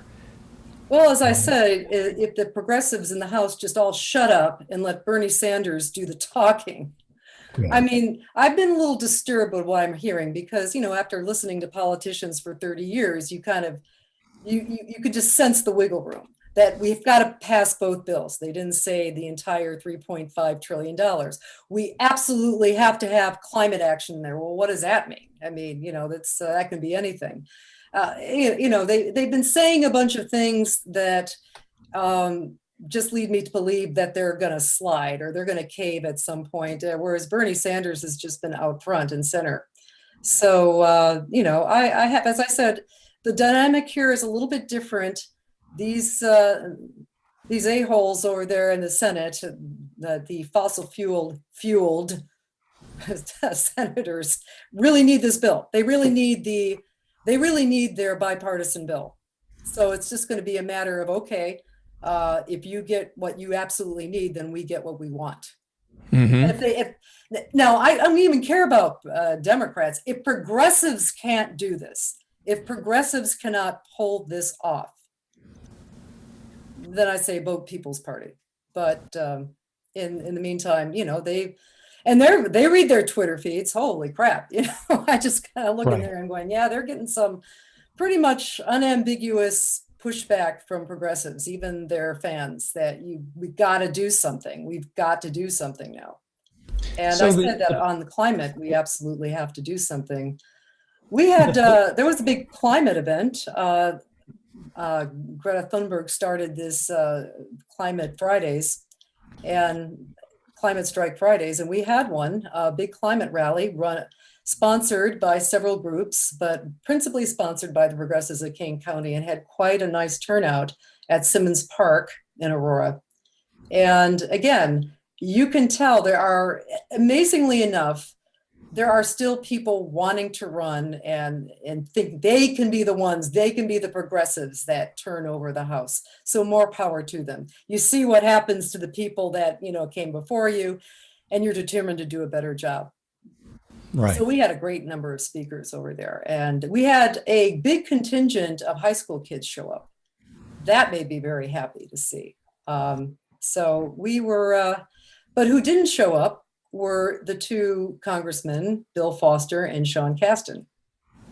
They showed up to the climate strike last year, but that was when our friend Rachel Ventura was running against Foster in the primary. So Foster was making it a point to show up to all these lefty things. Ooh, how distasteful, but he felt he had to do it. So I'm actually feeling like, even though the Democratic leadership desperately wants for things to go back to normal, the more upscale liberals who have nice hefty 401ks are just desperate for things to go back to normal. But there's just too many people too uncomfortable, and none of the young people are comfortable at all with the prospect for their future, either career-wise or just planet-wise. So I think they're stepping up to the plate. Yeah. And speaking of which, I just found out, because I've been kind of offline most of the last 24 hours, Nina Turner has decided she's filing for candidacy for the primary in Ohio. I thought she was going to be with the Young Turks. Well, again, I read her Twitter feed, and there was a lot of opinions expressed because of that. Most people were very nice and expressed great. We all thought that her big announcement was going to be that she was running again. That she was saying that I have a big announcement for September. Okay, well, that primary is the first week in May, so that's not many months. I mean, no, it isn't. Now is the time that you regroup. I hope that she is. I mean, I'm not the only one, but I was actually in Akron, and I was at the headquarters there. And boy, when I looked at the precincts they hadn't covered up to that point, up to 2 days before election, and I'm this weird white chick, and I go out, and at least in the 2 days and canvassing in front of the polling place, I think I flipped at least 50 votes. I mean, if there were an army of me, if there was just an army out there, there is a big media campaign war, but I'll tell you, there was a lot of votes that she could have gotten if they just had a good ground game. And I'm sorry to say it, but I was there. I'm not the only one saying it. Jordan Sheridan was in Ohio, in Cleveland, and he was expressing a little concerned about how weak the ground game was. I mean, they had a lot of events, they had a lot of media coverage, but there's a certain point beyond which, media saturation is not going to do much more good. The Chantel people, the regular Dems were cagey. They jumped on one thing that Nina Turner said a year before, and it wasn't the bowl and half bowl comment. It was something about, something gravely controversial, like the Palestinians are humans too. And they basically whipped that up into she's anti-Israel, and they got a whole bunch of Republicans in the suburbs to vote in that primary. But the good news is that Nina Turner did win in Cleveland and in Akron. And as I said, that we had that consolation party in Akron, just kind of outside. A guy walks by and says, "Oh, right, you're with Nina. Great, I want to vote for her." And we all said, voting was today, it's too late. Oh man, he walks off. And so everybody's rolling their eyes. And I had to tell people, hey, don't roll your eyes. Why didn't he know? I mean, you guys have been here for 3 months at least. Right. He should have known. There should have been somebody in every single precinct just canvassing and keeping track. So that's the way you win campaigns. And I hope that she's listening, because her message, the good news was that her message resonated. I mean, she won decisively in Cleveland and in Akron, but Chantel Brown overwhelmed her in the suburbs. So I think it's winnable. And we don't even know what this district is. I mean, that's the wild card for everybody filing right now, is that, I think we'll know what our districts are in the middle of next month. Now, you're a scientist, right? Sometimes, yeah. A physicist. Mm-hmm. A Palo Alto woman, that's Stanford, has been charged with setting the Fawn Fire in Shasta County. She was up there and she tried to boil water, didn't quite pull it off, and set fire to Shasta County. She's a scientist. She worked for Gilead Sciences in Foster City and is an SAT tutor to help people get into Stanford. She's a scientist who could not boil water and set fire to Shasta County. Well, ask any of the senior technicians or engineers if they let physicists even touch any of their equipment, regularly. Hey, I nearly set fire to my house about 20 years ago when I was doing some plumbing. I was like, holy crap. It's like a little spark and start. My house is, 1888? The insulation in many of my walls is old newspaper, which is fascinating when I, have to redo a room, and out falls newspapers that are over 100 years old. Right. With the headlines. But anyway, look, you're stupid until you do something is kind of been my motto.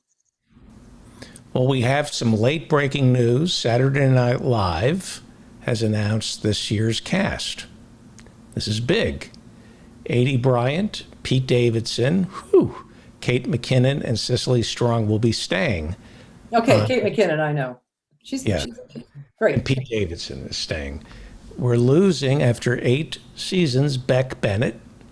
Very funny. And they're adding 3 new cast members: Aristotle Athari, James Austin Johnson, and Sarah Sherman. 2 white men and 1 white woman. Bowen Yang is now a series regular, as is Chloe Fineman. Never heard of him. Oh, you don't watch SNL. Huh? This is important news.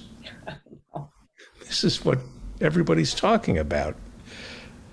All right. Let me ask you. I haven't laughed at SNL for quite a while. Let me give you a fantasy. Please. Okay. And they say this is Biden's toughest week. Well, a month from now, and this is never going to happen, but let's say Pelosi, Schumer, and Biden surprise us. What would your tune sound like? What surprise us in what respect? Let's say they pass Bernie's reconciliation bill. Yeah. Would you say that grudgingly, as I would grudgingly admit that it's not perfect, it's far from perfect, but it's the best they can do, and it's something to run on. Biden has kind of surprised me. Would you say that? I would say that Bernie Sanders has come through brilliantly, playing with the pieces he has on the chessboard. Would you say, you are a politician, would Bernie's reconciliation bill be enough for the Democrats to run on in 2022? I think it could be. Certainly if for me, if the parts, of course, we don't know what's going to be in the final bill, but if the 3 main aspects for healthcare stay in that bill, the big one, the ability to negotiate drug prices, that's huge. That is not an incremental change.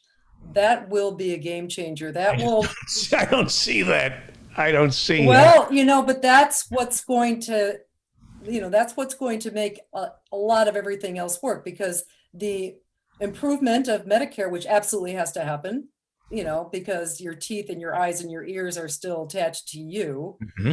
And the lowering the age to 60, that shows you that the world didn't explode when you did that. And as I said, just the very nature of insurance is that the bigger the risk pool, the more stable the system. So everything you do to expand to younger and healthier makes the system more robust. So those three things alone is a path to Medicare for all. That's probably why various elements are fighting them tooth and nail. Because particularly the negotiation of drug prices, that's huge. And since it affects everyone, there is not a single person in this country that hasn't had issues with medical problems, either them or their family, fighting with insurance companies, the cost of drugs. That would be a big boost in and of itself. I think the climate, I had met a couple of retired physicists, and also somebody who is engineer at the utilities at this rally Friday, and they're really big on the energy grid infrastructure, because right now the technologies we have now for even wind and solar, they're still in development. There needs to be many, many more generations, but what really enables all this to happen is to have a much more efficient energy grid. And then you can start putting coal plants offline, you could start putting subcritical nuclear reactors online, happily burning away. By the way, I want to give you a compliment, because you've been disabusing us of carbon capture. Yes. But it's nice to believe that it could happen. I read a piece, I think it was in The Economist, about these new companies that are going online that are capturing carbon and then turning it into some kind of crystal and then burying it. And you think, well, this sounds great.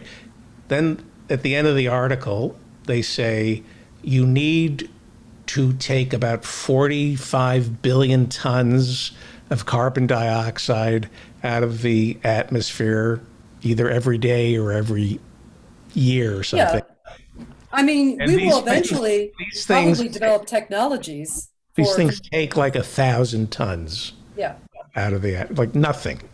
Yeah, but what they're trying to do is keep the fantasy that you can continue poking holes in the Earth's crust and extracting carbon that's been, disturbing the graveyards of dinosaurs or whatever. And it's just, I think it was Tom Hartman. That was Last Hours of Ancient Sunlight. He described it as like all the catastrophic things that have happened in geological time, over millions, hundreds of millions of years, have been massive ruptures in the Earth's crust and a bunch of stuff spewing out into the atmosphere. And it's taken millions and millions of years to just settle down. We're doing that, artificially ourselves. We're fracking away, we're drilling away, and the carbon capture and sequestration, the other part of the use it, this was the bill introduced in the Senate that both Kasten and Foster, the two congressmen in my area, support, is not just carbon capture and sequestration, it's enhanced oil recovery. And there's more and more, and even John Lash noted, as you read the fine print, more and more of the latter. We're like, well, we drug this oil well, we instead of drilling another one, let's get all the oil we can out of it, because eventually when the pressure goes down, you can't just, pump it. We can drill horizontally now. Well, but you also have to do what they call hydraulic mining, which is fracking by another name. Right. And so that's, so anyway, what it is, it's just basically a cover for the fossil fuel industry. And they come up with these bogus calculations, scientists do, just like the scientists that worked for the tobacco companies come up with these calculations where we can come out net, and that's the buzzword, net carbon footprint of 0. We keep spewing the carbon, and then all these now largely mythical technologies will just, kind of capture it for us and take care of it. Right. All right. Thank you. Say hello to your parents for me. Okay. Couple. Enjoy spending time with them. And we'll see you Thursday with the professors and Marianne, I hope. Mm-hmm. Hopefully, Professor Hussein, Professor Bick, Professor Lee will be joining us. And Faluna. I mean, no, he's gone. He cannot come back for like 2 more months. Oh boy. Well, I guess he's solving more important problems than we are. So everybody contact Professor Ian Faluna and say, "Why hast thou forsaken us?" Yeah. Well. Thank you, Professor. Peace out. Thank you, Professor Marianne Cummings, Razor Girl on Twitter. Well, that's our show. Dan Frankenberger is not able to do Community Billboard tonight. I want to thank, well, first I want to play this person. This just cheers me up. No, we're not going to play it. Okay, what's going on here? I'm going to wrap it up. It's amazing that I was able to get through today's show without any technical issues. Don't jinx it yet. I want to thank our guests, Dave Cyrus, right? Who's here? Who's typing? Oh, okay. Dave Cyrus, Mayor Osorio. Please go to osorioforcongress.com. Give him money, please. Howie Klein from Down with Tyranny, David Cobb, Dr. Harriet Fraud, Professor Adnan Hussein, and pick up the book that Mr. Edmondson wrote called Wild. I think I got that right. Then we had, let's see now, 9 o'clock. Oh, Peter B. Collins. Go to peterbcollins.com to listen to all his podcasts and radio shows. And of course, Professor Marianne Cummings. I'm David Feldman. Let me see if I can get out of here with my dignity intact. Do I have it? Okay. I don't have it. Hang on. Remember to visit us over at the David Feldman Show website. Sign up for my newsletter. While you're over there, if you would like to attend a live taping, hit the Attend a Live Taping button and we'll send you a link and office hours and hours. It's the first Friday of the month, October 1st. That means office hours and hours. I'm David Feldman. Thank you for joining us. Remember to stay strong and protect the weak. Remember to stay strong and protect the weak. It's time right now for the David Feldman Show. He's talking politics and comedy too. He'll tell a dirty joke if you want him to. He's just a lefty from way back. He's a union man with an Emmy for writing. Someday he's mad and he feels like fighting.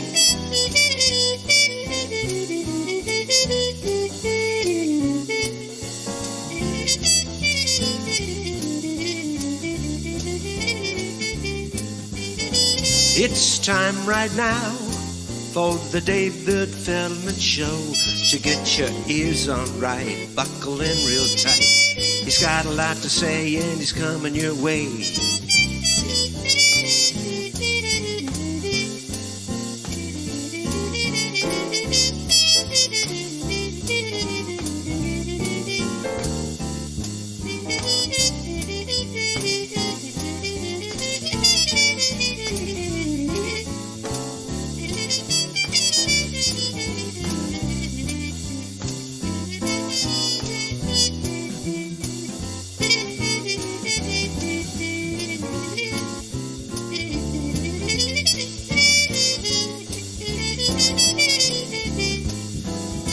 It's time right now for the David Feldman Show. God's about to bring the whole house down, ladies and gentlemen. These bunch of sex trafficking mongrels are about to be exposed. These bunch of pedophiles in Hollywood are going to be exposed for who they are. I don't care what you think about fraudulent Sleepy Joe. He's a sex trafficking, demon-possessed mongrel. He's of the left. He ain't no better than the Pope and Oprah Winfrey and Tom Hanks and the rest of that wicked crowd. God is going to bring the whole house down. I said he's going to bring the whole house down. He's going to burn the whole thing to the ground. He's going to expose all these bunch of pedophiles.